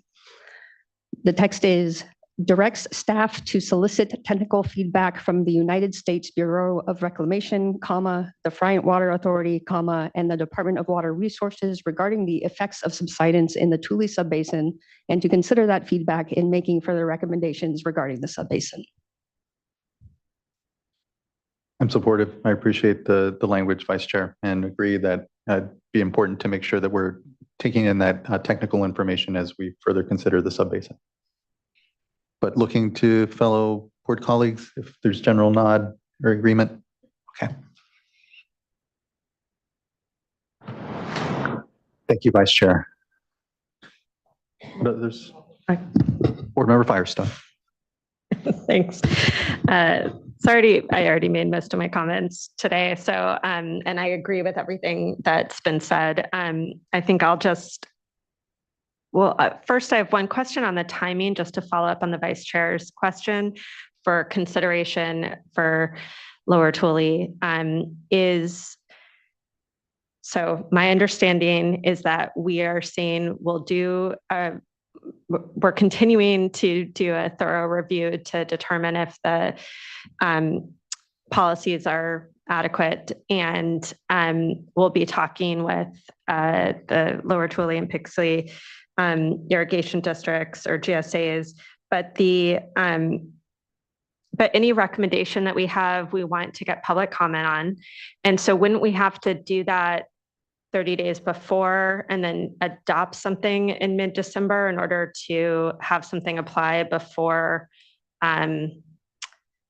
January? Yeah, we would bring the resolution to the board by mid-December. Okay. And we'd have to have it figured out by mid-November. So we'd be moving pretty quickly there. So it's a little bit of hedging on so that. I would also suggest that that even if we can't make that time frame, because that's not very much time from right now, that we can move forward with a resolution, and if folks do need to do some metering, it's not due for another year, and I know that there is an expense involved in that potentially, but it is important information that people are going to need to be gathering generally anyway. And so we're going to try our best, but I'm a little concerned with the ability in 60 days to finish the review and get a draft recommendation out by mid-November. Just so that you know, very quick, which I appreciate. I mean, I think that this is really important, and we're all, I think, wanting to make sure that we are working with districts that are putting in, that are adopting and implementing the management actions that are needed, and putting in the work to make sure that we're providing that recognition and coverage. It is a really fast timeline. And so I think I'm trying to, but what I'm hearing is we'll do our best to do that. And it may be that there's more work that's needed to be able to get to an exemption determination or resolution, but that staff are doing their best to try to meet that timeline. And one other comment on the timeline, or two others. One is that the measurement requirements start for everyone that would be under probation, and subject to the measurement and reporting requirements starting January 1st. The requirement for metering extractions would not take effect until March 1st. So there is kind of an additional kind of period of time there. Fees kick in? The fees would become applicable starting in January 1st. And then also, as John noted, the reports aren't due until February of 2026. I have other issues, but did anything else on this issue that? Vice Chair or Board Member Morgan. Thank you, Board Member Firestone. Yeah, I also have a concern in this area of, just with the timeline and understanding that 60 days is not a lot. It also just with potentially having a GSA pay a fee when then we turn around and quickly then find that they do qualify.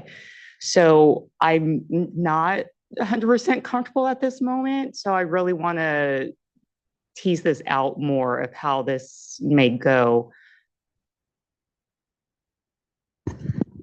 So one possibility is that if staff cannot complete this review before January 1st, it may be appropriate, and I think we would consider whether if there is a later determination by the board that can be applied retroactively to potentially avoid that situation where pumpers in a GSA end up paying fees for maybe a couple of weeks just because of the way the timelines worked out. That is something that might provide some relief to pumpers in that situation. And well, I guess to build on that answer, yeah, just please. One little piece, the fees would not be due until after February 2026. So there would be an invoice issued once we receive the extraction report based on the information in the extraction report. And so what Amanda just described of kind of retroactively applying the exclusion would prevent us, we wouldn't be gathering fees and then refunding them or anything like that. That's helpful. Looking to Board Member Morgan. To clarify, because I heard, I think it helped me because I think I may have heard two different things. So is it that we could then retroactively exclude them and say, okay, so let's just say it ends up being February, so it's 1 month. So is it that they would still have to pay that 1 month of fee? No. Or No. could we then turn around and say it's retroactive back to January and there is no fee? So what we would do, Board Member Morgan, is we would bring to the board a resolution that that proposes that they be excluded and that the reporting and the fees would be retroactive to the start of the year. Okay, because I heard a couple of weeks, and so that's why I wanted to clarify. The couple of weeks was just another example. It could be February, but that is the general concept.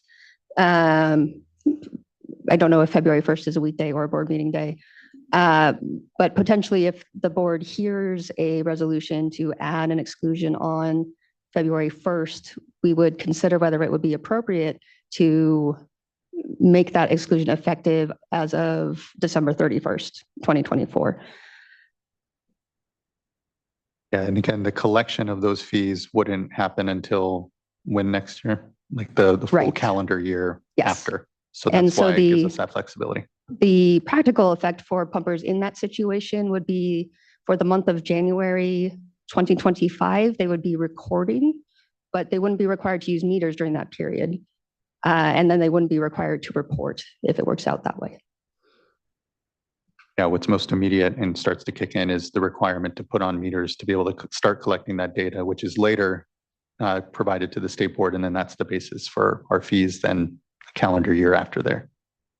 Right. The fees are due, the default, which would be applied in this resolution if the board adopts it, is that the reports are due February 1st after the water year concludes for the reporting for that water year. So reports for January 1st, 2025 through September 30th, 2025 would be the ones due on February 1st, 2026. Thank you. Board Member Firestone. Okay, thanks. Thanks for clarifying that. So another question I have is just really a recognition that one of the commenters was talking about very, very small farmers. And I know we don't have a definition of small farmer right now. And it looks like in our resolution, we're using the statutory definition of de minimis users, which is 2 acre-feet per year, only for domestic purposes. So even if you are using as little as 2 acre-feet per year for a small plot, that you would still not be exempt from reporting. And so that seems a little silly, but to me personally, but I don't, it seems like it should be just de minimis, like whatever you're using it for, that's a very de minimis amount. But I personally am fine with leaving that for now I would really like to see staff follow up with particularly the ag extension groups and other groups that work with really small farmers to just understand and bring back to the board some kind of proposal around a definition for very small de minimis water use, just so that we can be looking at how to factor that into our program. Yes, and we will do that. We will look at a definition. I do believe, though, that the definition for domestic allows you to grow your own food. It's just commercial activities there. Great. Okay, and then I guess I want to just speak generally to how this basin has such a variety of different places where things are, and it seems like what we're trying to do is really acknowledge that, keep things moving forward, particularly in areas where there's just real urgency, to make sure that we're not letting irreparable damage happen. And to that point, I do feel like it's important that as we're moving forward over this next year into in probation, that we're working with folks on what an interim plan may be needed, because it seems like at least some areas of the basin are headed down that route, and we shouldn't start to work on that a year in. We should already be talking to folks about what that looks like to help make that ready to go if needed at the end of 1 year. That said, I think at the same time be moving, working with the GSAs that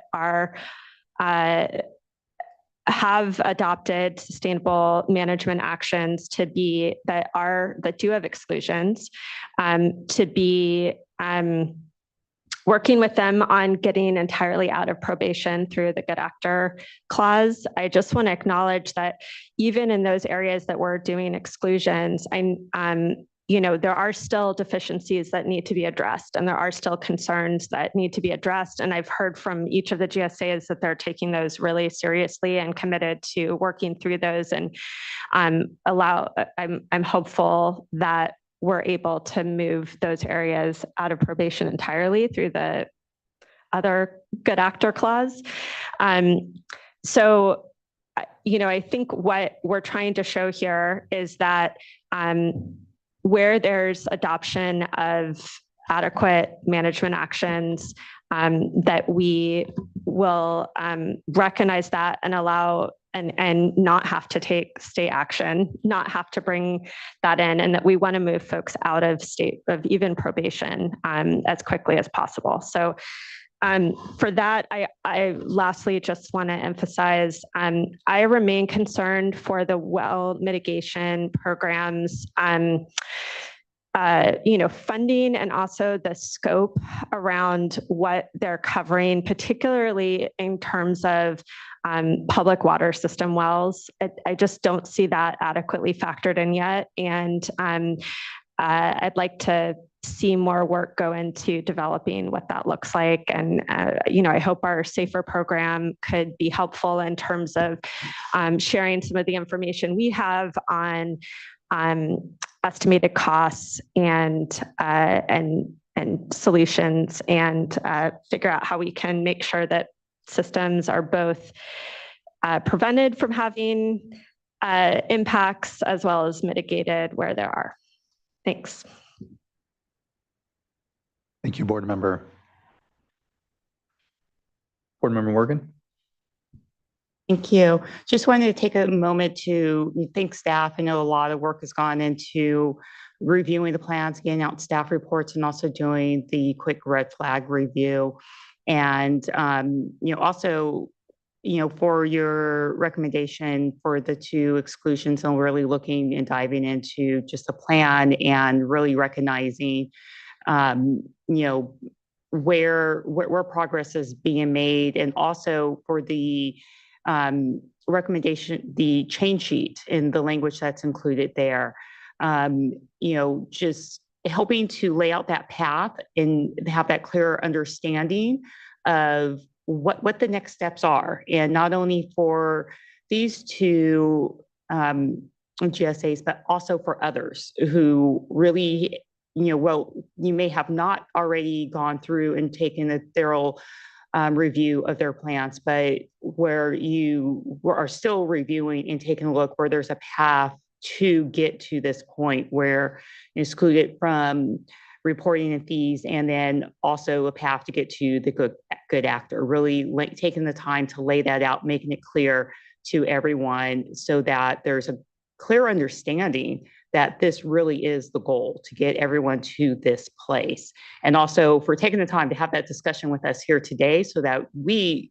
understand, along with everyone else, just what are these next steps after today, based on however we may vote today, of what would that timeline look like, what would the options, the alternatives look like for the board, and so that hopefully that gives some reassurance to the GSAs that we really are planning to work on reviewing the plans and continuing to that path to move forward, where there really is, all the work that has occurred locally. So also, turning to the GSAs who have been working on the plans, that all that good work has not gone unnoticed, and that the plan really is to have that local control and oversight, and regardless of the day and time that the plan was submitted, staff are still working with them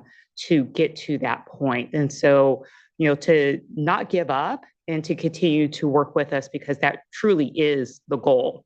So, and with that, I think, we've also, there's been, we had many community members here, and I think, we heard a range of comments. And, I think what my takeaway from it is that to continue to work with the communities, where you hear where some community members, there's a lot of good open line of communication, and then there's some where perhaps the communication, the open line is not as going as smoothly. There's, needs to be more touch points, and just to continue to open up those lines, have those additional touch points, and working with the different organizations.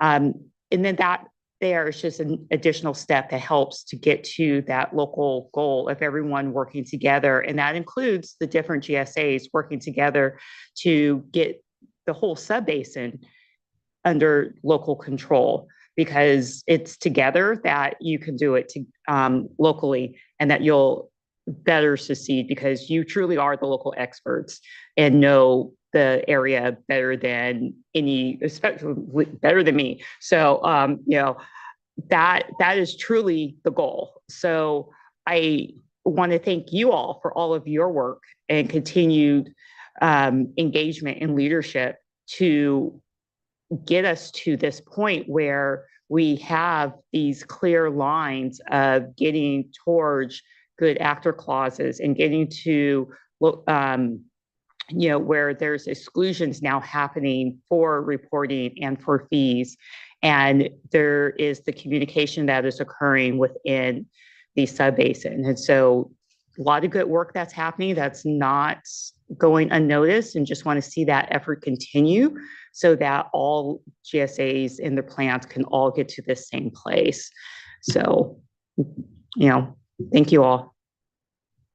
Thank you, Board Member McGuire. Yeah, it has been a long day, and I don't have a whole lot. I concur with most of my colleagues' comments, but I want to cast, and maybe I'm a little naive, maybe I'm an optimist, but I'm going to cast a little bit of a different light on this, because I personally don't feel like we're at the step of saying we need to jump into an interim plan today. And I also don't feel like we're at a step where we need to say everybody should back into their corner and go good actor clause. I really hope that everyone sees this as an opportunity to reset and to take a look around and say, hey, maybe there's an opportunity to still collaborate, to still work out the differences. We heard a lot of differences today, to work out the differences that we're hearing, and really find a path for the entire subbasin, if you want that, to get out of probation, to avoid interim plan situation, to avoid having to get into corners and fight water battles with each other. I know that's a little bit of a rosy picture to paint, but truly, I think that is the intent of SGMA. I think we're hearing that from the other board members, and you're hearing that from me. And the reason I say all this is because, look, we've been learning a lot. We've been on the SGMA journey for 10 years now, and we've learned a lot. We learned a lot today about some things that we need to tweak about how these resolutions are being developed and what makes sense in terms of timing and probation and the like, right? There's a lot we're figuring out on this journey together. But we only have 15 years left on the journey. And I think a lot of, to 2040. And I think many of us in this room, myself included, kind of felt like, well, we have till 2040. There's a long transition period here that we're going to have to ease in, and there's going to be a lot of time to work through the difficult choices that farmers are going to have to make in terms of their livelihoods, which I deeply am concerned about, and I feel for those impacts that communities are experiencing during that entire period, and questions about how we mitigate those things. And so I think as we've gone along and we've learned more and more about subsidence, for example, and the urgency that presents, the urgency that real world, drinking water impacts are being realized, especially during drought periods. And that's why I asked about drought a few times today. It's because I think we've learned that a lot of these, the 15-year transition window doesn't quite calculate in a lot of these examples. And so we're learning through that. And what I've really been impressed by is seeing the willingness to iterate and to adaptively manage your plans. And so we've seen 3 different versions of your plans in the last 2 years. And what I'm hearing from staff today and consensus generally is that they've come a long way. And really there's a significant improvement. And what I was actually surprised when I saw the staff presentation today, how many green check marks were on that presentation, on the PowerPoint slides when it was looking at deficiencies. And I know that's preliminary and you're still working through that, but I was really encouraged to see that.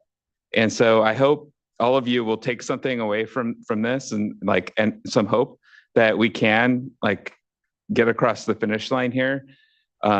I still think that probation is the right step today.